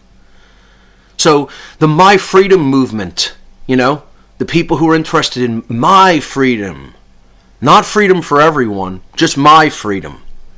Tea Partiers often fall under this whole thing. So-called patriotic Americans. They understand the self-defense principle. They don't want anybody touching their guns. And I agree with that wholeheartedly. But they leave out the sacred feminine principle of non-aggression and compassion toward others. They look at things in a separate way and don't understand it's about freedom for all. Oh, no, it's our group. We're special because we're Americans. You can't leave out the sacred feminine principle of non-aggression and advocate for policing the world and forcing your way of life on everybody else and, saying we're going to go and start wars in other countries. They believe in preemptive aggression and support this neocon, usage of the military in many cases. Now, you look at the opposite dynamic of people who get the sacred feminine principle and don't get the sacred masculine principle at all, which again is about what this whole presentation is really about, which is slide 71. The New Age movement leaves out the sacred masculine principles of standing up for one's rights and the inherent right to defend oneself against violence with the defensive use of force. They don't want to ever acknowledge that exists. They all talk about compassion. They all talk about the sacred feminine principles of non-aggression, the non-aggression principle. But when you want to talk about self-defense, when you're accosted with violence, the New Agers want no part of that. Because again, this is about putting down the sacred masculine. And therefore ultimately destroying the possibility to become enlightened. Because you're not enlightened unless you understand both of those principles. So it boils down to slide number 72. A totalitarian police state is being brought forward faster and faster. And I would say it's not even being brought forward, it's already here. We're in a totalitarian police state. We are in something that is totally akin to Nazi Germany or Soviet Russia. Now. Not coming, but is here already. The occult controllers need to propagate a religion to push people deeper into right-brained imbalance so that they will never stand up for their natural rights. And the New Age movement is that religion. That is the religion of pushing people into right-brained imbalance so that they will not stand up for their natural rights. And will watch this police state take over without resistance. And it really does boil down to that and the next slide, 73. I call this cutting through the bullshit. What's the real reason most people don't want to speak out against government? And it's inherent wrongness. It's inherent immoral nature. It's inherent illegitimacy. They don't want to speak out against it. The real reason that most people, including the New Age movement, does not want to speak out against government is because deep down inside, this is all it comes down to, deep down in the very deep core of their soul, they are cowards. They do not have courage. They lack the courage to stand up to a bully. They have not developed inside of themselves courage to stand up, to speak out, and to do what is necessary to stop a bully. That's it. That's all it comes down to. And anybody who understands how a bully operates is he's going to keep doing what he's doing until someone stops him from doing it. You're not going to reason with a bully because his brain is burnt. A bully's a dumb person. Their brain is burnt. You look at a bully's brain, you're going to see all kinds of neural holes in the brain. Neural activity is going to be deadened all over the whole neocortex. It's going to look like craters on the moon or Swiss cheese, the holes in Swiss cheese. You know, and I tell people, just go look at SPECT scans of people's brains who act like this. Go look at SPECT scans of people who have, outrageous post-traumatic stress disorder. Go look at people's scans, brain scans who are psychopaths. Go look at people's brain scans who were raised on shit food and television their whole lives. And you'll find out real quick what a damaged brain looks like. And a bully has a damaged brain. Whether they know it or not, or anybody else understands it or not, it's true. They're not going to be able to listen to reason. They just know what they want. They're acting like an animal. A bully is an animal. They're operating from the R complex of the brain like a reptile, like a lizard would act. Instinctual response only, survival only. Take what I want, doesn't matter whose rights I violate. And a bully is going to keep doing that until somebody makes it clear to him that he's not going to do that unchallenged, without consequences. When a bully gets his face smashed and his nose broken and blood dripping down into his mouth, he thinks twice about going and doing that to another human being. Because that person exercised defensive force because the bully had no right to do what he was doing. And it does matter who starts it. If a bully comes up to me and says, "Give me all your money," and I smash his face with all the force I can muster and bust his nose and blood is splattering everywhere, he thinks twice about continuing to come at me. And I had the right to do that. The problem is not enough people understand that. And they'll say you did something wrong for smashing in the face or the head of a bully. When in fact, that person initiated the violence and all that was responded with was defensive usage of force to stop the act. People need to understand that this is a right. This is a right. No one has the monopoly on being able to use defensive force. And people need to build the courage to start to understand we have this right. And that when we are accosted by a bully, that right has to be exercised. The bully first, I feel, needs to be told no, first and foremost, and that their action is wrong. And then if they don't stop, then the option to use defensive force has to be looked at. So the point here is, in slide number 74, is we need to start saying no, first of all. Get ideologically involved. That's the first step. Make it clear this is wrong and I'm saying no, and I'm not going to listen to your coercion. I'm not going to accept your coercion.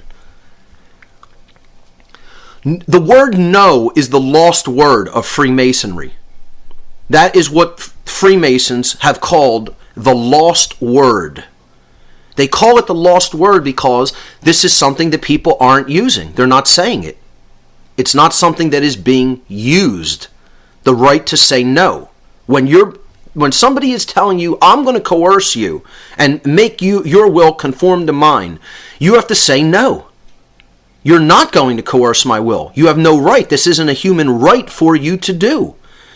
And if you don't have that right, no one has that right to do that. I don't care how many people you get together and call it government and do whatever kind of a, mystical ritual you're going to do to, and sign paperwork and say, now this person is bound to do what I tell them. No, it's not true. No, it's not true.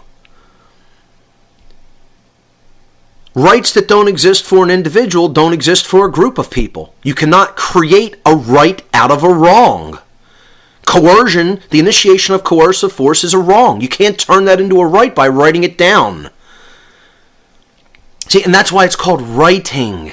Writing. I'm making this into a right. People don't even think about the words. I'm writing this. You're saying the same thing. The word right. When you're saying W-R-I-T-E, you're saying R-I-G-H-T. Phonetically, the sound is the same. I'm writing this down. So what somebody's hearing is, I'm making this into a right, because now it is written. It is right-in. It has been made into a right. People don't even think about the simple usage of words with the same sounds and how that goes into the subconscious mind. That's how lawmakers play their word magic. They want you to think that they're making this into a right. It's a wrong, and no one has the right to take this action individually, but we're writing it. We're making it into a right. We need to develop the courage quickly to use the lost word before it comes down to a small group of people who are going to have to use the last word. And the last word is, or the last words, I should say, are Molan Labe. Come and take it. Because the whole thing is, these people think they're going to keep coming and trying to take our rights. And at some point, the people who do have the courage, like they did in 1775 and 6, are going to have to stand up and say, no, you're not going to take our rights, even if we have to use defensive force and possibly even give our lives to stop you from doing it. And once again, I say this over and over, all my work is to try to avert that disaster, because it will be a disaster for both sides, not just one side, and the people will win. The people will win that confrontation, just like they have before, over and over and over again in the past. The police and military who think that they're going to win that confrontation should just look into past history and find out what happened. Because police have always been on the wrong side of history. They don't understand that. They've always been the bad guys. They've always been co-opted by the state to do immoral activity, and then eventually that gets put down, and these people get put in their place, physically, at some point. And then history always records that these were the people who were the immoral people who did immoral acts against their fellow human beings and had to be stopped. And they don't understand that. They think they're the good guys. They think their institution is the good guy. And it's not the good guy. It's always been the bad guy. It's always been the villain throughout history. All you have to do is read history, and you'll understand that. Again, that's why it is called a police state, and not a politician state, a banker state, a lawyer state. It's not called any of those things. It's called a police state. There's a reason it's called a police state, because police, once again, are the people who are on the wrong side of history who make that eventuality occur. Police are the ones who are ultimately responsible. It is them who take the action. The people themselves wouldn't take that kind of coercive action. They want to be generally left alone. Unfortunately, ideologically, they're so messed up that they are supporting violence. Most of them would never do that themselves, but they're supporting it unknowingly, thinking that that's necessary. But the police are always the ones who are ultimately responsible.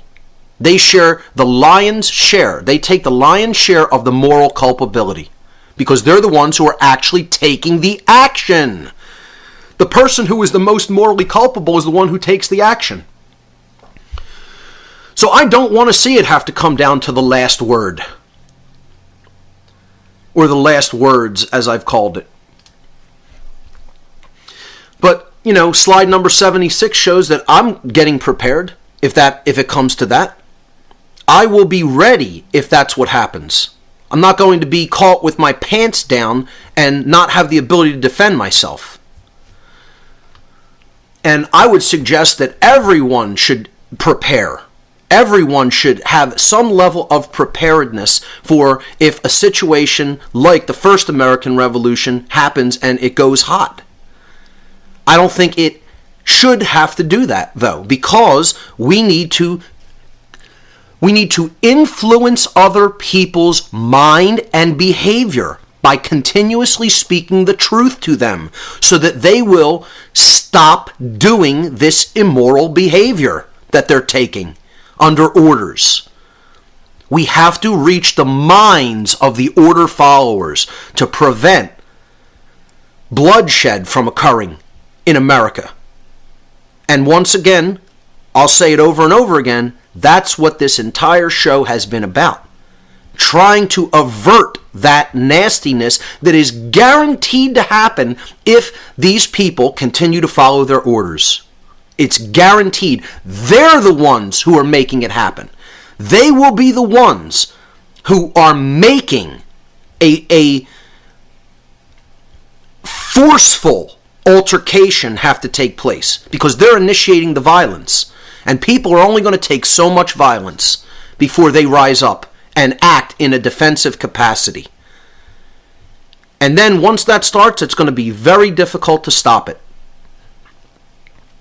And they all know it. They're all running scared because they're backed into a corner because they look at it. Their lives are so meaningless to them that they have just put everything, that they're so identified. They're so attached to what they do. They think this is all I can ever do, that I can never stop doing this and do something else because they know how uneducated they are. I'm not trying to say this even as an insult to police, but they know deep inside, they know how stupid they are. And actually, let me take that back. They're not stupid. They're ignorant. There's a difference. Stupidity means that you don't have the capacity to understand. You actually something is inherently damaged and broken inside the brain, and there's the actual capacity to learn is not present. And I would say that isn't what police are. They're just ignorant. They're ignoring all the information that is out there about the truth, about natural rights. They don't want to learn it. They look at that as hard work. And that's harder to them than doing all of this coercive, compelling, restraining stuff that involves all this physical activity. They'd rather do all of that work than actually do the work that would be required to read, to learn, to understand something philosophically. They look at that as scary and frightening because somewhere along the line they got into their mind that they're incapable of understanding that stuff. And that's traumatic to them. They've always been looked at as and look, there's some people who have a modicum of intellect in the police departments, obviously. But the whole point is they don't have true intelligence. They don't have big picture thinking. They have not integrated the feminine part of the mind, which involves creativity and intuition and deep understanding of patterns. That doesn't come from intellect, as we've already seen earlier in this presentation. So these aren't intelligent people.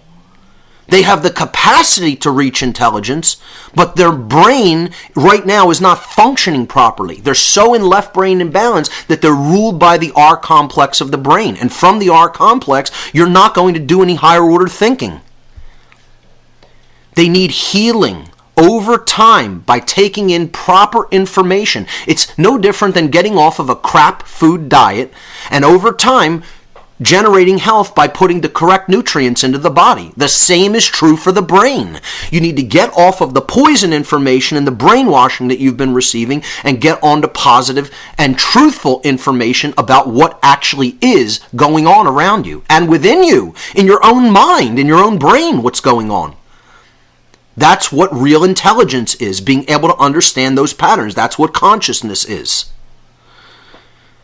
And they don't have consciousness. They are unconscious. And in their unconsciousness, they will be making the unpleasant situation.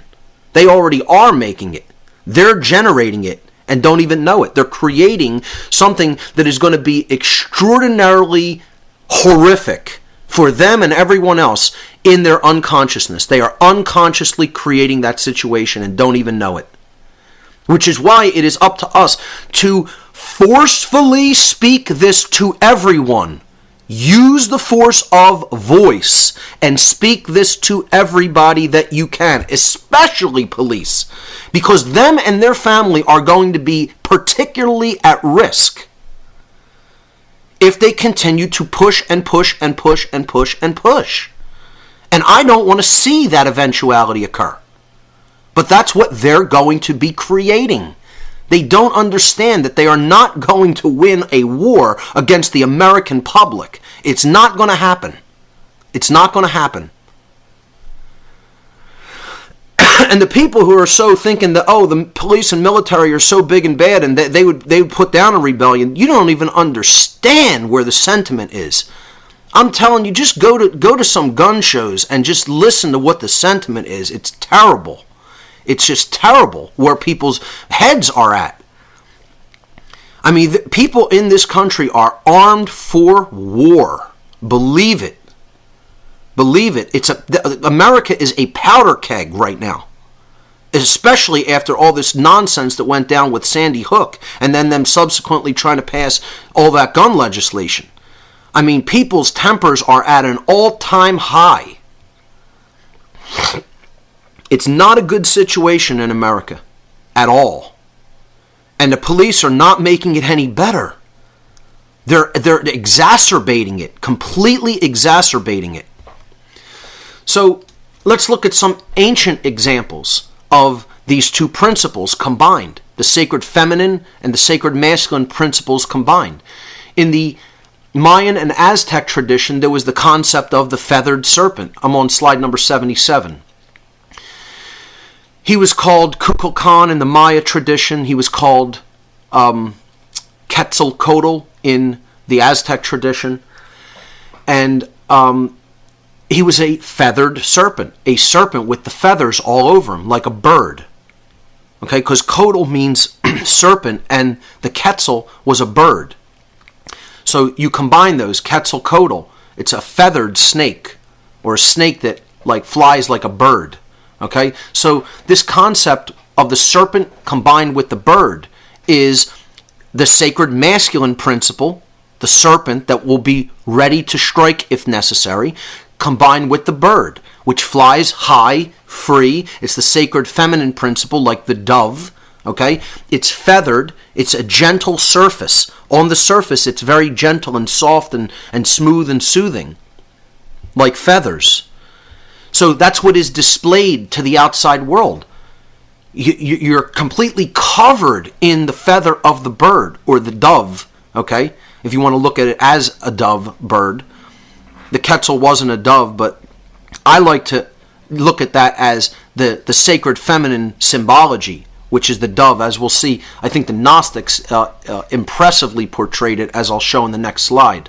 But in the Mesoamerican traditions, this represented the sacred masculine principle of self-defense, the serpent, being completely enrobed and covered in the sacred feminine principle of non-aggression. And it's a beautiful symbol if you really understand what the symbol means. This means at all times and places you're exercising the non-aggression principle unless violence is used, and then the whole being is a snake, is a serpent that is poised and ready to strike.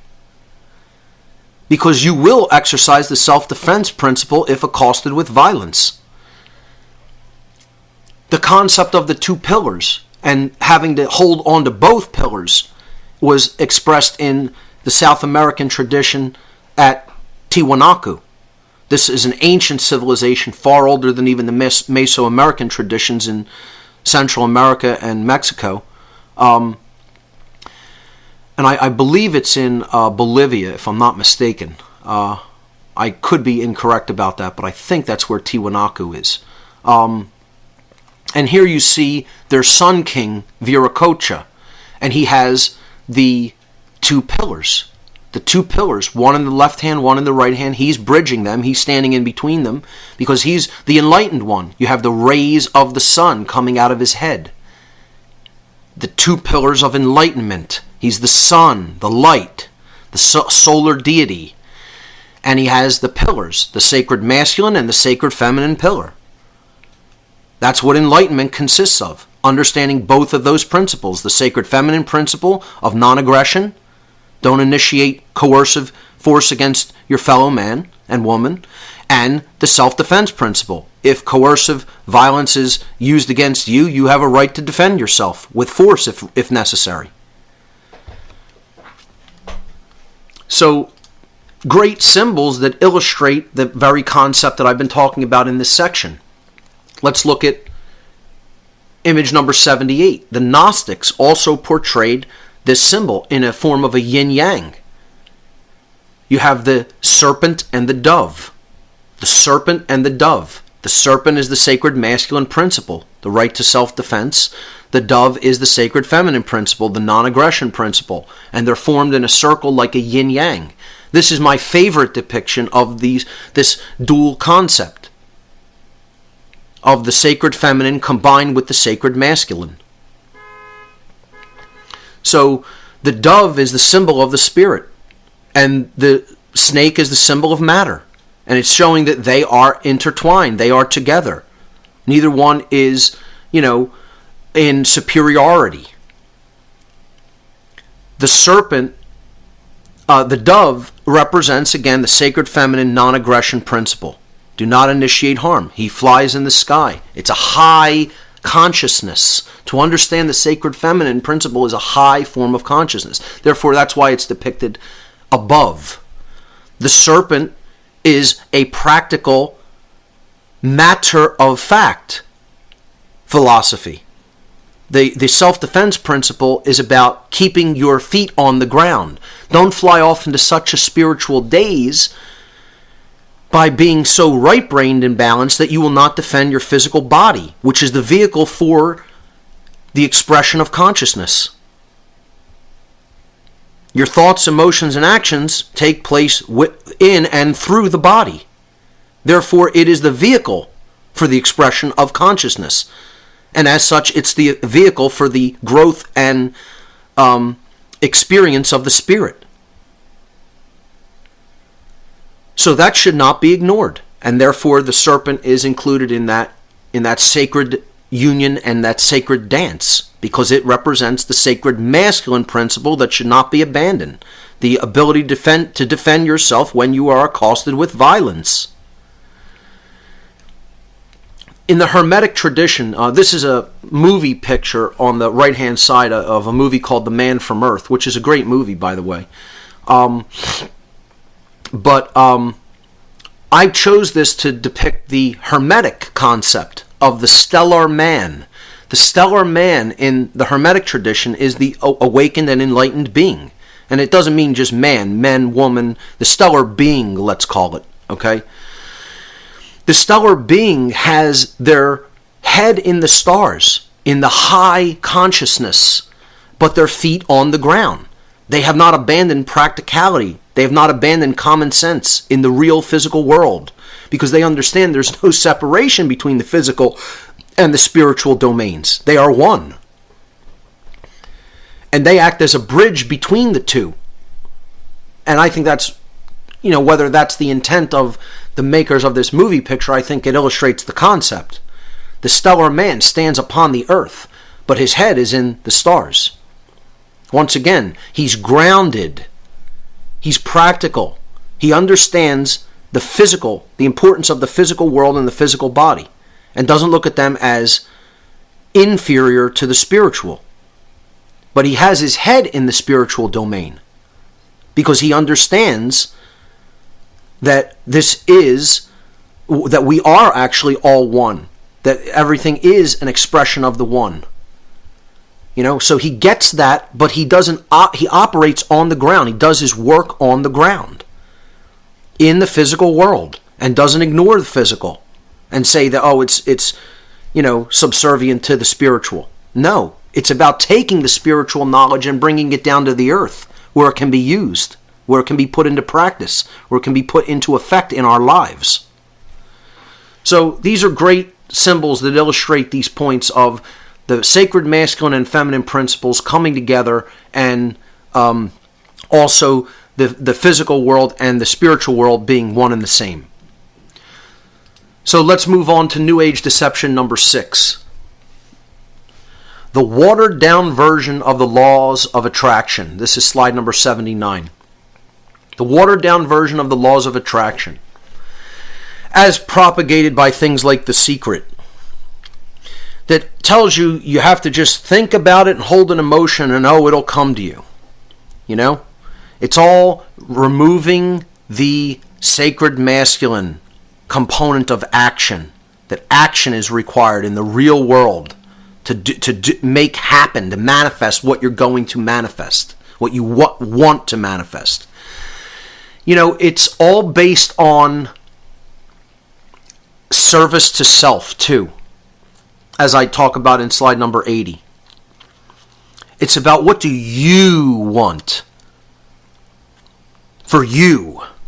Oh, you want that new job, you want that new car, you want that new house, you know, you want that new relationship. It's all about self-service, largely. Overwhelmingly, I really should say. Not even just largely, but overwhelmingly. You know, it's about looking at only your microcosmic situation. It never talks about how do you want to influence people's mind and behavior in a big way so that they will stop acting in a capacity of coercion and violence and supporting that and thinking that is okay to allow to just continue on unchallenged. Never gets into anything like that. It never gets into how we are creating our reality on a mass scale, in the aggregate. No, it talks about it trying to give you this notion that you're creating your reality individually, that you're attracting violence to you. No, I'm not attracting. Someone actually had the nerve to tell me that we attracted that situation to ourselves. Really? Really? No, ignorance attracted that situation to us, not our ignorance, because we know what our rights are. The ignorance of society, of other people who abandon common sense and morality. That's what attracted that situation to us. Make no mistake about it. It was not us. We're doing what is right and doing a duty to inform people about what is wrong and how they're being taken. So don't give me the bullshit, which is exactly what it is, that somehow I attracted that situation. No, the ignorance of other people attracted that situation and its prevalence in society. The prevalence of that ignorance in society. Okay? That's like saying the Jews attracted the situation that happened to them in Nazi Germany. Yeah, they attracted the gas chambers to themselves. I mean, people who think this way are total dunces. Total dunces. And that's just how it has to be said. Because they've bought a total lie about how the laws of attraction operate. A total lie. That's put there by dark occultists to get you to think of as the victim as the perpetrator. And there is such a thing. There are victims and perpetrators. There are people who are doing things that are bad to other people. Get over it. It's not just an experience. No, it's a wrongdoing. It's an injustice that should not be allowed to stand and continue. So get over your New Age bullshit of it's just an experience and those people attracted that to themselves. Whatever people.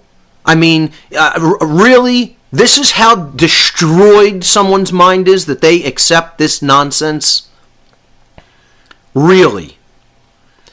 I mean, you know, hopefully there's people out there with a little bit of common sense still that can understand how much total trash these teachings are. Trash. And And they have nothing whatsoever to do with the real laws of attraction. The real laws of attraction are natural law, which are never spoken of once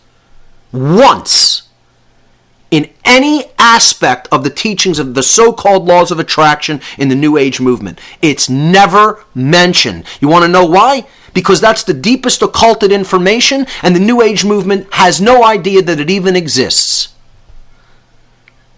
Because they've bought the occultist's agenda, unknowingly, to hide the truth about natural law as the real laws of attraction, and they're peddling this total, utter bullshit version, which is exactly what it is. Total bullshit based in ego.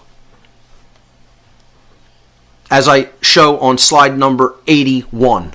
It's all about the self, service to self. That's it. And ultimately, it's bullshit. So, let's offer a correction and try to get people to understand how the real laws of attraction operate. And again, this is what the whole New Age seminar, the whole natural law seminar is going to be about. I guess this is the New Age seminar right now, teaching people what the New Age movement really is. You're in the New Age seminar right now, you know? A mini seminar on the deceptions of the New Age. The natural law seminar is going to explain about how the real laws of attraction operate. So let's get into this.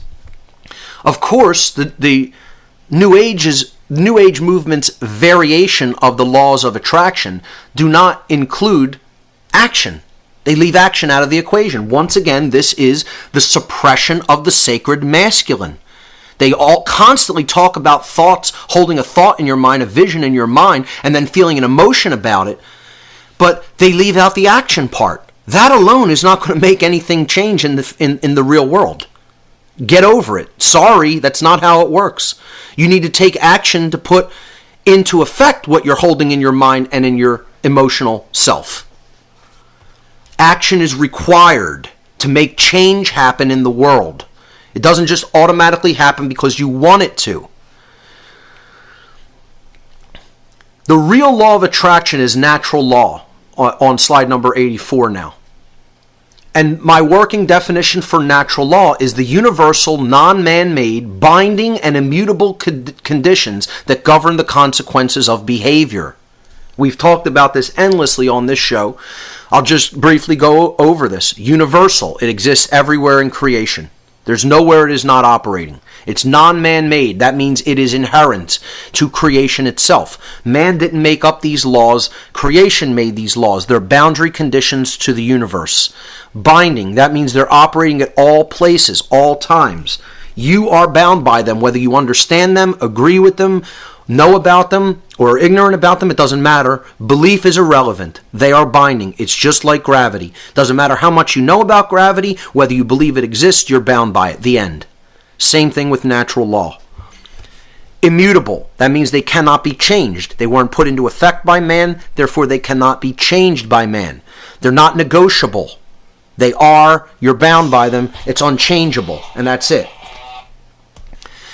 They govern the consequences of human behavior.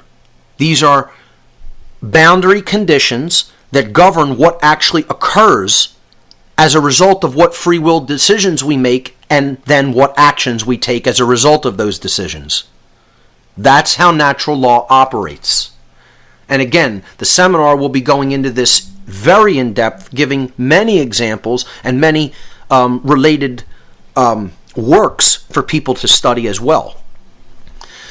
So the expressions of natural law, which we've talked about, and I'll go through these quickly, are a positive expression and a negative expression. When we work with a certain polarity, and again, this is on slide 85, when we work with a certain generative polarity, either the positive one or the negative aspect, we're going to eventually create a specific result in our lives. If we work with the positive expression of the generative polarity called love, we will seek truth and acquire knowledge. This is how the expression begins. It's what I call the initiative expression in the positive sense. Seeking truth and acquiring knowledge. When we do that, we move toward an internal expression within ourselves of natural law. And this is called sovereignty. We already talked about what sovereignty is. It's the recognition that you are not a slave, that you own and rule yourself. And it's even more than that. It's about coming into internal harmony with the self amongst the expressions of your consciousness, unifying your thoughts, emotions, and actions such that you are a being that as you think, so you feel, and so you act. And you're not internally divided. You become an individual, non-divided. This is the state that I call internal monarchy, being the one ruler of the self, monarch. Mon meaning one, and archon meaning ruler from Greek. And we'll look at that word soon. Sovereignty is the truth about what everyone is, what all beings are. We are sovereign. We don't have a ruler, a master, nor do we have slaves. When you understand sovereignty, you understand the inherent legitimacy of slavery, the inherent illegitimacy of slavery.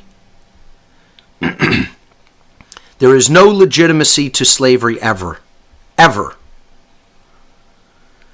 You are already sovereign. You are not a slave. It's just the problem is most people don't know that, don't understand it. They don't even know what the word sovereign means. When we have that knowledge within, when we've taken in that knowledge and we've actually unified ourselves from within, an external expression flows in the external realm or in the society that we live in called freedom, which is called external anarchy. What I call external anarchy. Real freedom is external anarchy. Anarchy means no rulers. And we'll break down that word later. No rulers. An meaning none, or not there, not present. Archon meaning ruler. When we develop that true condition in the world, there is order. That's the result. That's the generative expression, the result, the manifestation. It's what we would call good in the world. If we use the opposite polarity, which is fear, fear makes us close down. See, love is the expansive force of consciousness that opens our mind and our heart and allows us to seek and accept truth and therefore acquire knowledge. Fear is the force that shuts down consciousness, keeps us not wanting to know, and therefore refusing truth and staying in the initiative expression of natural law in the negative sense called ignorance. Ignorance, as I like to call it. We are ignoring that which is there, thinking that we're going to prosper by ignoring the truth and saying we don't care, we don't want to know. Impossible. There is no such thing as a free people that are ignorant people. Impossible. Those two states cannot exist simultaneously. Ignorance and freedom. It's impossible. When you're ignorant, you're going into a cage. You're going into enslavement. Because you've refused truth. That's the reason. When you refuse truth, you cannot be acting rightly. And there's a reason. Because inside, we're in a state of confusion. In ignorance, when you're in a state of ignorance in the mind, inside, you're confused. You don't know what the reality is. You don't know what the truth is. You don't know what's really going on, either inside you or in the world. And this is internal anarchy. That means inside of you, there's no ruler. And that's a bad thing. We don't want internal anarchy. We want external anarchy. Internal anarchy is a really bad thing. You can never get external anarchy if there's internal anarchy. You can only get external anarchy if there's internal monarchy amongst the population, which is an understanding of their sovereignty. When there's internal confusion, external control follows, the external expression in the negative. It's called control. Externally being controlled by others. Violence being done, in other words. Control is the same thing as violence. Freedom is the same thing as non-aggression. So when people say, I want non-aggression, I want there to be non-violence, the only way you can do that is with these positive expressions. You can never create it with refusal of truth. You're only going to get violence by refusing truth. That's why we have the situation we have. The majority of our society refuses truth, and so we're getting violence in our society. Because we don't know the truth and we're not teaching it to others. Control is what I call external monarchy. Somebody wanting to rule over others. Monarch, one ruler. When it's external, it's very bad, and it's based in violence. So when that's when that's the external expression, the result, the manifestation, the generative expression at the end is chaos. It's the opposite of order. It's what we would call evil. We say we want order, we say we want goodness, but we're not using the polarities that we need to get those things. Nobody's going to tell you, I want chaos and evil in the world and I want to suffer. I want violence done unto me and I want to suffer and I want there to be evil and chaos all around me. Not one person is going to tell you that that's what they want. But they think that they can get the absence of that. Okay, they think they can get the opposite of that, which is order and good and freedom, by continuing to stay in fear, which is having a shutdown consciousness, and stay in ignorance, which is the refusal of truth. And it doesn't work that way. If you are using the polarity, the generative polarity at the top, you can never create anything on the opposite side. So if you're using love, you can only create knowledge, sovereignty, freedom, order, and goodness. If you're using fear, you can only create ignorance, confusion, control, chaos, and evil. They never move into the opposite column. It's a straight down mechanism. Understand that. More people need to understand how this process works. They don't get it. They don't understand that that's how natural law functions in the world. This is, again, the most occulted information. This is what dark occultists do not want people to understand. And more people need to be talking about this dynamic. Forget all the other things. All the things that are going on in the world are actually distractions to make people not understand that very dynamic about how we are collectively in the aggregate co-creating our reality, not individually creating reality. So many people actually believe each individual is creating a separate reality for themselves. No, you might be creating your own individuated reality in a small sense in your personal life, like your relationships with other people, your job situation, your health situation. You're in control of those things. You're creating the dynamic there. Okay, about what you're doing on a daily basis, how the state of health that you're in. You still have a large amount of control over those things to create that type of a personal reality. You individually are not creating the reality that's going on across the whole world. This is a total misunderstanding of the laws of attraction. And the New Age movement propagates this belief that each individual is creating the whole reality. They actually believe that. People actually believe that. And that's solipsism. It's what it comes down to. It's the propagation of solipsism. That you're everything. That just your individuated consciousness is everything. You're God. You're the arbiter of truth. You're making everything up. It's just such nonsense. I mean, just looking at it with common sense disproves it. Just, that these people think you're generating the entire reality, that there's no one else there doing anything. No, there's 7 billion other people who are thinking thoughts in their mind that are largely erroneous, and they're creating a situation, and you're going to be tied up in that even if you do understand the non-aggression principle, because not enough people spoke about the truth to get other people to understand it, and it's still going to affect you. You're not going to magically escape the police state because you think you're creating your own reality in your own mind. I mean, just People are just so naive. And again, this is the hallmark of a right-brained, imbalanced person. They're naive. They will accept and buy anything that they want to hear that's comforting to them, like a child. You tell a child, everything's going to be all right. You're the one who's in control of all of it. And the child wants to believe that because they're naive. They want to believe everything's just going to magically be okay and they're going to be insulated from it. Hey, the monsters aren't going to get you. You're special. You're creating your own reality. No, you're going to be affected by what happens in the aggregate consciousness. Because we're all in this together. Okay? So get out of the notion that you're creating your reality separately, because it doesn't work that way. What the real laws of attraction are about is service to truth, as I've put here on slide number 86. Understanding and helping to propagate the understanding of the expressions of natural law is moving out of your own service to self mentality and getting into a service to truth mentality. This is how it actually does work. The laws of attraction actually do work this way, not the way that they're being portrayed in The Secret. Okay?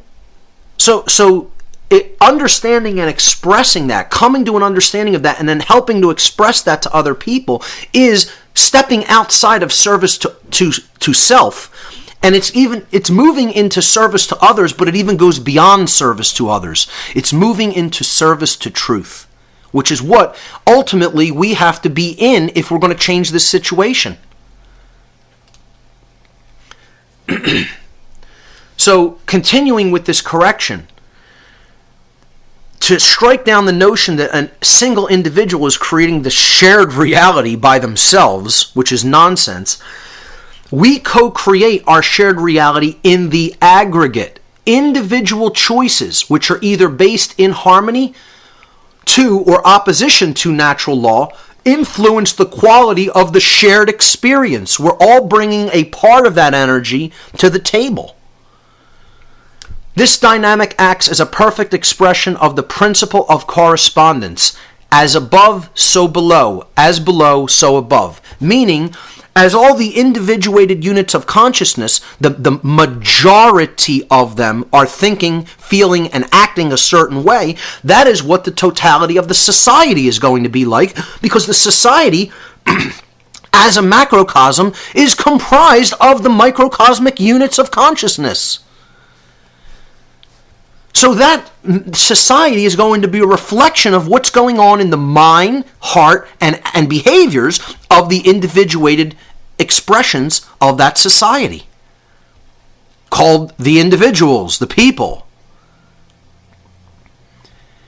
That dynamic is created in the aggregate, meaning in the total, taking together all the individual units together. And that's what you're going to be getting as a whole. If you don't change it in enough numbers sense, it does have to do with numbers. So this is the second part of this slide. Conversely to what the New Age movement will tell you, for a quantum shift to take place, numbers are required. There is requirement for making a mass change happen, and that means you have to get enough people, numbers of people, which is what quantum means, an amount of something. The word quantum comes from Latin, surprisingly, and it means amount. So when you're saying a quantum shift needs to take place, yeah, that means an amount, a shift in the amount of people that think a certain way. It doesn't happen by just a small amount of people. This is a lie.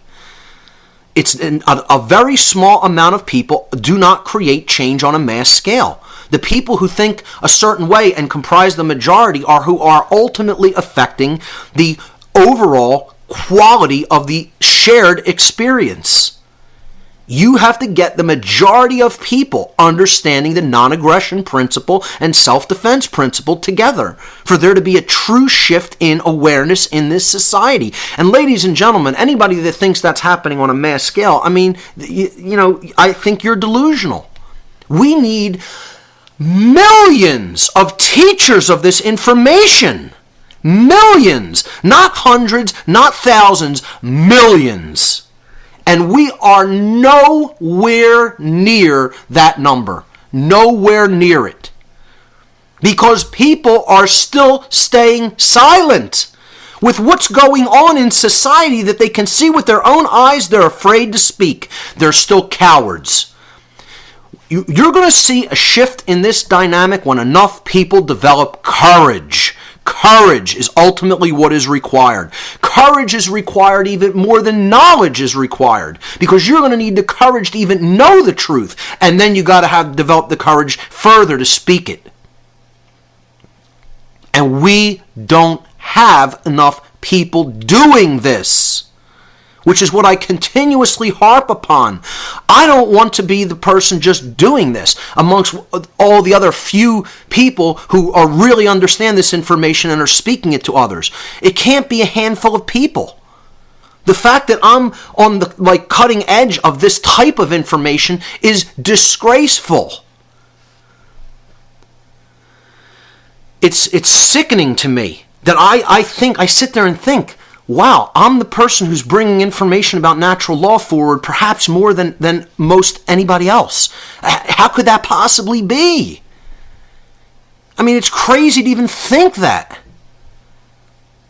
I don't hear anybody. There are a few people that really talk about this. A handful of individuals who know it deeply in their own mind and are really speaking that to other people.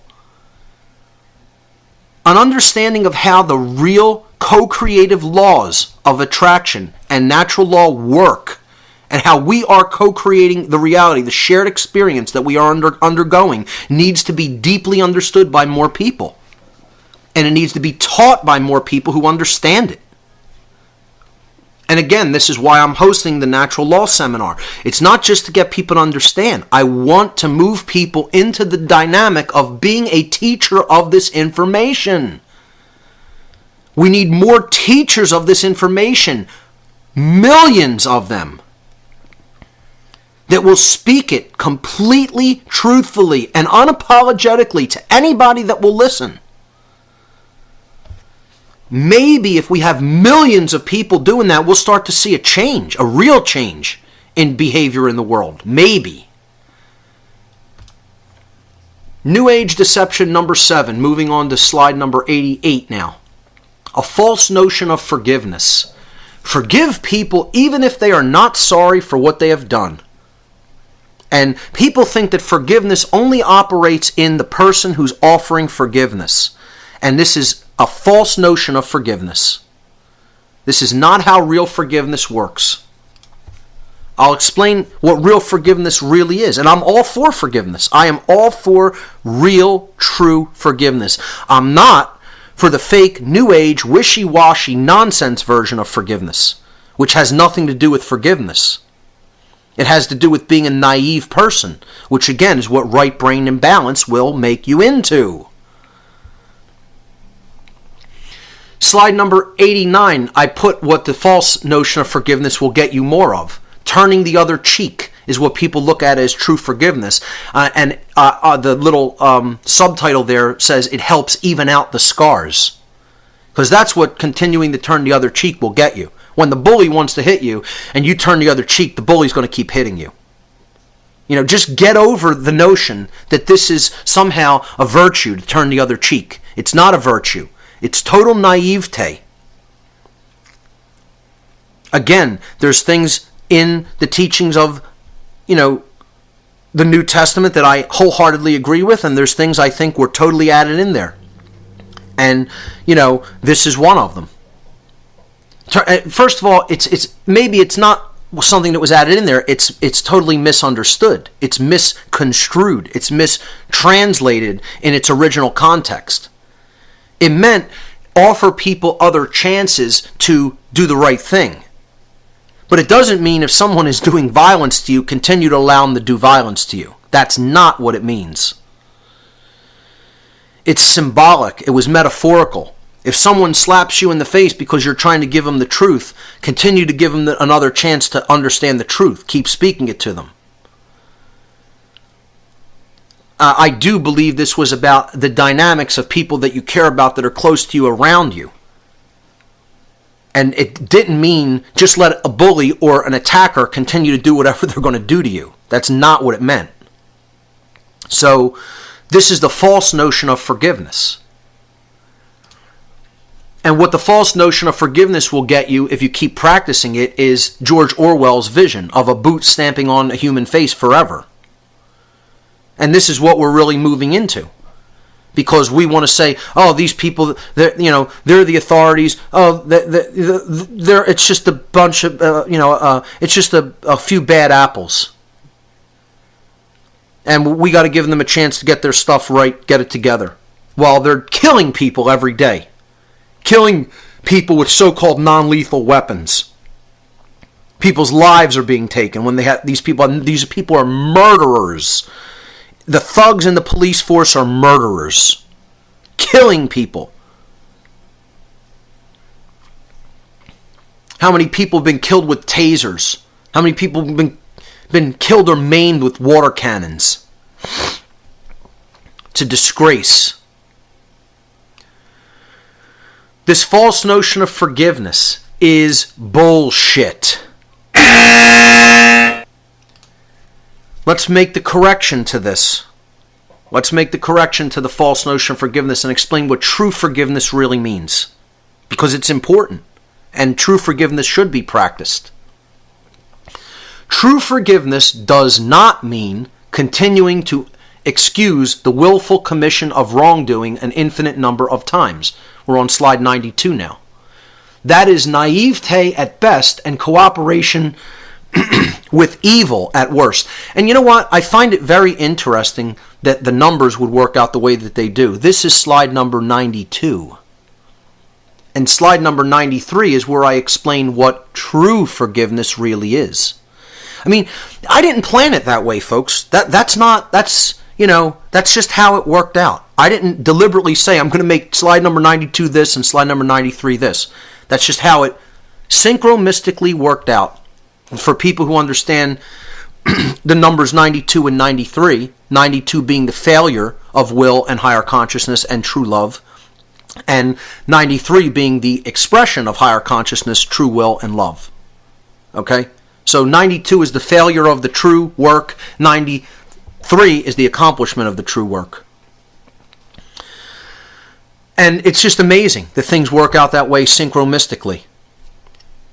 So 92, the false notion of forgiveness, is people think it means excusing the willful commission of wrongdoing an infinite number of times. That's not what true forgiveness is. What that really is naivete at the very best, and that comes from right brain imbalance, and cooperation with evil at worst. So what is really true forgiveness? On slide number 93. It's being able to admit those three words, I was wrong. That's where forgiveness has to start. Forgiveness has to start with somebody acknowledging their wrongdoing. It's a two-way street. Contrary to what the New Age movement and other idiots will try to tell you, that forgiveness only operates in the person offering the forgiveness. You are wrong. Sorry, it does not work that way. That's not true forgiveness. There's a difference between release of what you may be holding, of anger that you may be holding on to, and forgiveness. Release from attachment to anger in your life over something that occurred and saying, I'm not going to be angry about that because it happened in the past. That's not simply forgiving somebody. True forgiveness is a two-way street. There has to be an interchange an exchange for there to be forgiveness. Okay? So the exchange that happens is the person offers their apology, and then you give them something. The apology has to come first. The person has to admit that they were wrong. A sincere apology starts with the willingness to tell the truth. The person is going to tell the truth that their action was wrong, that their action was violent, that their action was based in taking something from you that they had no right to take. Hurting you, harming you in some way. And then they have to be willing to cease their engagement in that action. See, there has to be sincerity on the part of the person that did it. If true forgiveness is going to be offered and exchanged in their lifetime, they have to say, I was wrong, a sincere apology, I'm willing to admit the truth, and to stop doing what I was doing. That's where forgiveness and reconciliation begin. Until that's done, there can be no true forgiveness. There can be no true healing, no true reconciliation. Once someone says, I was wrong, I admit I shouldn't have been doing that and I won't do it anymore, I don't think you have to then take defensive action against them. You have to give them a chance to prove that they are sincere, and that's what forgiveness is. You're saying, okay, if you're willing to accept that responsibility, I will not take any action. I forgive you for what you've done. Don't do it again. When a person doesn't do it again, they've proven that the apology was sincere. They continue to do it again, then I think you understand that that's basically a person who's not, it wasn't a sincere apology, and the person is just going to continue to do the action because they don't have any real respect for themselves or anybody else. And then I think action should be taken against the person because they've proven that they're not sorry for what they're doing. I'm all for giving people other chances. I'm all for real forgiveness, but I'm not for a false notion of forgiveness. We need to understand the difference between those two concepts. Let's move on to slide 94, New Age deception number 8. Chaos should be feared. You know, everybody looks at chaos in a bad way, and the New Age propagates, oh, we should be afraid of chaos breaking out. This is why many of them are archonists. They are statists. They actually believe that government should exist. I can't tell you how many people I asked the question at the last New Age Expo in Philadelphia. Do you believe government should exist at all? Oh yeah, absolutely. I vote Democrat. I mean, I can't even believe how many people at this so-called spiritual expo actually accept the notion of government and think that they're spiritual. They believe that they are spiritual people. Or everybody's a spiritual person. They believe that they have an understanding of what higher consciousness is, true spirituality, higher consciousness understanding. They believe they have that knowledge. And again, they also believe I'm one of the good guys, I'm one of the good people. They believe that. You say, do you really understand the difference between right and wrong? And they'll be offended. How dare you even ask me that question? Of course I do. And they're supporters of violence and slavery by supporting government. And it's all because this notion is continuously propagated. Oh, there could be chaos. We don't do this, there could be chaos. You know? And this is what the whole idea of the terror state is about. Slide 95. Let's make levels of terror alert. We'll keep people in fear. We'll keep them thinking, if I give up my freedom, I'll be safe. I just got to give up my rights to the government. They'll protect us. They're concerned. They want to keep us safe. The fear of chaos, that's how it works. Through fear of chaos breaking out at any moment. Oh, there could be death. There could be harm to other people. Yeah, it's called living in a physical world. There's always going to be the potential for harm and chaos. Get over it. This notion that chaos is something to be feared is total bullshit. And I'm going to explain why. I'm going to give you specific examples, or I'm going to give you try to give you an understanding of why chaos is not something we should be afraid of. I should say the possibility for chaos is something we should not be afraid of. We shouldn't be sitting there in fear of what might happen. We should be honestly looking at what has already happened. and how this is used as justifications to promote endless fear and therefore taking more and more rights away from people. In the ancient world, there were two goddesses, and they come from different traditions, and they had many different names in different traditions. Okay? But essentially, these goddesses were the two teachers of humanity. Regardless of what their names were, what anybody wanted to call them in each individual culture throughout time, throughout history, they were teachers. They were considered teachers by the people who understood what these concepts meant. These aren't real people. This is the other thing people have to understand. When I talk about the goddess, when I talk about the goddess of this culture or the goddess of that culture, I'm not talking about a real being. It's not a real supernatural entity or a real person or being in the flesh. This is a symbolic concept. It's an allegorical concept to get people to understand something about moral teachings. So in the Egyptian tradition, and again, she had hundreds of different names in many other traditions. In the Egyptian tradition, the first goddess that I'm talking about was called Isis. And Isis was the mother of Horus. And here you see them depicted on the left in slide number 97. Isis was the mother goddess. She was the goddess of truth, wisdom, love. She was the bearer of the light into the world. She was the bringer of the light, the sun, the solar deity Horus. So here she's depicted holding Horus, and he's ready to breastfeed from her. She's offering Horus sustenance. She represented the night sky that gives birth to the solar deity at dawn. So she's the bringer of the light at dawn. And this represents that the sacred feminine, in other words, the emotional qualities within the being, the internal aspect, the heart and care that exists within the individual, or the spirit of the individual, is what would give birth to the sacred masculine child of right action. Right action in the world is what Horus represented. And this is why the goddess was depicted in this image as having a green hue. You see, she's green because she's the heart. She's the color of the heart, of love energy. The heart chakra, nature, the energy of nature, natural law.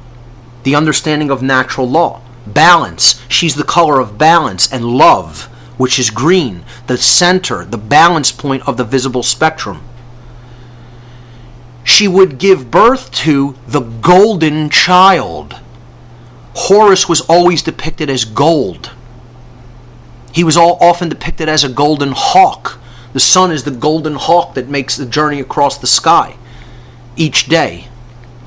So he was depicted as a gold child. There you see he's gold sitting on the lap of the green mother. Because he is the sun. He is the enlightenment that is born out of care. He is right action that is born out of the care and spirit and heart of a person. It's a beautiful allegory if it's decoded properly, if it's understood correctly. Most people don't understand it. They want to literalize it. They want to say these are actual people. No, they weren't actual people.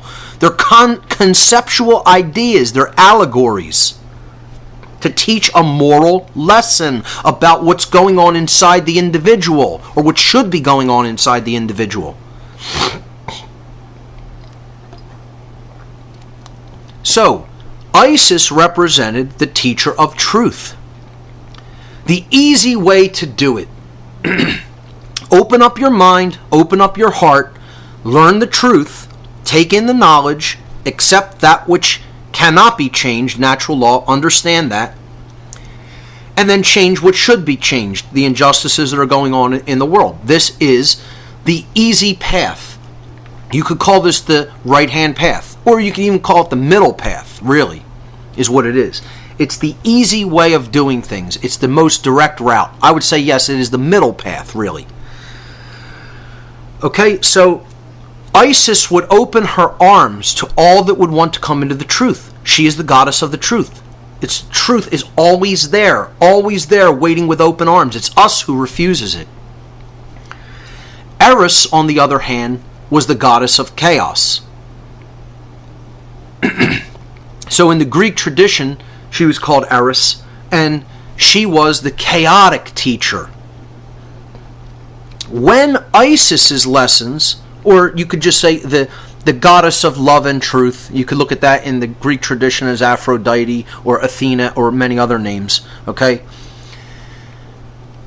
The goddess that would teach truth, that would bring truth to people and open up their mind and heart, when her teaching was refused, then natural law would come in the Eris form, in the chaotic form. So you might know this in the Indian or Indus Valley tradition as Kali.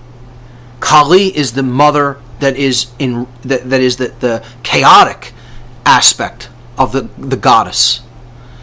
You know, you could look at this in the Egyptian tradition as Ma'at.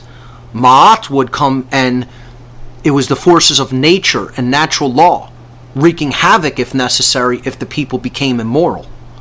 And this is what Eris is. Eris is the teacher in the negative aspect. It's the same thing. It's natural law. We're talking about natural law, and whether it is accepted and understood and lived by, or whether it is rejected, not understood, and people live in opposition to it. This is how they depicted this boundary condition of the universe called natural law, as Isis or Eris, and again by many other names. So when natural law was not understood and it was refused, truth was refused, the lessons of truth were refused, and people were living out of harmony with morality and natural law, then Eris would arrive to teach painfully through chaos. She was the bringer of chaos. She was the bringer of suffering.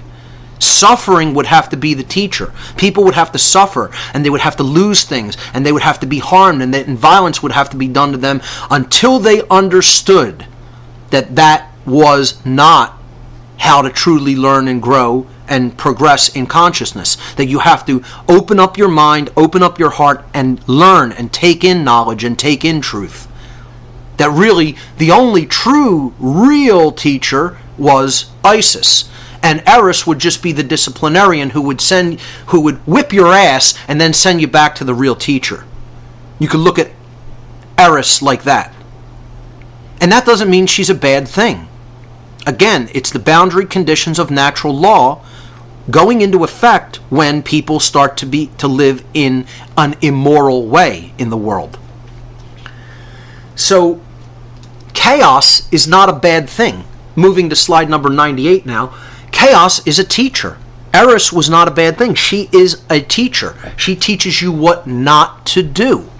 She's the apophatic teacher, you could say. She teaches you through the negative. That if you're going to put your hand on the hot stove, on the hot range top, it's going to be burnt. This isn't a tragedy. It's learning what not to do. It's saying this is a law. This is how this law operates. You're not going to be insulated from trying to break this law. If you try to break this law, you are going to be held accountable, and there are going to be consequences for breaking natural law. What humanity unfortunately appears to be is retarded. We are retarded. We're a retarded people. We're slow to get this lesson. That's what retarded means, having been slowed down. And I'm going to get into future episodes how we were slowed down. There's a reason that we were slowed down. We are literally retarded. We have been deliberately slowed down so that we don't get this understanding that if you put your hand on the stove, it gets burned. We're the retarded child that keeps putting their hand on the stove over and over again until the flesh melts off the bone. And then we're putting a skeletal hand on top of the burner until the bones turn to ash. That's how far we want to take it. Only someone who has been slowed down, made into a being that has been retarded or slowed down, would do this. No truly intelligent species would act like this. Because this is a metaphor. This slide, exactly what you see here, is a metaphor for what humanity is. We are the child who does this over and over and over and over and over and over and over again and never gets the lesson.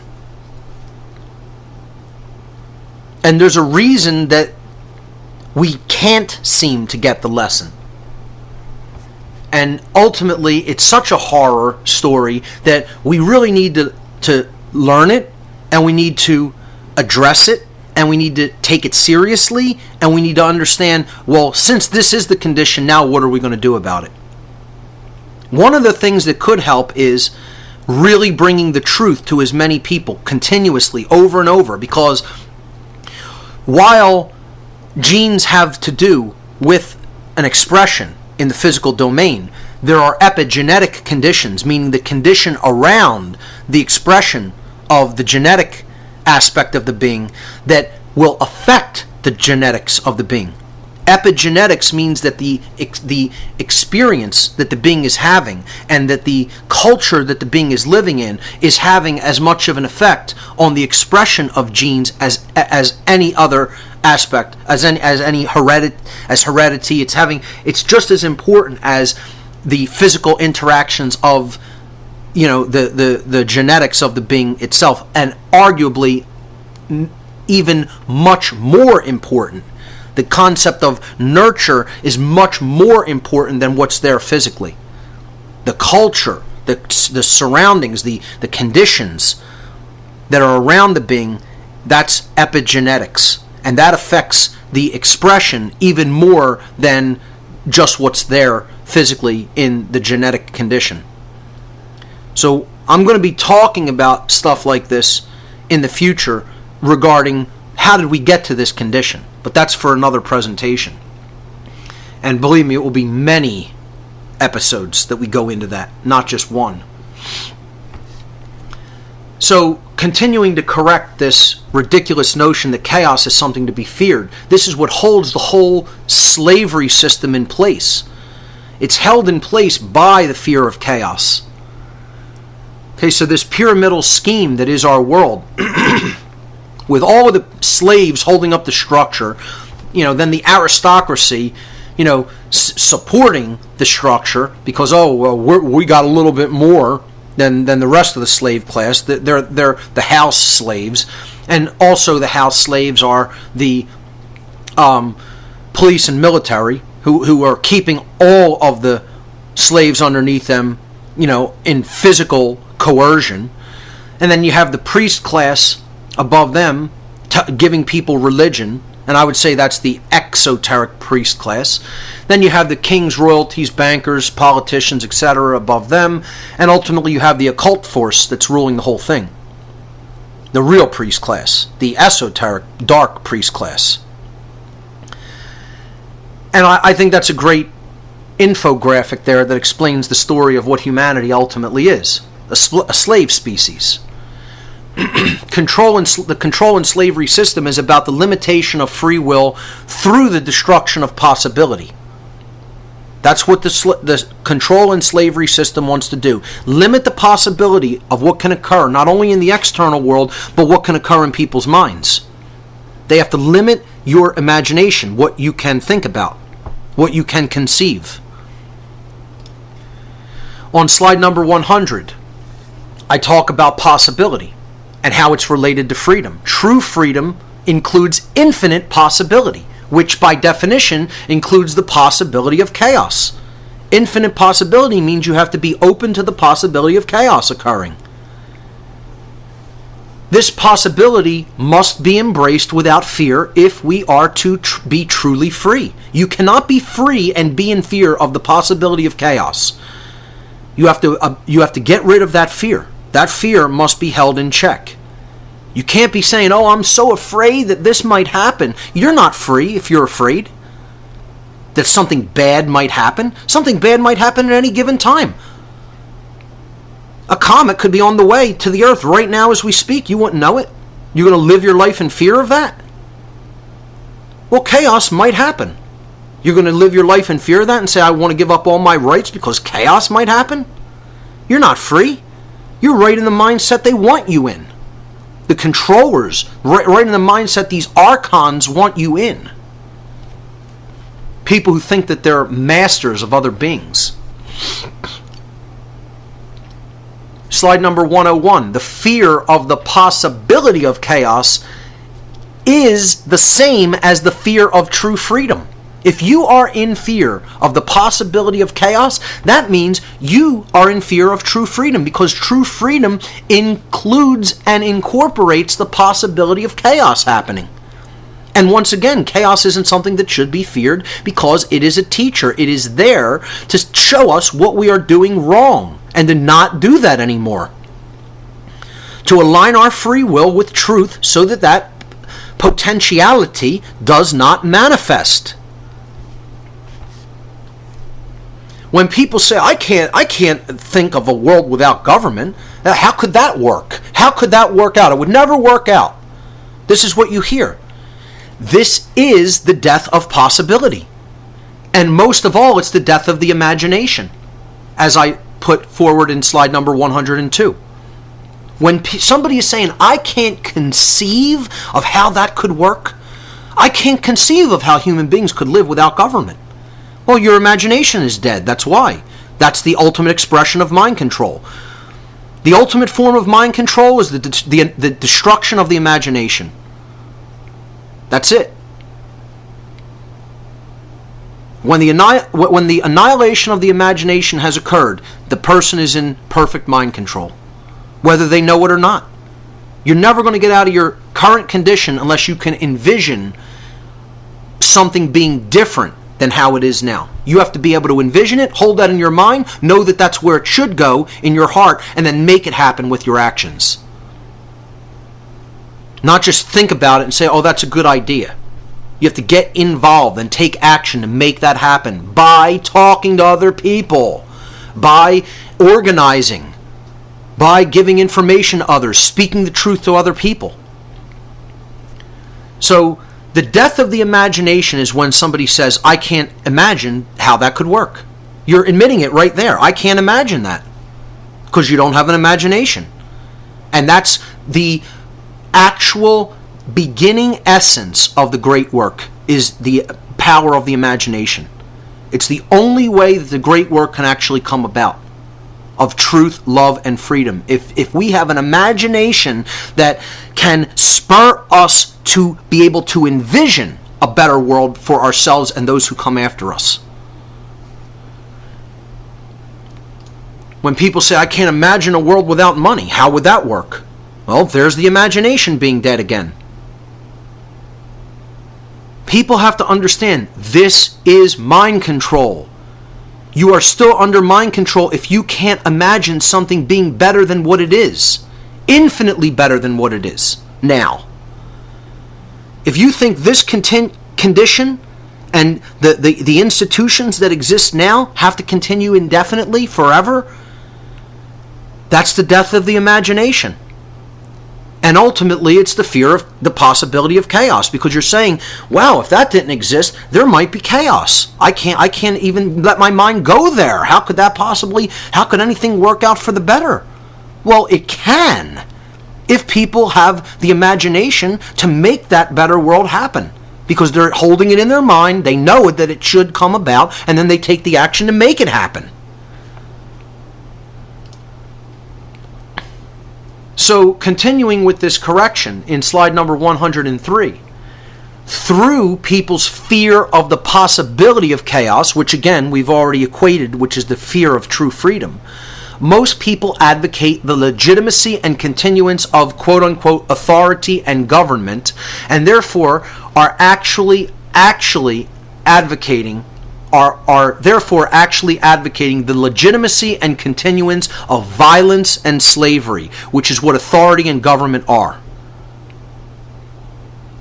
Once again, authority and government is the notion that some people are masters who have the moral right to rule others, and other people are slaves or servants or subjects that have the moral obligation to obey the masters. And if they don't disobey, then the masters have the right to do harm through physical violence to them, or taking things from them that they have no right to take taking their property, or taking their freedom and putting them in a cage because they disobeyed orders by the elite class. And people have to understand, we're still under slavery. It's called free-range slavery. Chickens on a free-range farm are still slaves. They're being kept by other people. Okay? They're going to the slaughterhouse even though they're roaming free in a free-range farm right now. It doesn't mean that because they're walking around eating some feed on the ground and they're in a relative condition of freedom in the moment, because they're not physically bound in a cage or in a coop right now, that means that they're free. They're still on a farm. This is the problem. People think that the only form of slavery is shackles, is chains, shackles, ball and chain slavery. That's not the only form of slavery. As a matter of fact, the more insidious form of slavery is free-range slavery, because it's more difficult for people to see and recognize as slavery. And then they support it. They become unwitting house slaves who support the continuance of slavery when they support the concept of authority and government. So, slide number 104. Statism, the belief in government and authority, is the most dangerous religion in the world. It itself is a religion. Like I said, everything I'm talking about in this presentation boils down to religion. Those who believe that authority is necessary and that it must continue have actually been duped into believing that human slavery is necessary and must continue in order to prevent chaos. That's the deception. The people who believe that authority is necessary and must continue, meaning the state is necessary and must continue, actually have been duped. They have been, and they don't want to admit that this is what they've been duped into believing. See, that's a hard thing to admit, that I was wrong and I got duped into supporting slavery, including my own slavery. See, that's the thing. This is why it's so hard to take people out of the notion of statism, out of the religion. It's abandonment of a religion is what you're asking to happen.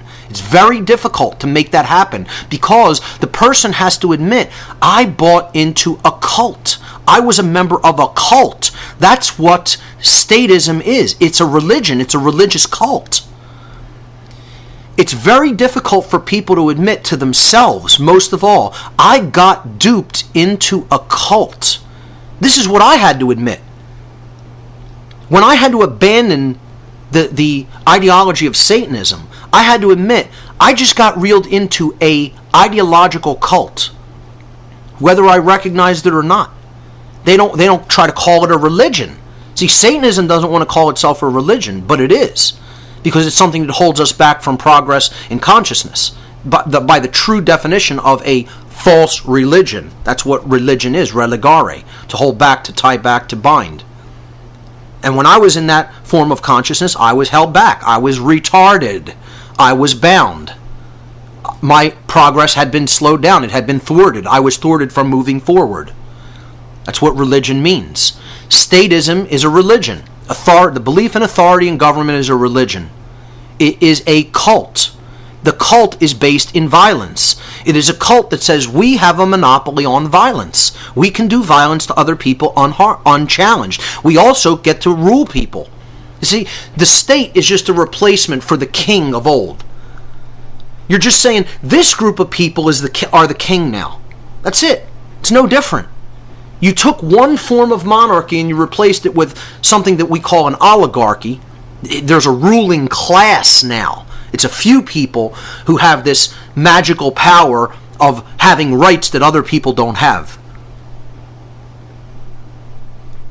And that constitutes a cult of violence. That's what the state is, a cult that is based in violence. And all the people, whether they know it or not, who believe that government and authority are real and should continue to be believed in and practiced, whether they know it or not, are supporters of slavery.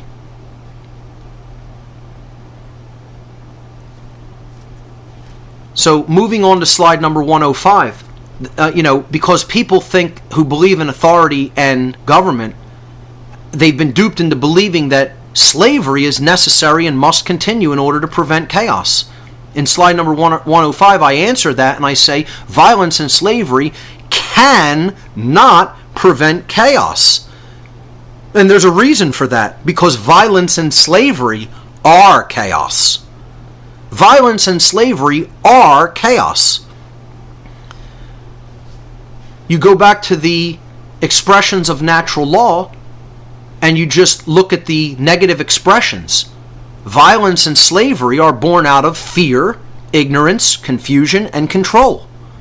As a result, they are chaos and evil. I don't think anybody in their right mind would debate the notion that violence and slavery are evil. But that they don't equate that that's what the state is. That's what the government is.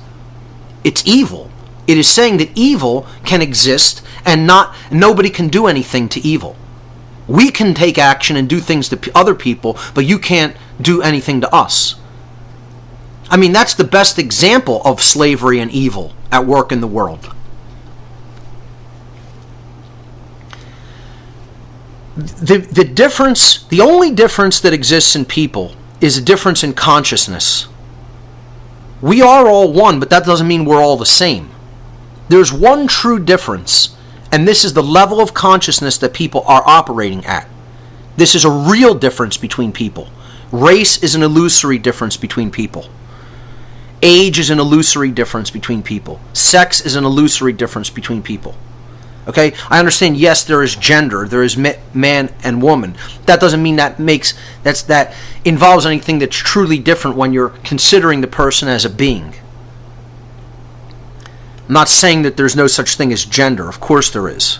And of course there's differences between gender. And those differences should actually be celebrated. Okay, I'm not advocating for androgyny when I make that statement.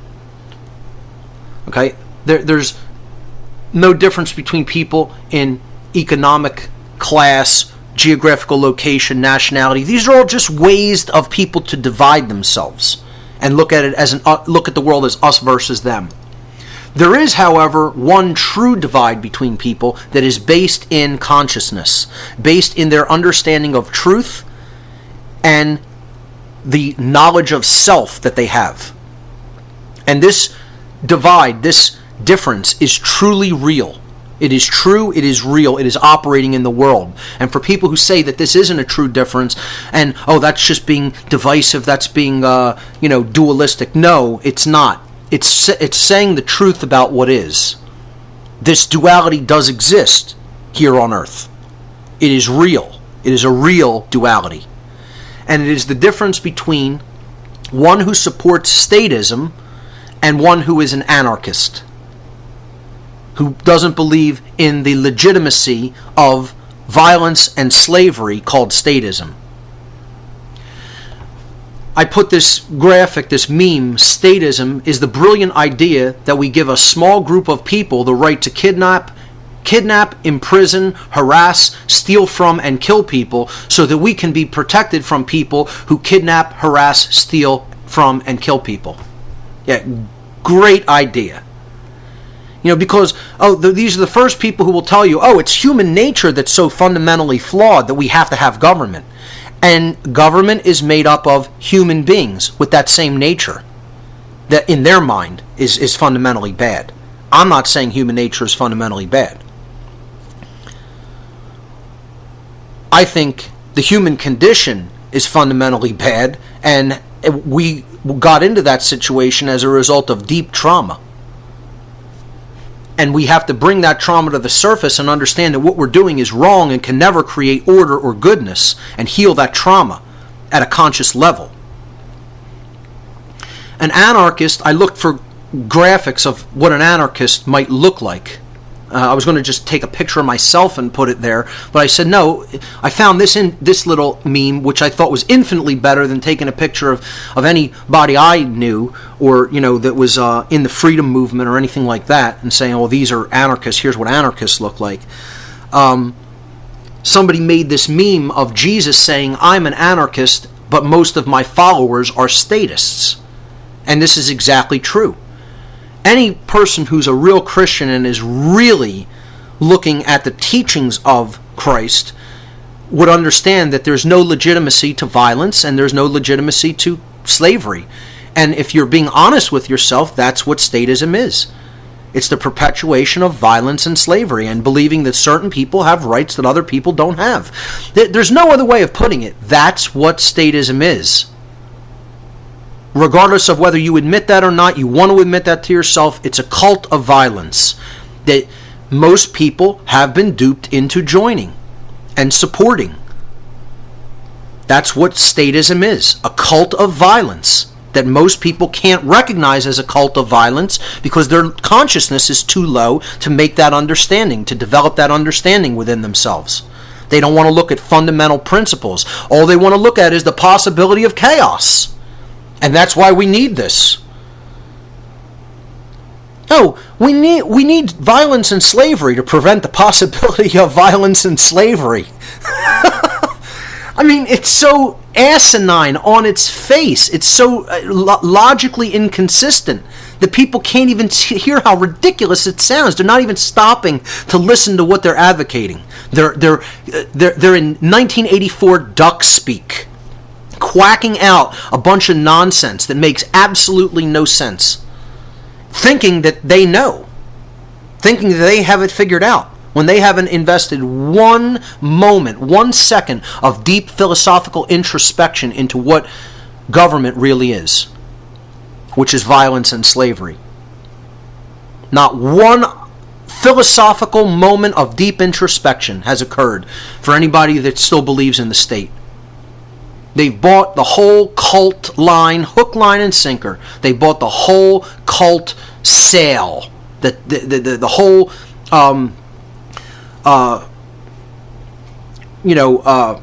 pitch that the state is giving them, the sales pitch. They bought it, hook, line, and sinker. This is the only true divide in humanity. And I'm going to call these people different things. Instead of statists and anarchists, I want people to understand a better way of looking at this that explains it even better, because it uses the root of the word archon. It uses the word archon in the word, which would be a much better way of explaining what statism is and what someone who knows that statism is inherently illegitimate, what they understand. When you use the terms I'm going to replace these two terms with and help people to understand the meaning of those terms, they get statism a little bit better, they get anarchism a little bit better. Okay? So anarchy is what an anarchist knows is the real, true human condition. This is the true way men and women are meant to live on this planet, or any other planet for that matter, in a state of cooperative spiritual anarchy. Anarchy does not mean without rules. This is what people think it means. They equate it with chaos. You play word association with people. You say, what does anarchy mean to you? They say chaos. Because through the mind control technique of the obfuscation of the real definition of words, if you repeat a wrong definition enough, people will accept it as the definition of the word, when in fact that has nothing to do with the definition of the word anarchy. Anarchy does not mean chaos. In fact, it is the exact polar opposite of chaos. Anarchy is order in the world. True anarchy is order in the world. Let me repeat that one more time. True anarchy is order in the world, not chaos. It is the opposite of chaos. The word anarchy comes from Greek. Okay, it's one of the words that comes out of the Greek language as opposed to Latin or any other older language. The Greek prefix an, a or an, means without or the absence of. Not present, in other words. The Greek noun archon, A-R-C-H-O-N. In Greek, this would be Alpha, Rho, Chi, Omicron, Nu. And That's how you would spell archon in Greek. It means master or ruler. Master or ruler. So, we put them together. An archon. Without master. Without ruler. The absence of masters. The absence of rulers. So if you give people the phrase, no rulers, no masters, the absence of rulers, the absence of masters, what would they write down? What word would they come back with? They would say freedom. No rulers and no masters is freedom. You don't have a ruler, you don't have a master, you're free. Well, see, there does need to be a ruler and a master, just not external. The ruler and the master needs to be inside. We have to be our own ruler, we have to be our own master, we have to govern ourselves.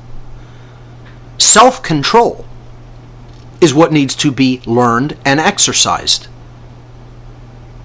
The reason we're in the situation we're in with external rulers and external masters is because we're not doing that internal work of exercising our own self-control over the one being that we have a right to control ourselves.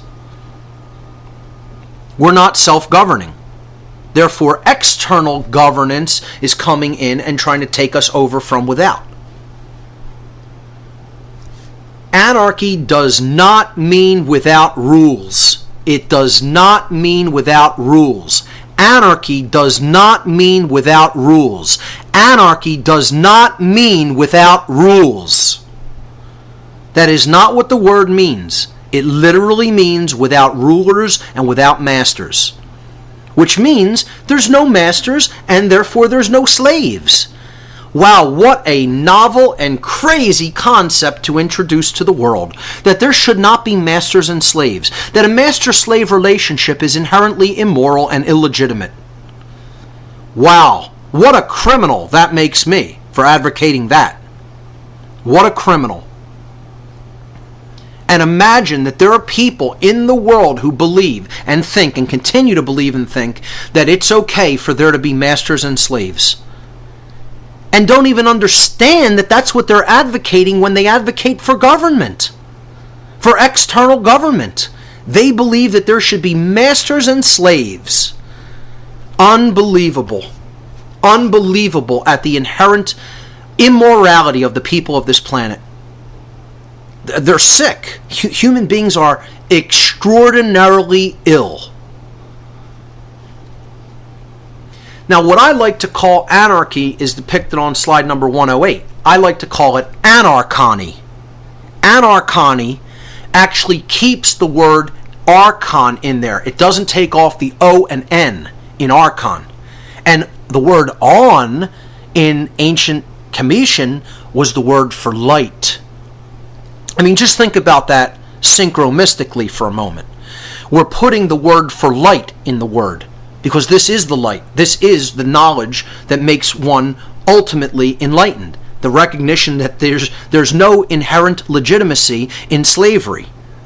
That's what real coming into true enlightenment is about. Recognizing that you are sovereign and that there is no inherent legitimacy in government. That's what spiritual enlightenment is about, that process of recognizing and living your own sovereignty. Being not a slave.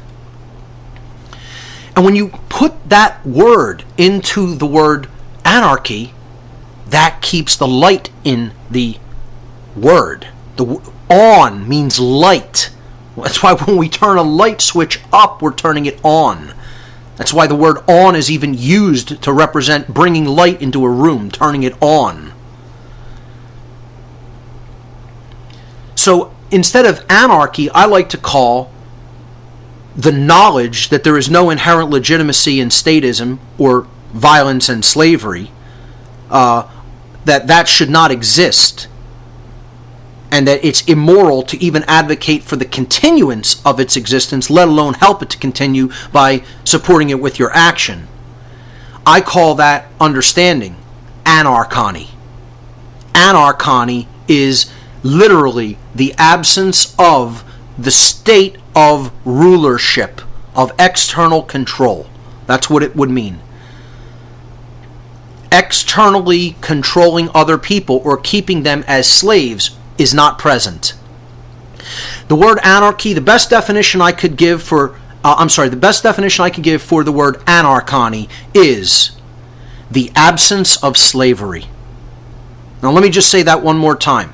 The best definition that I feel that I can give for anarchony is the absence of slavery. And the reason that slavery is absent is because there would be no rulers. No one is attempting to rule anybody else or prop themselves up as someone else's legitimate master. Because that's immoral and it's illegitimate. It's not true. No one is actually a slave to someone else, including government, including a group of people. Anarchony is the absence of slavery. Anarchony is the absence of slavery. Anarchony is the absence of slavery. So let's look at the true divide between humanity in a different sense as far as the words are concerned. On slide number 109. Statism, the believers in statism are archonists. They're archonists. They are those who advocate for the archons, or the masters. They're people who are saying slavery is legitimate because mastery of other people, externally keeping other people as your subjects and you claiming to be their masters, is legitimate. That's what an archonist believes. That's what people who advocate for the state, for government, for external rulership of other people, for man-made laws, are actually advocating. They're saying master and slave relationships are legitimate. The master-slave relationship is legitimate. That's what a statist or an archonist believes. Whether they know it or not, they are supporters of slavery. Archonists are supporters of slavery. One who is a statist, or in other words, an archonist, is a supporter of slavery. An archonist is a supporter of slavery. Conversely, an anarchonist, one who recognizes the inherent illegitimacy of government, the inherent illegitimacy of a master-slave relationship, could be called, instead of an anarchist, an anarchonist. Let's put the word light back into the equation. On. Their light is on. The light within their heart is on, as you can see in the picture of perhaps the world's greatest anarchist, whether it's a real individual, a group of teachers, a single teacher, or just an idea. Doesn't matter. Does not matter one iota. And I'm not going to get bogged down into the discussion of the historical existence of Christ. Because the energy of Christ has moved through many, many people throughout human history, since the beginnings of humanity. So I would say that the entire consciousness is not one being. This is just an archetypal image for what we call a higher level of consciousness called Christed consciousness.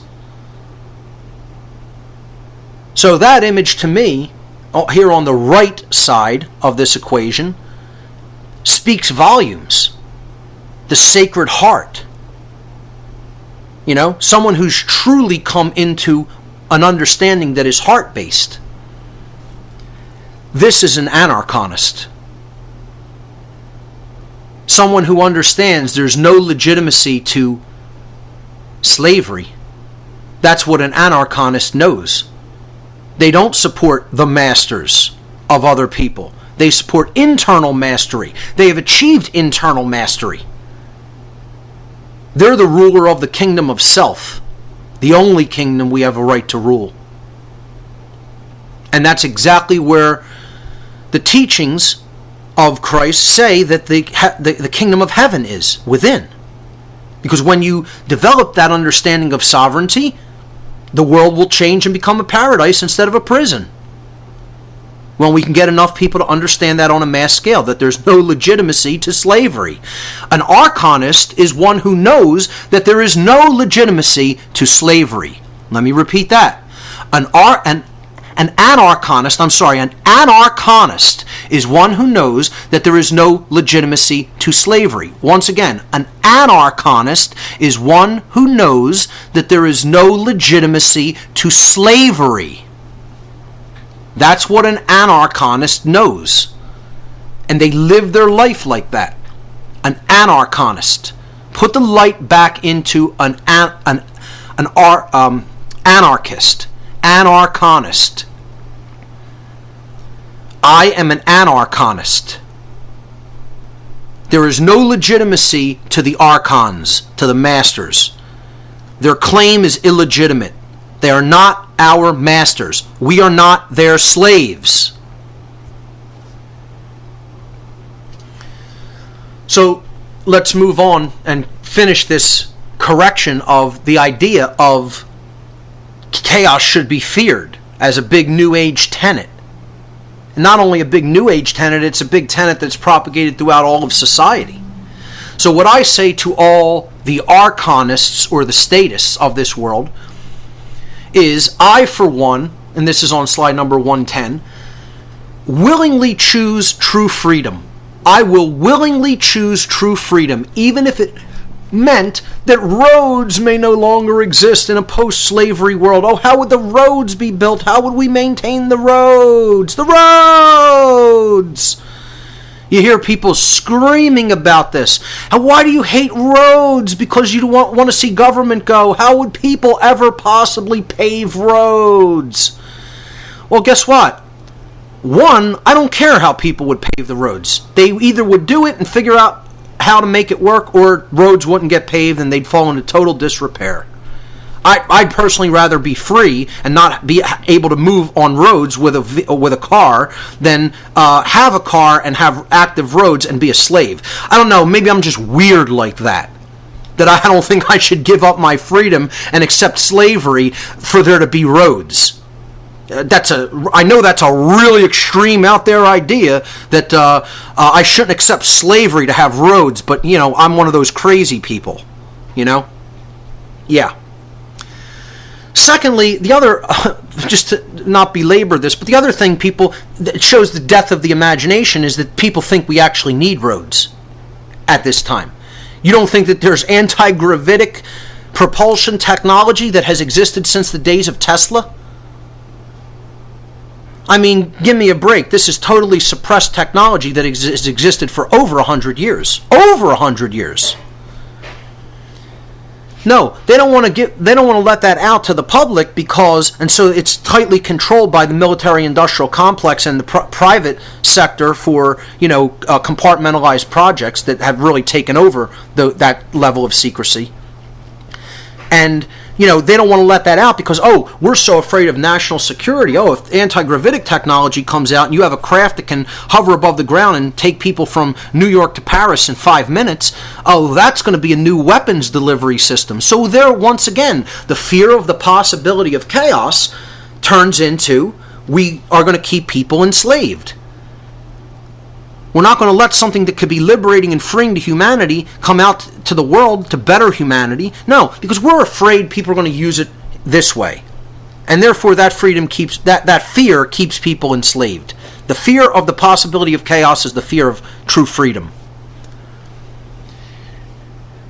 I'll willingly choose freedom even if it meant that roads may no longer exist in a post-slavery world, even if it meant that murderers and cannibals might lurk around every corner, like the zombie apocalypse, even if it meant that I might drown in human waste because there would be no sanitation, even if it meant that my home might collapse because of unsafe building conditions, or that it might spontaneously erupt into flame at any given moment and no one would come to put out the fire. Moving on to the next slide.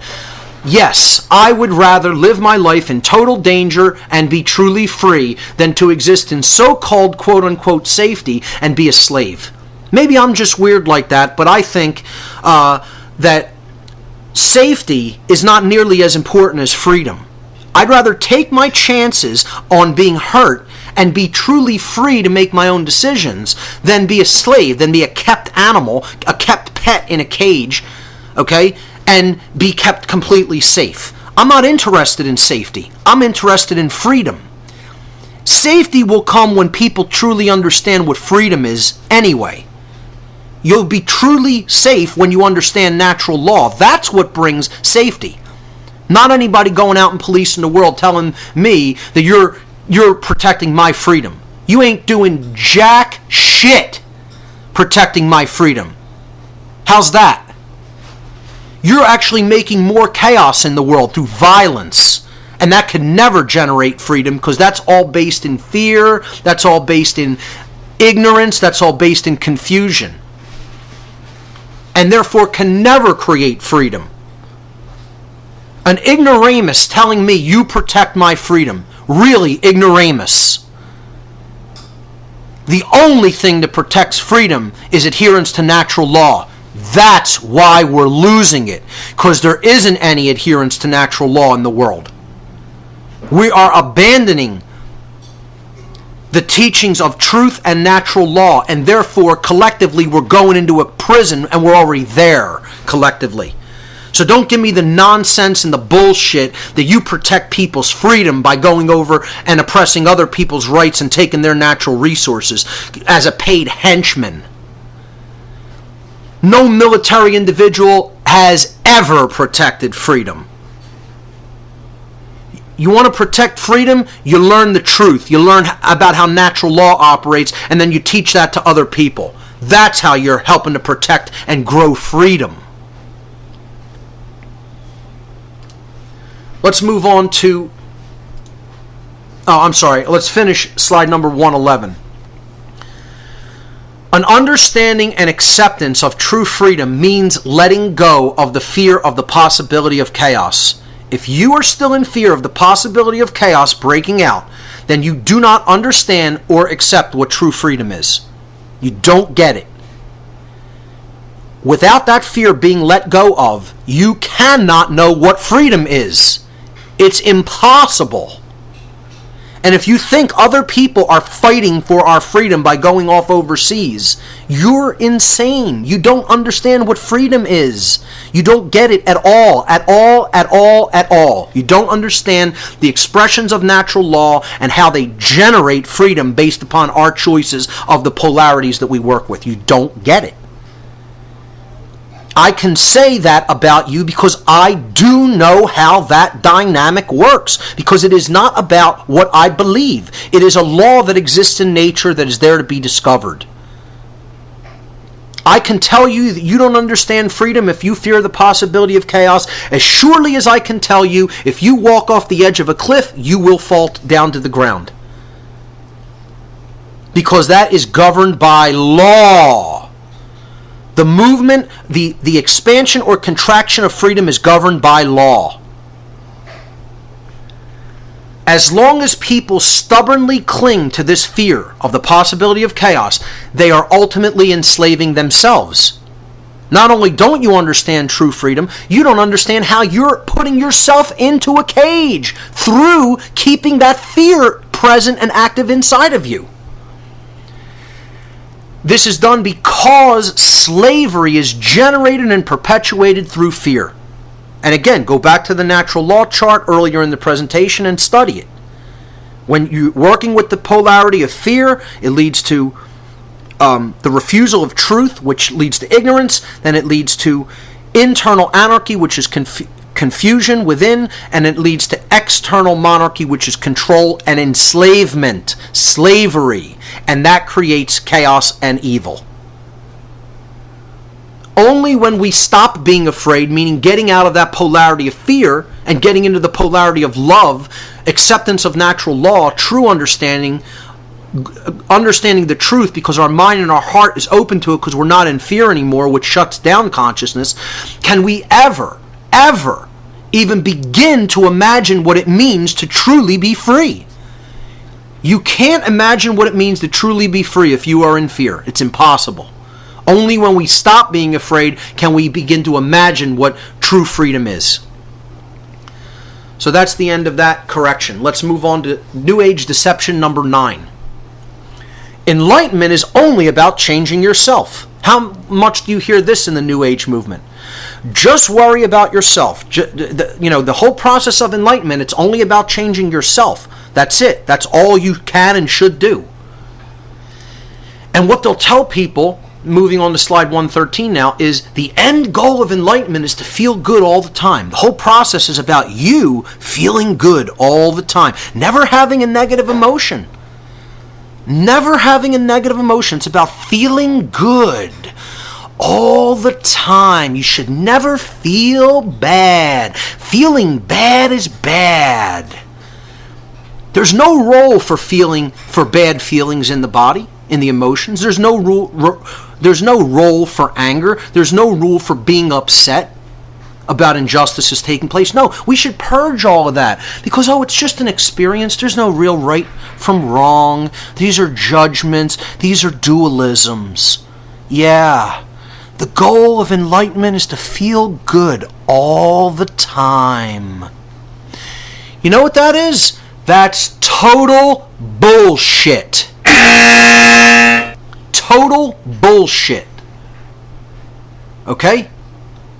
Because all this is an appeal to ego. An appeal to ego. Telling people what they want to hear. Enlightenment is only about changing yourself, and the goal of it is to feel good all the time. And don't tell me that's not what the New Age movement is teaching.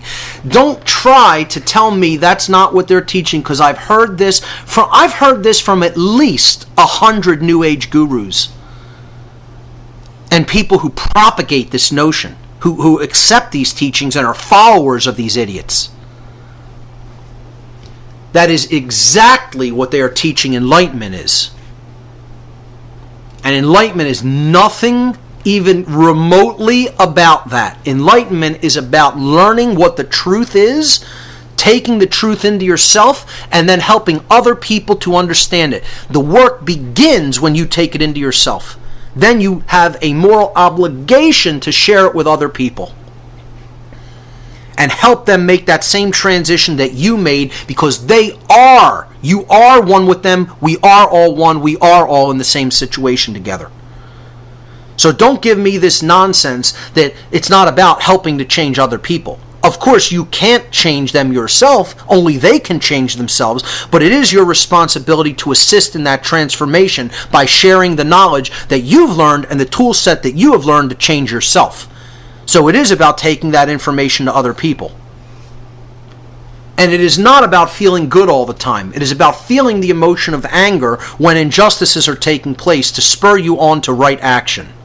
That is the role for anger, as we've already talked about. Most of all, what real enlightenment is about is responsibility to the truth. It's about more than responsibility to yourself. It's about more than a responsibility to other people. It's about more than responsibility to a whole civilization, a whole planetary society. It's about responsibility to truth. That has to come above all else, above any other allegiance. Allegiance to truth has to be first.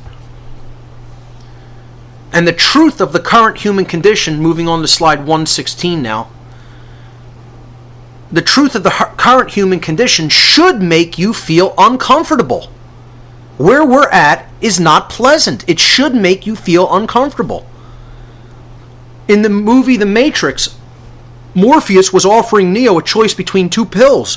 One represented continuing to buy the deception and the illusion and staying asleep, the blue pill, and the hidden truth that would wake him up and explain to him what had been done to humanity and where they were really at, which was horrible. And he says, before he gives it to them, remember, all I'm offering you is the truth. I'm not telling you that it's going to be pleasant and that you're going to like hearing it and that it's going to feel good to know the truth. I'm just offering you what the truth actually is. Which I think is a beautiful allegory. If for people who understand the allegory, who can decode it. Slide 117. We should use that discomfort to motivate ourselves to create real change in the world through our actions. Use that discomfort of how unpleasant the current human condition is. It shouldn't be that way. It should be changed.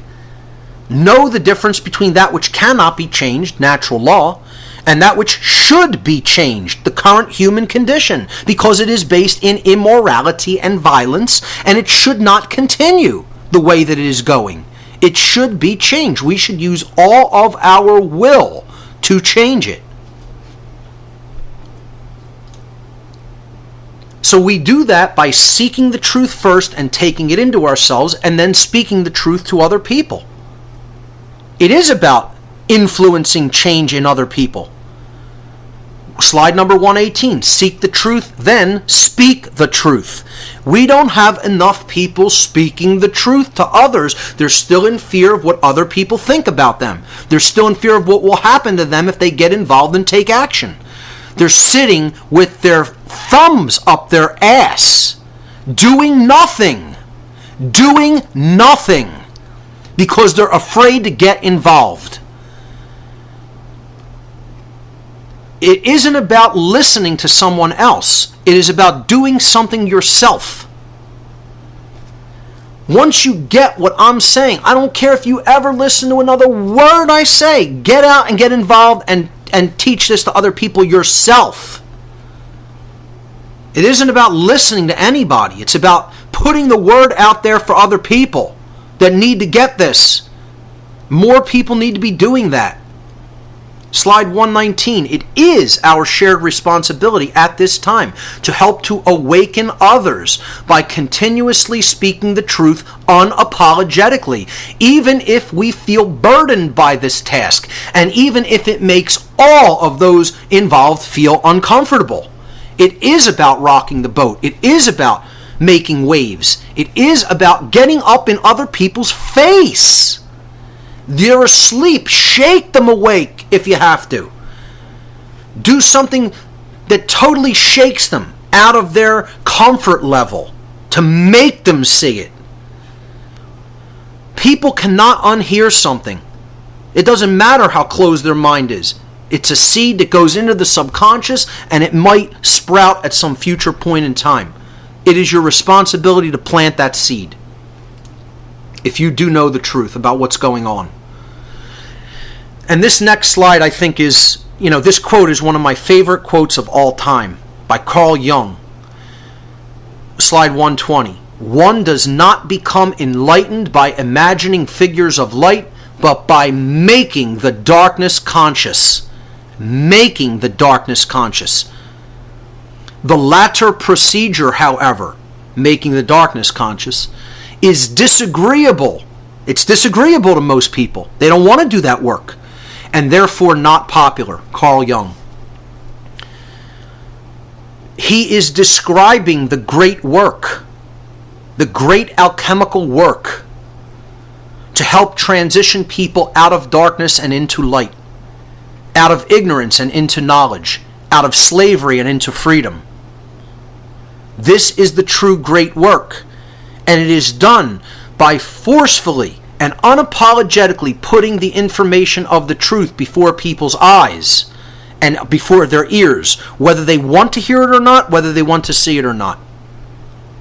It is about influencing the darkness, those who are in darkness, to become conscious and awakened. That is what the great work is. It is an act of will.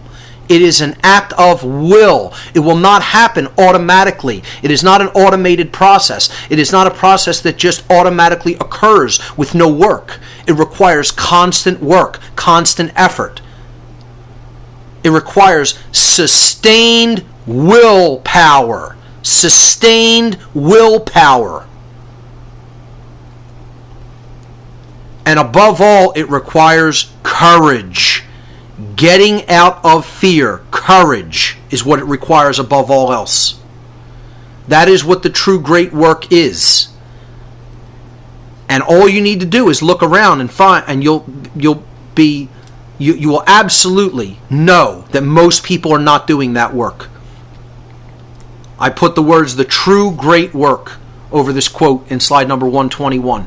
This is the true great work, and this is what most people in the world look like who are doing the true great work at this time. They look disillusioned. They look like they're ready to give up because this is what the people around them look like. They're totally asleep.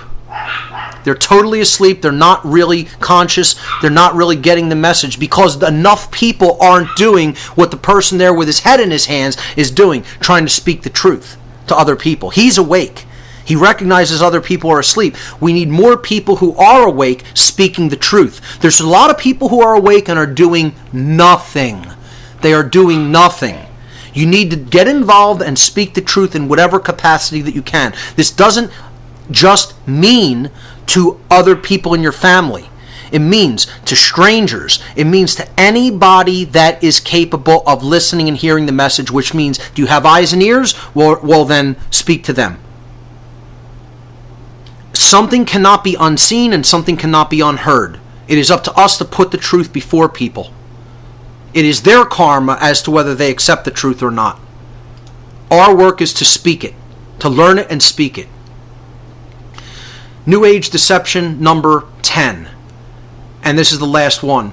The truth does not need to be defended. You hear this constantly. Oh, the truth doesn't need to be defended. It speaks for itself. Oh, really? You want to explain to me how that works when so many people don't know what the truth is? They don't know the difference between right and wrong? Truth doesn't have a physical voice. We are the people who truth works through. Those who know it. So, they say since truth doesn't need to be defended, don't ever confront anyone on their bullshit. Slide number 123. Never confront anybody on all the things they're doing wrong, on their total bullshit. Don't confront them. No, that's confrontative. We don't want that in the New Age movement. We don't want any confrontation. We don't want people saying unapologetically, what you're doing is wrong. You should not be doing this. This is wrong because it causes harm to other people, and explain how it actually causes harm to other people. No, that would be calling someone on their bullshit, and we can't have that. That's confrontative. We don't ever want to talk about the negative, remember? Never talk about the negative. Truth doesn't need to be defended. As it's being totally destroyed in the world, it doesn't need to be defended. No one needs to come to its defense. It's just dying, it's being slain, it's being murdered. But don't come to its defense. It'll defend itself. So never confront anyone on their bullshit. This, ladies and gentlemen, in itself is bullshit. The correction to this nonsense, this New Age nonsense, is that which can be destroyed by the truth should be. A quote by Hodgel. Okay? So, if truth is a destructive process, it's not an additive process. Truth strips away the lies. It's an acidic process that eats away at what is false. It's apophatic. It works through the negative, through the dissolving process. It takes away, it chips away at the stone like a statue that's inside of a stone. You chip away all that is not part of it. It's not additive, it is subtractive. And we are the vehicles by which the truth operates in the world. We are there to break down the lie. The lie needs to be broken down. People's ego needs to be broken down. They need to understand that they are doing something that is immoral. Not only by supporting violence and slavery, by doing the physical tasks that lead to violence and slavery through the state, through government, through the police, through the military, but by supporting it at all, ideologically saying that you support any of that, you are supporting slavery. We need to break down that ego by continuously putting the speech out into the world that is morally wrong and unacceptable. Doesn't matter who's ready to hear it or not. The idea cannot be unheard. We need to create a bullshit-free zone where we do not apologize for any inconvenience that we are creating by speaking the truth.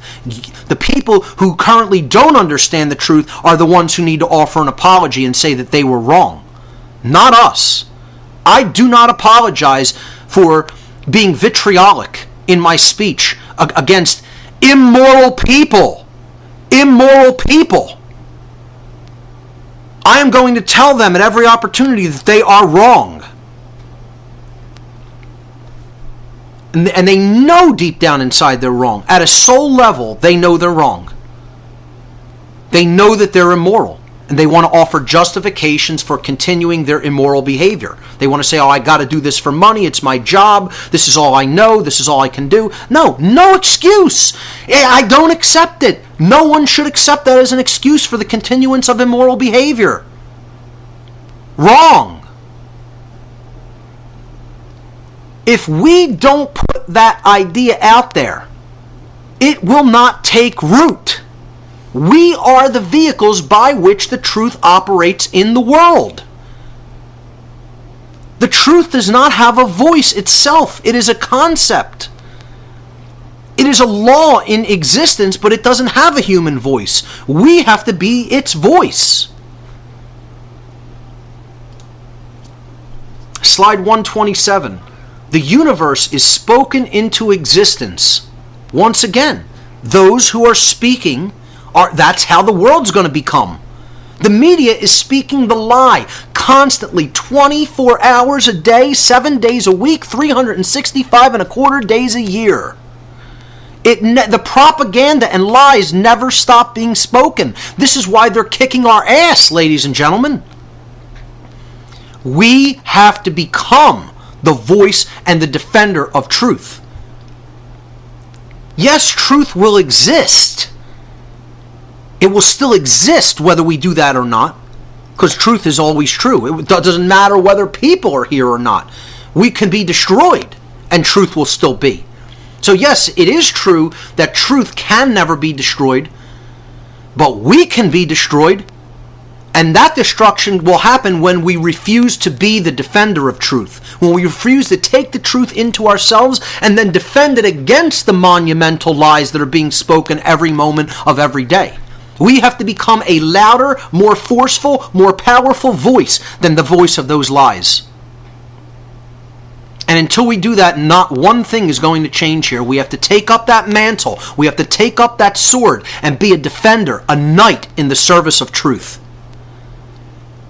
And that is becoming a defender in the service of both the sacred feminine and the sacred masculine. You are defending the sacred feminine principle of truth and the non-aggression principle, and you are exercising the sacred masculine duty of taking up that mantle and being that defender. Slide number 128. Never, ever, ever, ever give up. This is about sustained willpower, as I've said before. Rage against the dying of the light. Be that holder of that torch, of that flame of knowledge, of truth, and a beacon of freedom. No matter what is happening, continuously exert your will. If you know what the truth is, you have a responsibility to continuously speak it, to continuously defend it, and to continuously bring that message to other people, whether they want to hear it or not. It does not matter whether they do not want to accept it. And people will say, well, that's violence, continuing to try to bring something to somebody that they don't want. No, wrong. That is an obligation. An obligation. If you know what the truth is, and other people you know by what they're saying to you, you know that they do not know it, you have an obligation to continue to speak it, because the universe, the quality of our experience, is spoken into existence. And this is why it's in a tragic mess of a state, because we are not taking up that sword of truth and putting it into and swinging it by using our voice. That's why words and sword all use the same letters. People don't even look at simple things like that. That's synchromistic. It's there for a reason. The sword of truth, it's wielded through words, through speaking the truth into existence. speaking the acceptance of the truth into existence. Like I said, truth will always exist. We need to get out of the New Age religion cul-de-sac. Slide number 129. The New Age religion cul-de-sac, which is what this has all been about. Shutting down the masculine. Shutting down the sacred masculine of action. A different reality can be spoken into existence by us if we care enough to learn the truth and then develop the courage and the will to defend it at all costs. And once again, this is done by speaking the truth into our daily lives. When we do that, that's when more people will become awoken. When they will recognize their sovereignty. We can create a new reality. It can be spoken into creation by us, the vehicles of the truth. But we have to care enough to learn the truth for ourselves, to know it, then develop the courage and the will to speak it to others. When we do that, that's when we're going to change internally, as depicted on slide number 130. And as a result, when we understand that sovereignty and we have come into that level of enlightenment, then the chains that are binding our whole world are going to crumble, as depicted in slide number 131.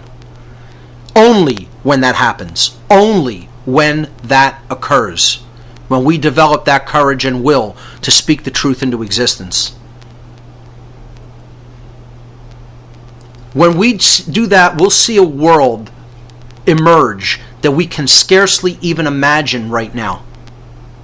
A world based in truth, above all else, a world based in love, higher consciousness, and a world that is truly free.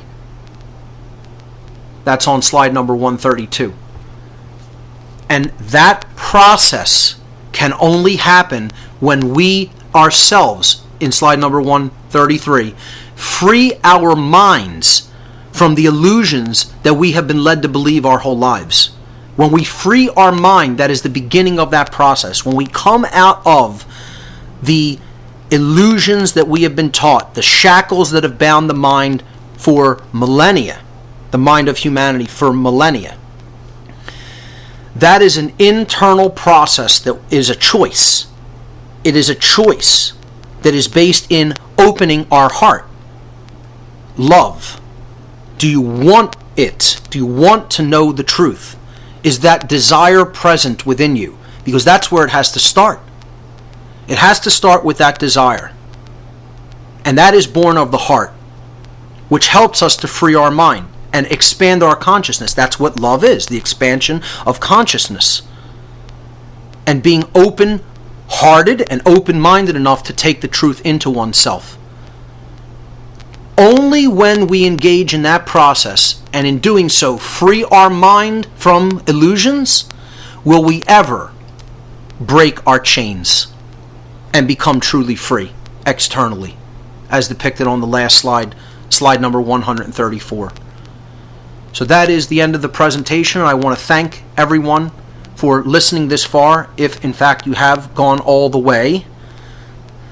And I hope that you've enjoyed it. I hope that you've gained some understanding from it. And if you see fit, share this presentation with as many other people as will listen to it. Break it up into many parts if you have to. Listen to a little each day. I wanted to go through it and do it in one podcast, but, take it at your pace. That's the whole point. So, I want to thank everyone for their patience. I know this was a really long one, and I want to say that